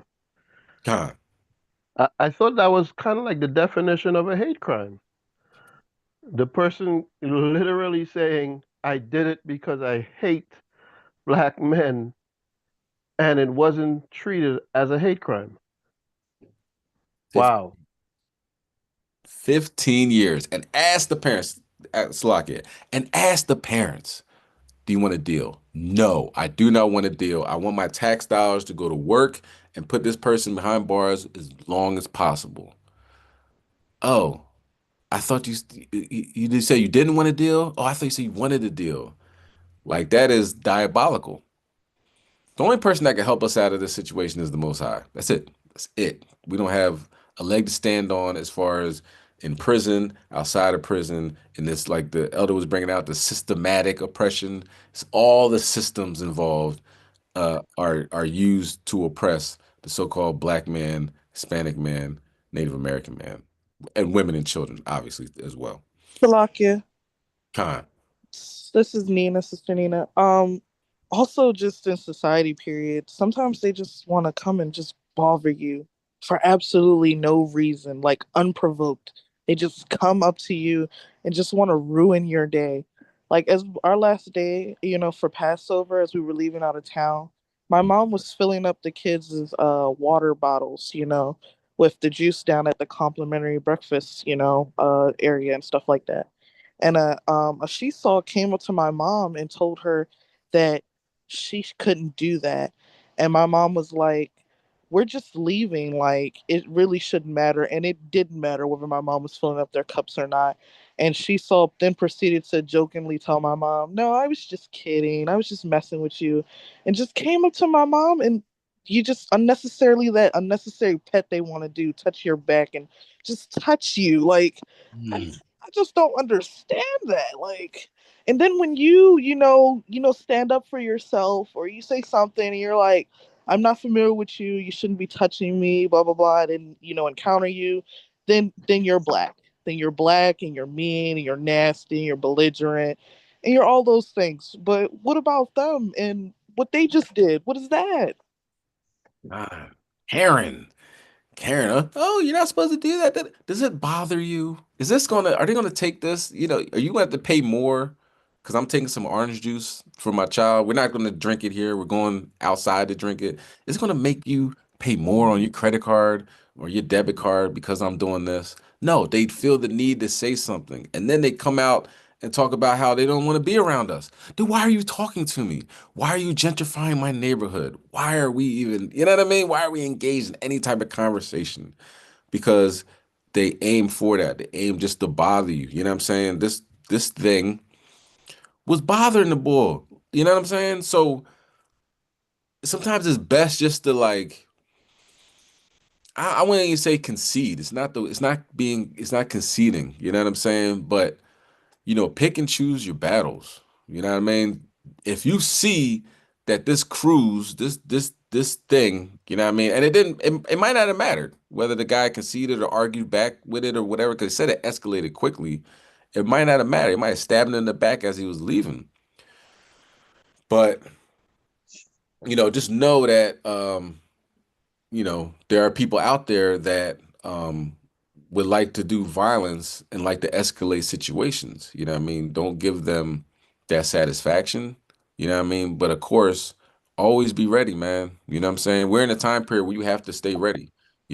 Trump is president. You already know what it is. He might even tell this cruise thing, if it wasn't a tranny, you know what I'm saying? He might have invited them along with Rittenhouse and them to the State of the Union because he did that postal worker, your postal your service is always bad, and maybe this is what he needed, and that, you know what I mean, like he'll, that what do you call that dog whistle of let's keep this going, let's keep this race war going. You know what I'm saying? So if it wasn't a Hispanic transformer, this thing would be exalted as well. All right. Hey, Shalaki King. Well, somebody said Salakia first. Yeah, go ahead, let the other brother go first. Okay. Yeah, this is Yaquab. Like you said, like people don't realize that the Democrats, they put the transgenders in our struggle. That's where the DEI came from, to make them have the same kind of rules as us. It wasn't to people think that Trump is taking out the DEI because he like, oh, for the blacks. It's not that. The Democrats involved the transgenders in our struggles. Like that's why they did that. That's why he's trying to destroy that, because they're giving them all kind of rights. They're like, no, man, because you know what I mean. Like we had the affirmative action where we get. That's why they made it DEI, to be like diverse people. Now transgenders can get in to our struggles. Like they made us all one instead of us having our own. They involved them in ours. That's why Trump is like, no, you know what I mean. We're not doing that. That's why we want to put them in their own jails. He's starting to say, like, if you're a man and you're a transgender man or woman, you're going to a man prison. You're not fighting them. You're not going to be a man transgender woman fighting a woman. He's not having that no more. So he's starting to turn it around. Like, no, it's only two genders. It's male and female. That's it. Just like the Most High made it, and they don't like that. That's why everybody going after Trump hard. They like, yeah, Trump, man, he doing it, but he knows what he's doing too. He's like, man, I'm sick of these transgender people, because if you look on the news now, these transgenders, they getting done real bad. Like us, they pulling them over, beating them up because they thinking they got all these rules because the Democrats made them so high. They could talk crazy to police officers slamming them up like they blacks now. Like, oh, y'all want to be, man, throwing their hands all behind them, putting their knee in their head. Like, oh yeah, you want to be a transgender, but you want to act a certain way. So now it's going bad for them. That's why all the transgenders is getting real hyped up right now, because Trump is trying to kill all that from them.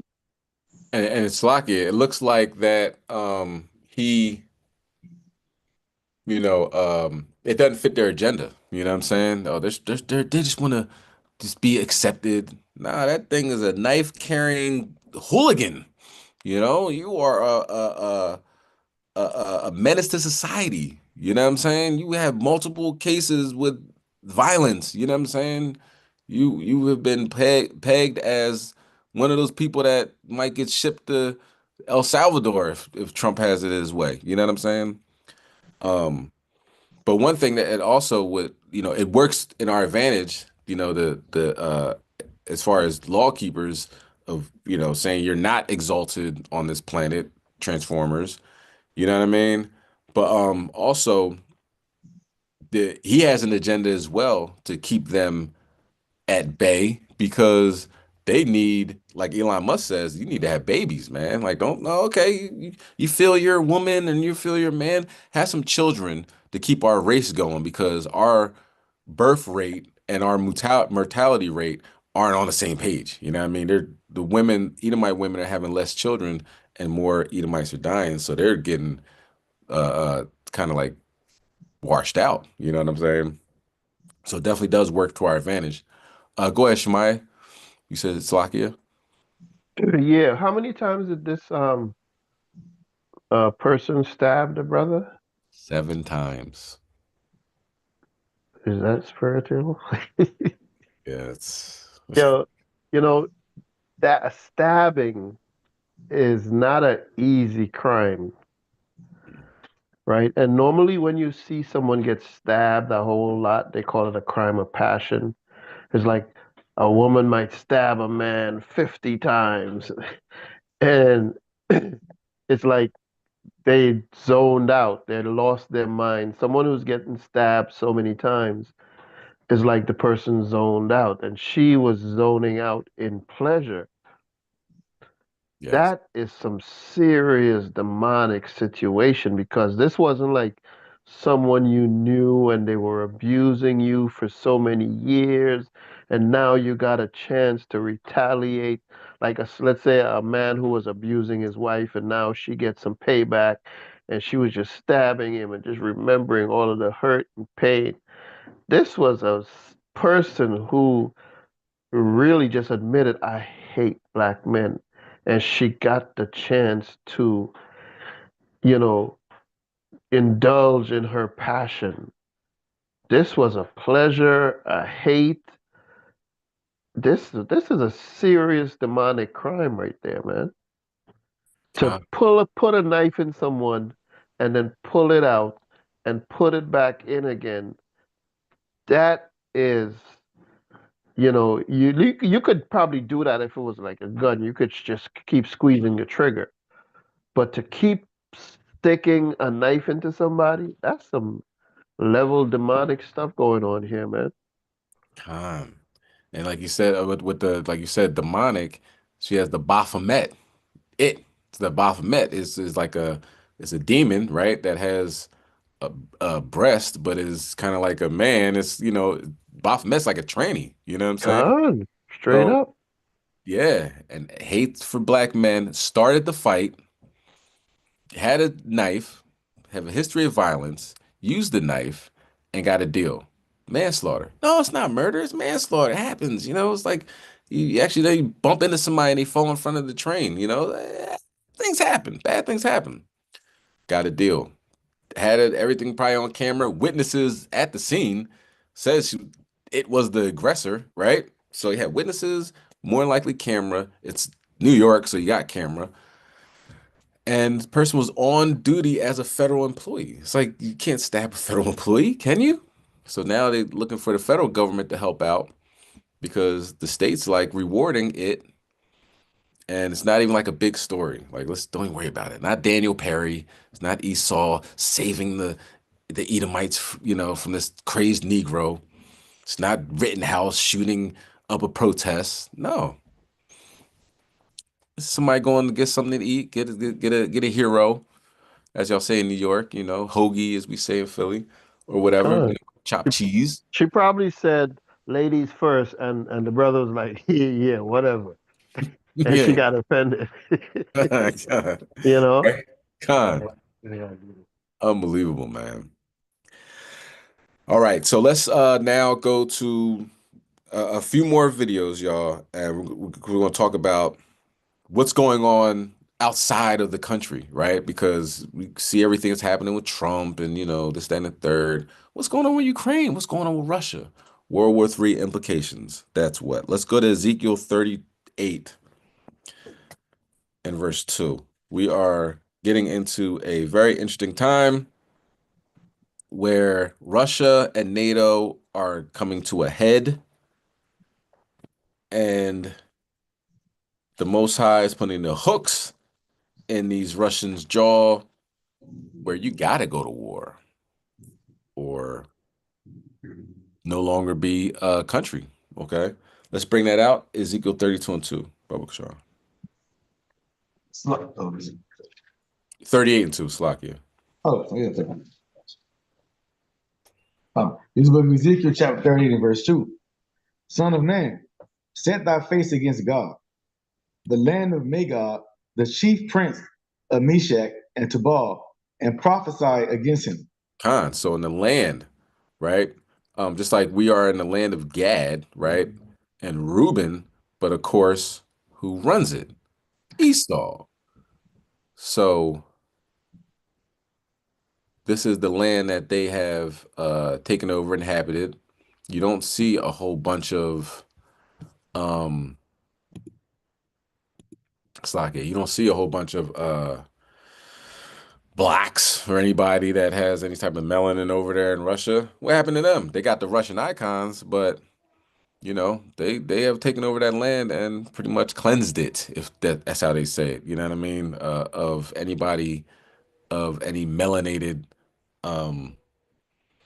you know, function, I guess you could say. But you know, maybe that might not be the case. I haven't been to Russia.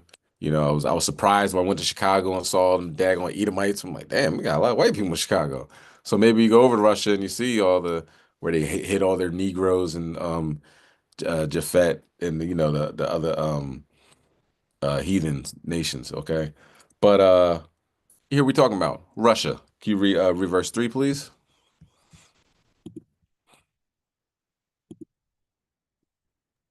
Verse 3.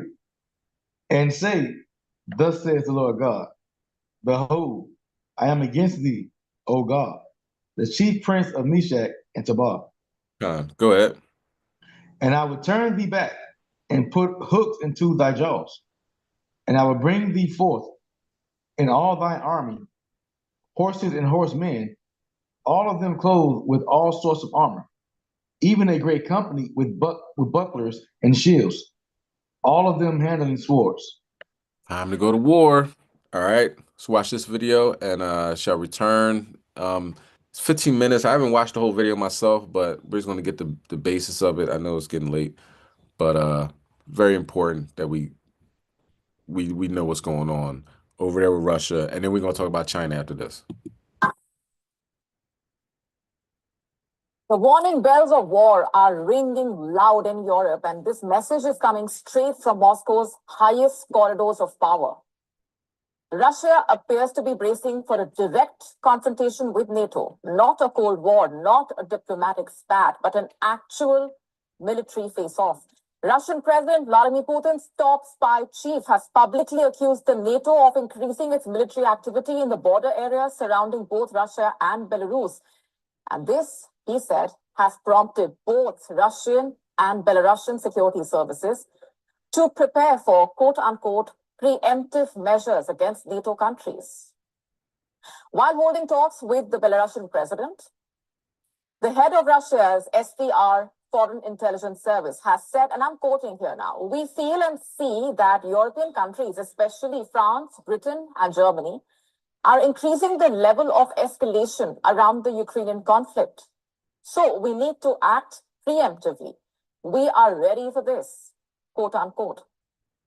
And the spy chief further said that Russia would inflict quote unquote damage on the entire military alliance if NATO threatens Moscow or Belarus, adding that Poland, Lithuania, Latvia, Estonia would be, in his words, the first to suffer.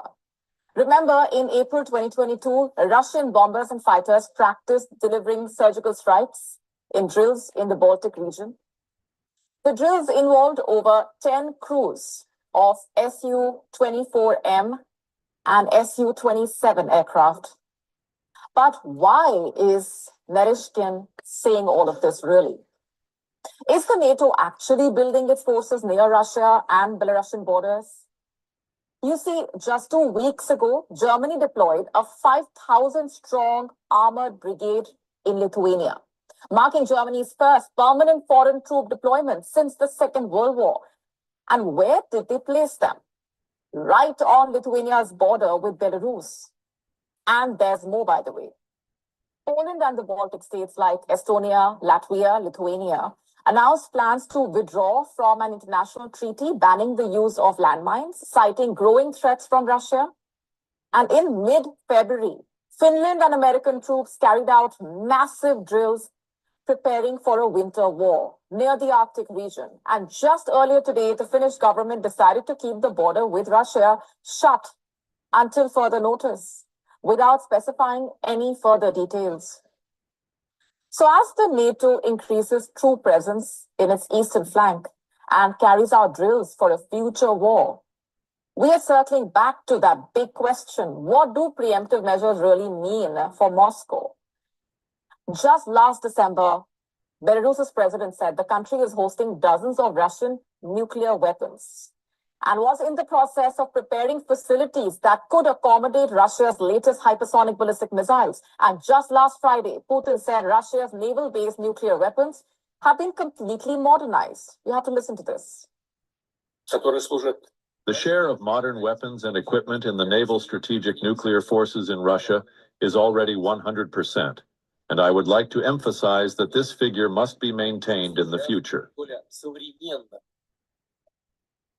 And Russia's 2024 doctrine now treats any conventional attack backed by nuclear powers as a ground for atomic retaliation, a direct threat to NATO's Article 5 Mutual Defense Pact.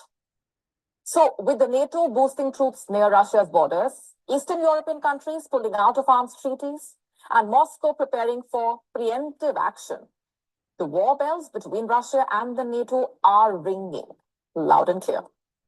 A 5.2. Yep, and that's a good story too with the elephants, the gentle giants. They instinctively, as soon as the earthquake happened, they instinctively went to protect their young. You know what I'm saying? And it's crazy how they did it. They all, you know what I mean, back to back. You mean make sure we good and all that, right? But speaking about Russia, preemptive strike.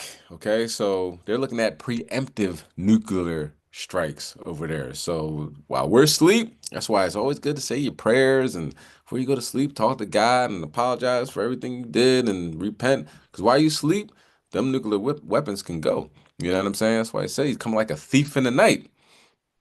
It'd be broad daylight over there, and it'd be 3 o'clock in the morning over here. You think you went to sleep? I'm gonna wake up. They could be nuclear, hypersonic nuclear missiles on their way to destroy this planet or this country. Okay, let's continue on. So that's Russia and nuclear. I didn't even chance to talk about Iran today. So much stuff. Okay, but for right now, let's talk about Moab. That's the a major thing that's going on right now. The tariffs increasing goods and services, and people losing jobs, and people going from TikTok, you know, from the Louis Vuitton website to buying their stuff off TikTok. All right, let's get Second Ezra, chapter 15. Let me see. And 46. We're gonna start at 46. They made a deal with Babylon. Babylon is reneging, as Babylon always does. All right. Let's talk about it. Go ahead, Ken. You can bring it out. This is the book of Second Ezra, chapter 15 and verse 46. And thou, Asia, that art partaker of the hope of Babylon, and art the glory of her person. All right, go ahead. Woe be unto thee, thou wretch, because thou hast made thyself like unto her, and hast decked thy daughters in whoredom, that they might please and glory in thy lovers, which have always desired to commit whoredom with thee. Kind you wretch. You know what I mean? Trying to be like Babylon, you know, send all the manufacturing jobs from Babylon to China. That's a union with them. You know what I'm saying? That's a, you know, hold up. How much it costs for them to make iPhones a quarter an hour, yeah, send it over there. You know, because when the Negroes were working and they got into union jobs, they're like, man, they're building up their family, building up their community. All right, take the jobs out of their community.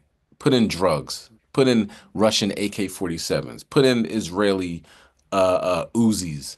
You know what I mean? Put in Colombian cocaine and from and Nicaragua, and you know the and fund wars off the Negroes' oppression and drug addiction that we put in their neighborhoods, right? They made a union, they made a pact with them. Okay, well now it's all coming uh, back full circle. Now that they were close, now they're It's not bringing, gonna take too long. You available tomorrow? You work on Sundays? they're exposing. You Mute your have phone, to King. come and go Home Depot. They're exposing them. Okay, now they're Yeah, being. you're gonna. I'll give you my number. All right. Where are we at? They're being I'll come and exposed. get you tomorrow at Home Depot. No, mute your phone, King. All right, we're good. All right. Um. So what was I saying? I don't know. uh. They're exposing them. So say you got a best friend, right? You got a best friend, you tell them everything, right? They know everything about you. And then you guys get in a fight. Now they on Facebook. Remember that one time you said that? Because they know where the bodies are buried. They know all your secrets. China is that best friend. China knows where the secrets are, and China is exposing it to the world, which is hilarious. Can you read verse 48?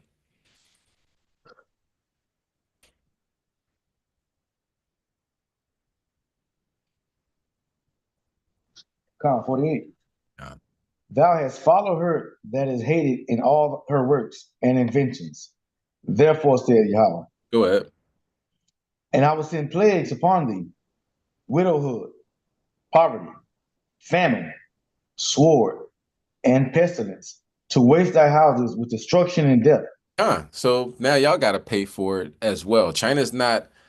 Their hands aren't clean. Their hands got plenty of blood on them.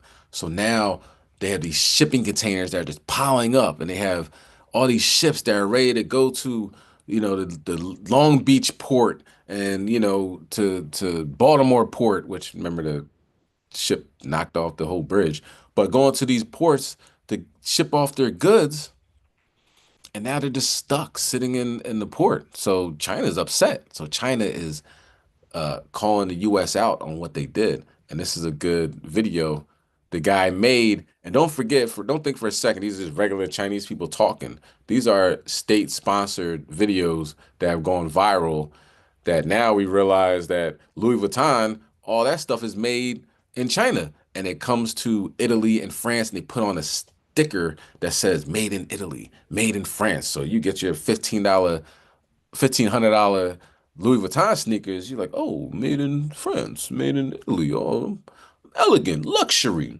Man, that's what they call the Aki brand. I know you're at Canal Street in New York. We got 52nd Street. You go there, Timberlands cost $200 in the store. They charge you $100 straight from China. You know what I mean? I ain't never buying. It was one point in my life I ain't never had no Timberlands that were, straight from the store. My Jones all Aki. You know what I mean? Look clear, look decent to me. So I'm rocking it. You know what I mean? But now everybody's realizing that it don't matter how much you pay. It's all coming from China. All right. So let's get Isaiah 16 verse 9 on deck, and we're gonna watch this video of exposing the United States.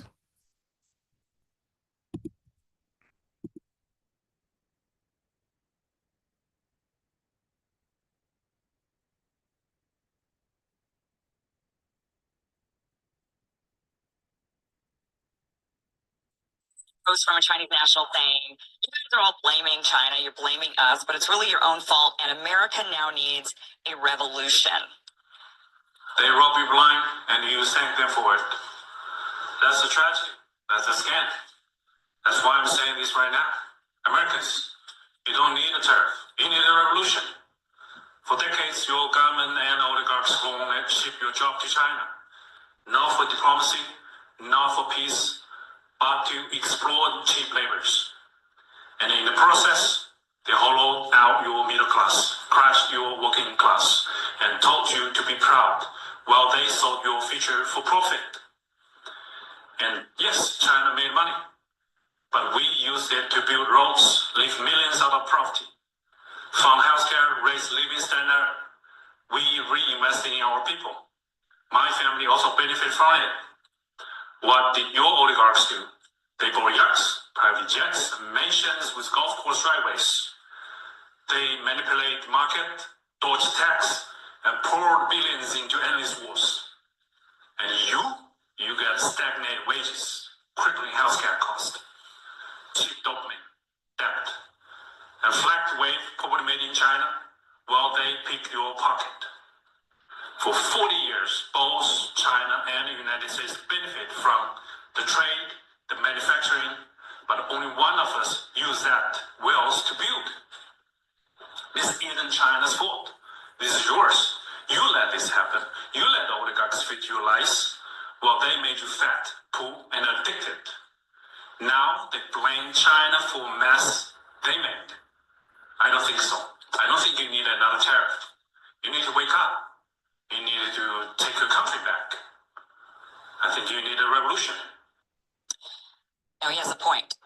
The Pentagon is in the book the exact amount of years, but in the past X number of years, 10, 12, 15, the Pentagon has a perfect record in all of its war games against China. We lose every time. Inside the Pentagon war games. We know what our real capability. See, we didn't even get into this part of the war on warriors. I mean, the military-industrial complex, the way we procure weapon systems. We're always the way our system works, the way our bureaucratic system works, where the speed of weapons procurement works. We're always a decade behind in fighting the last war. Whereas China, we have what did Rumsfeld say? You go to the war of the army you have. We have the army. China's building an army specifically dedicated to defeating the United States of America. That is their strategic outset. Take hypersonic missiles. So if our whole power projection platform is aircraft carriers and the ability to project power that way strategically around the globe. Yeah, we have a nuclear triad and all of that, but a big part of it. And if 15 hypersonic missiles can take out our 10 aircraft carriers in the first 20 minutes of a conflict, what does that look like? I mean, and when if they've already got us by the balls economically, which you pointed out very well, with our grid, culturally, there's plenty of elite capture going on around the globe. I mean, and then microchips and everything. Why do they want Taiwan? They want to corner the market completely on the technological future. You can't even drive our cars without the stuff we need out of China these days. I mean, they have a full spectrum, long-term view of not just regional but global domination, and we are our heads up our asses. The movement is called Spend in the Black. Slack it. All right. Yes. So China's giving up tape saying America have a revolution. You don't have to go to Louis Vuitton or Gucci to get your stuff. Just come on TikTok. We'll give it to you for a fraction of the price, and this is where it's made anyway. And Trump said, I think it was yesterday, he says, I'm ready to talk to China. I'm sure you are. China destroyed you. You thought it was going to be such a good idea, 245% increase in tariffs. But all China had to do is get the masses on their side and realizing that the Hermes bag and Gucci bags and everything is obviously made in China. In China. And now Trump wants to talk to him and make a deal. I'm sure you do. Damage has been done. You go out and spend $6,000 on some Louis Vuitton sneakers now. Hey man, that's must be a billionaire and just don't even care about the money. But most times Jake, Eve, they'll put their income tax on the line to get some red bottoms. That joint ain't nothing but Aki. All right, so let's go to Isaiah chapter 16 and verse 9.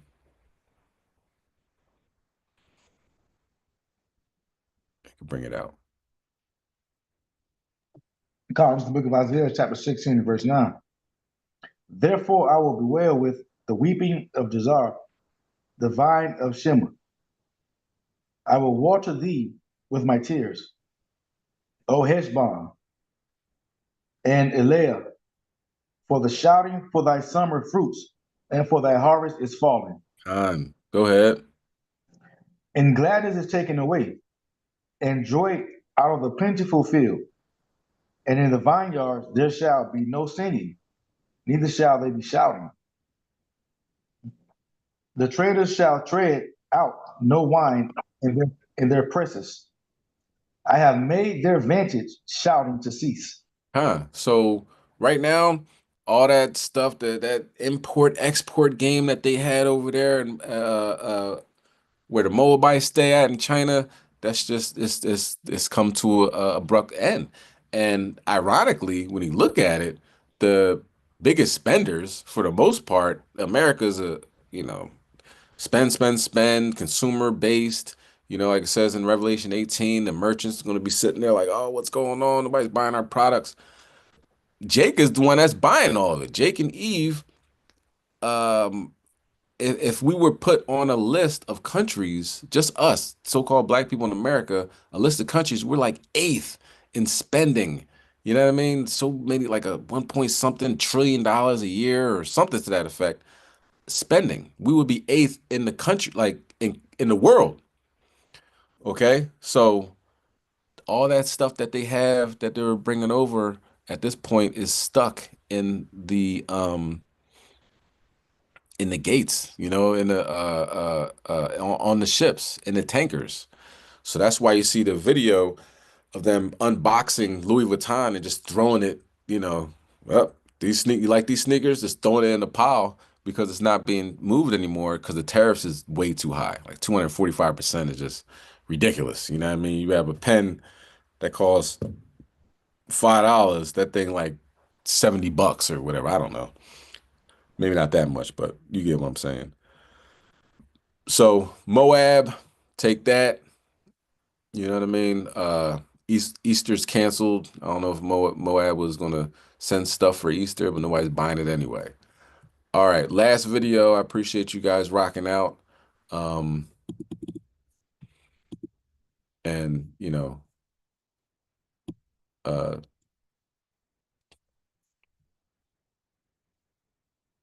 appreciate it. Put it like that.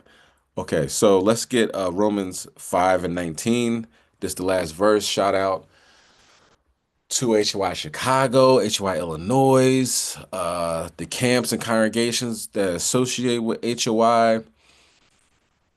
We had an excellent time. Brothers aim to be righteous, aim to know the laws, statutes, and commandments, and give them out to brothers and sisters that are walking on the streets of Chicago.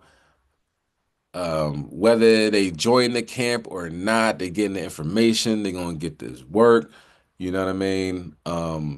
So that spreads, that righteousness, that aim to be righteous spreads out, whether they actually, see this person change, or aim to be a better person or not. You know what I mean? Everything doesn't have to be on the internet. A lot of stuff goes on behind the scenes. All right, let's bring that out though. Romans 5:19. This is the book of Romans, chapter 5, and verse 19. For as by one man's disobedience many were made sinners, so by the obedience of one shall many be made righteous. So just one brother that's aiming to be righteous, you know what I mean, can bring on like a level of righteousness, a feeling, a vibe. Man, it feels good to do the right thing rather than doing the wrong thing all the time. You know what I mean? And that spreads. That's one thing that Abraham was asking the Most High. If it's 50, we gonna destroy. If it's 40, you're gonna destroy it. You know what I'm saying? But look what's going on in Chicago right now. The movement is called Spend in the Black, and it's happening in cities like Atlanta, Houston, Dallas, and New York. Here in Chicago, community leaders plan to resurrect the Black dollar this weekend, turning 75th and King Drive into the bustling business corridor it once was. Chicago's 6th Ward will be the epicenter of what Black leaders hope to be a resurgence of booming business, hope, and pride. Reverend Dr. Charlie Dates and Alderman William Hall have teamed up for an economic movement called Spend in the Black, encouraging everyone in the Chicagoland area, regardless of race, to spend their dollars at 75th and King Drive. Dog groomers, service providers, some of the best culinary excellence. You're going to see flower shops all lined up down 75th Street. Because this is what 75th Street used to be. This was the Mecca. The two community leaders have invited dozens of Black-owned businesses to set up shop along 75th Street. They're also encouraging businesses that are already here to take part in this call to action. We are going to have more Black vendors in a single concentration than anywhere else you will find in Chicagoland. The owners of the Woodshop Art Gallery, which has been around for more than 50 years, say Saturday's event can't come soon enough. They've seen a drastic decline in business over the years, and they're hoping Spend in the Black will be the beginning of something great. It was just vibrant, colorful, and it was people of our community supporting businesses that were ran by us. So to bring awareness back to 75th Street, it means a lot. Alderman Hall says this is the restoration his ward needs. We want people to look at some of the businesses and say, I want my storefront here. We simply do not need to be reliant on the big box stores who, quite frankly, do not meet our demands, who do not respect our dignity, who pull out of our neighborhoods at the first sign of trouble or at an administration's rejection of DE&I. Then they took it. We can empower ourselves by spending our money with our business owners who will not flee us, but will care for us with the profit that they make. Spend in the Black is happening in several cities across the country, but these community leaders hope Chicagoans will show up and show out. You will see business owners not only earning the trust of their community, but you'll also see the community getting blessed in significant ways. Spend in the Black is happening this Saturday, beginning at 75th and King Drive from 10 a.m. to 6 p.m. All are welcome to attend, and shoppers will also be eligible to win $1,000 every hour. We do have more details on our news app and website. All right. Now, honestly, I didn't see this video. I just saw it. I'm like, that's a good idea. All right, it happens during the Sabbath. All right, that's not good. Don't want to do that. Don't want to buy or sell during the Sabbath. But I saw the title and I said, oh, wow, look at that. Something positive happening in the neighborhood. Now, obviously you see the pastor talking, and it's like, all right, we different mind states, but building up Black-owned businesses, having a Black Wall Street and everything like that. That is a good idea. But of course, pastor had to do it on the Sabbath. Damn. All right, but that doesn't take away anything from the brothers from HOI Chicago, Illinois, putting out the good word, putting out the good message, the vibe, the energy, following the law, telling brothers to follow the law, statute, commandments, returning to the Most High, repenting, all that important information, pretty much daily. You know what I'm saying? Whether it's on Clubhouse, whether it's out on the streets, 79th and Cottage, O Block, whether it's HY Chicago's closing for Passover was fire, man. That was fire. It was remind me of when Saul met with the prophets and they were just prophesying. You know what I'm saying? I wasn't there, but I could assume that amount of prophecy was coming out. It seemed like that. The brothers from WFI and just bringing out amazing precepts. And if you haven't seen it, I recommend that you definitely see it. You know what I mean? So whether it's the sit down lessons, the outside camps, brothers are doing amazing things in Illinois. You know what I'm saying? Find out their Cash App and you know what I'm saying? Give them the they're just rewards for, the work that they put in, the alms, needed to continue on with this work. You know what I mean? If anybody that's in HOI in Chicago want to put it in the Cash App, feel free. I know it's the Sabbath, but the work that they put in, if you want to do it after the sun goes down, or just like, passing around a collection plate, them brothers put in some solid work, you know what I mean? So I would actually hope that somebody from HOI Illinois will put it in before Esau gets to hold this video and say, "Hey, this is my Cash App, $ paleface or $ sunscreeners." You know what I mean? But shout out to those brothers, okay? And if we're gonna have Black Wall Street, we gotta follow the laws of God. We can't be doing stuff on the Sabbath. You know what I'm saying? HOI Chicago 7.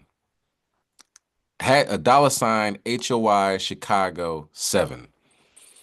Hit them brothers up, man. You know what I mean? They mighty brothers. All right. So that is the lesson. Hopefully we come to an understanding. I like at the end of the lessons, come to an understanding that Easter is canceled, man. The daggone bunny rabbit got caught up in the plane engine. The Jesus bus exploded in Louisiana. God is not mocked. Whatever they sow, they are reaping. Let's just sit back and watch the destruction of America. Make sure you put in your brick. Don't just sit on the couch and do nothing. Put in your brick, you know what I mean? But definitely enjoy what the Most High is doing, all right? Put in your brick and get this work done, okay? Kom Yashala, we got next, all right? And for everybody on the live stream, that is the lesson. Elder, anything you wanted to say on the live stream, or you want me to cut the live stream? Hey, Shalom. I just got some bars for y'all this Sabbath. Good. Here come Peter Cottontail coming, Peter Cottontail coming down the airplane runway trail. Here come Peter Cottontail. Yo, oh man, that is crazy. Easter is canceled. Somebody get Acts 12. Get Acts 12 and 1.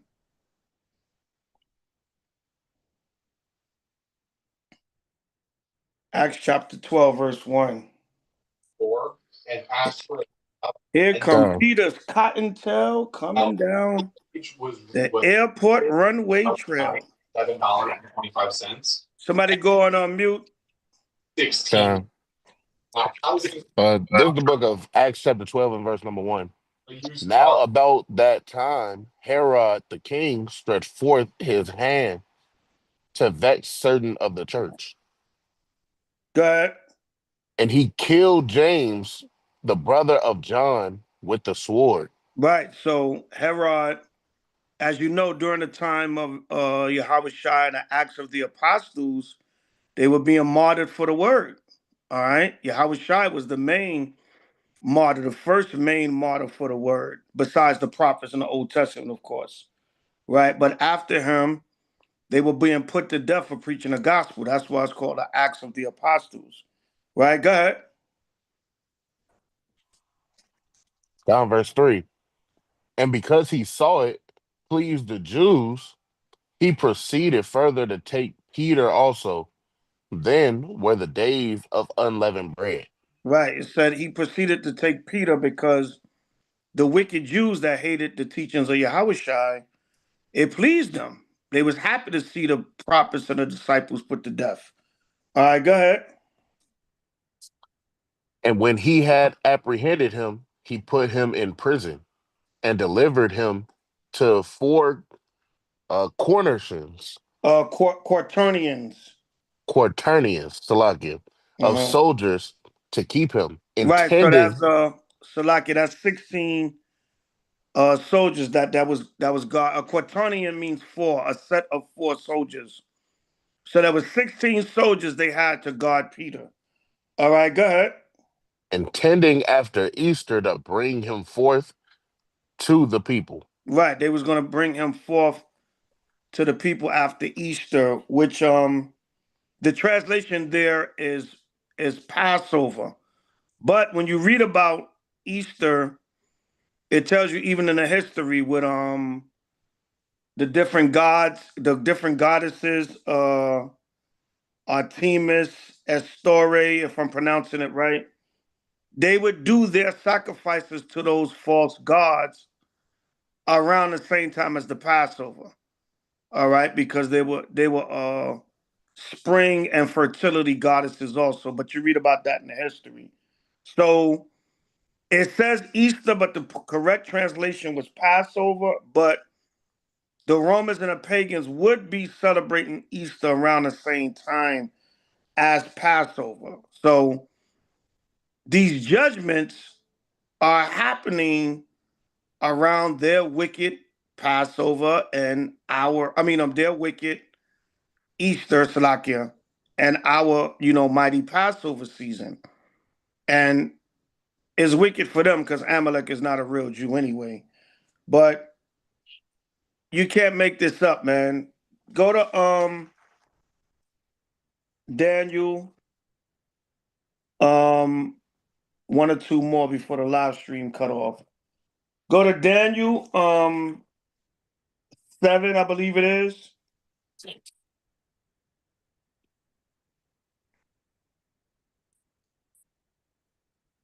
I want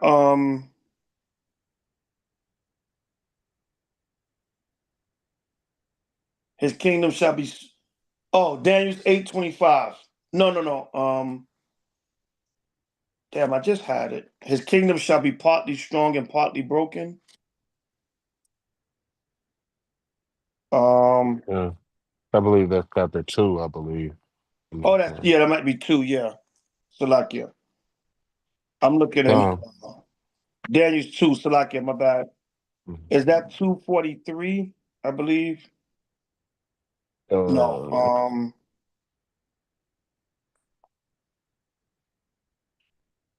2 and I don't know why I was thinking 7. Salakia is Daniel 2:42. Yeah, 42, Salakia. This is the book of Daniel, chapter 2 and verse 42. And as the toes of the feet were part of iron and part of clay, Right, so the because Daniel, kingdom. Salakia, Daniel is going going to the Roman Empire, right? But bringing it up to now because, of course, America is an extension of the Greek and the Roman Empire. Go ahead.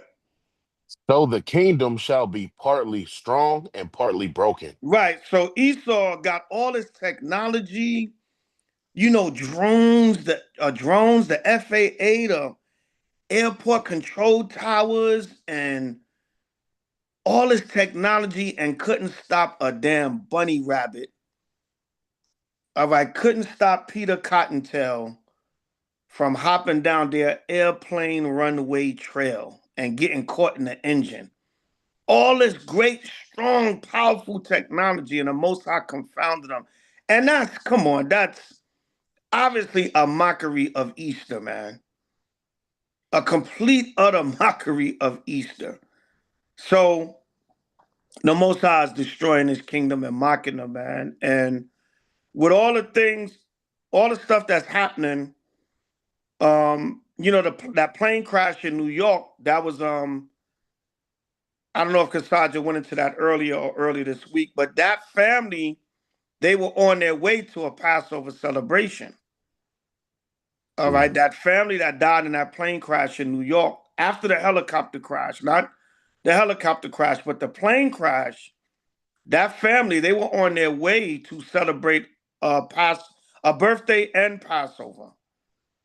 All right, and the Most High made their plane crash. All 6 of them died. They wasn't going to sit down and eat nobody's Seder meal. right? They wasn't gonna bake no cakes to the Queen of Heaven. And I know you went into the government official that they burnt this, they firebombed this house. They were in the midst of so-called celebrating their Passover. So it reminds me of like the 10 plagues on Egypt. Like when the Most High brought the 10 plagues on Egypt right before he delivered us. It's like all this prophecy and destruction and plagues coming on Esau and even on our people.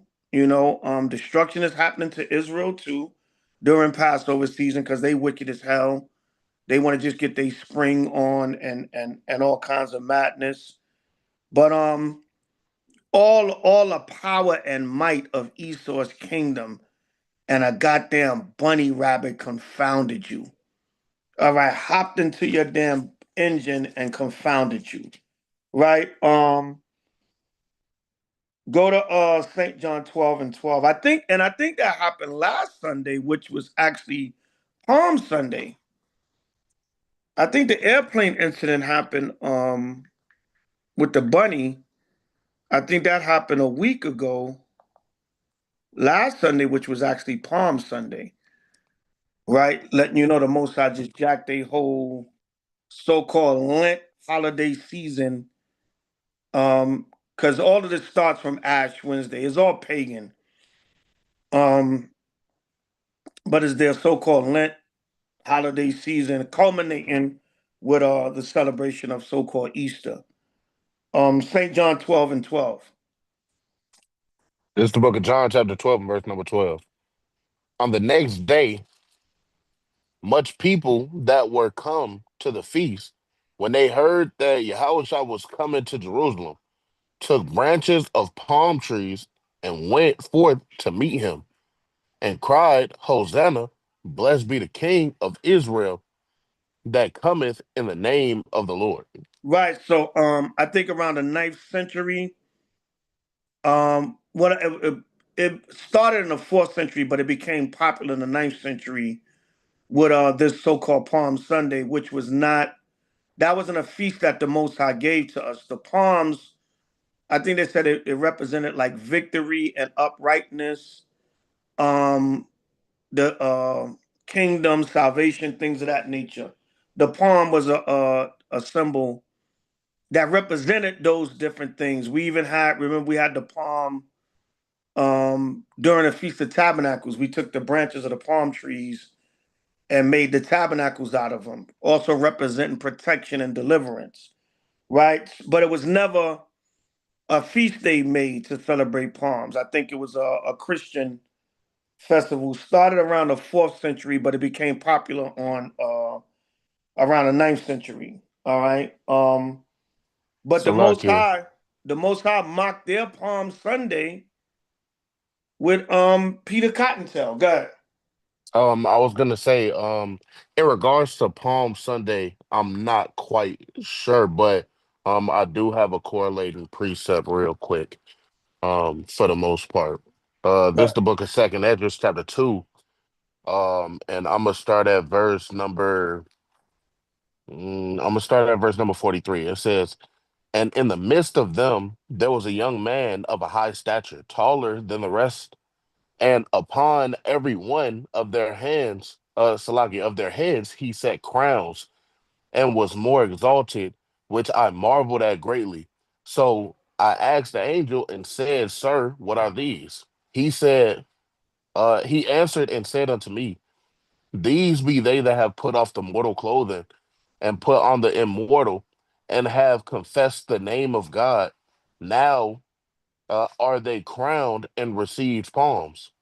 Then said I to the angel, What young person is it that crowneth them and giveth them palms in their hands? So he answered and said unto me, It is the Son of God whom they confess in the world. Then began I greatly to commend them that stood so stiffly for the name of the Lord. What I'm thinking is that they probably got that. They maybe made it into a ritual in regards to Christ, being that he's the Son of God. But getting it from the book of Second Ezra chapter 2. That's what I'm thinking. I yield. Yeah, because the palms was a symbol in our history. It symbolized victory. But I'm not sure if they understood second Ezra's, but it does tell you in the history when I read about Palm Sunday, it tells you they did get it from St. John from this happening when they came into the city and they waved palms to him and they said Hosanna, which means save now. Right? So the palm was symbolic to victory. And when Yahweh came into the city on the colt, right? It was the fulfillment of Zechariah the 9th chapter because it was prophesied, right? But it tells you they might have knew about the Apocrypha also, but when this happened, they made like a celebration out of it to commemorate Yahweh victory. And remember, just like Acts 1, they wanted Yahweh to deliver them then. That's why they said, Hosanna, save now. Blessed be he that cometh in the name of the Most High. Right? Blessed be the King of Israel, Salakia, that cometh in the name of the Most High. So they was really like, wanting the kingdom then.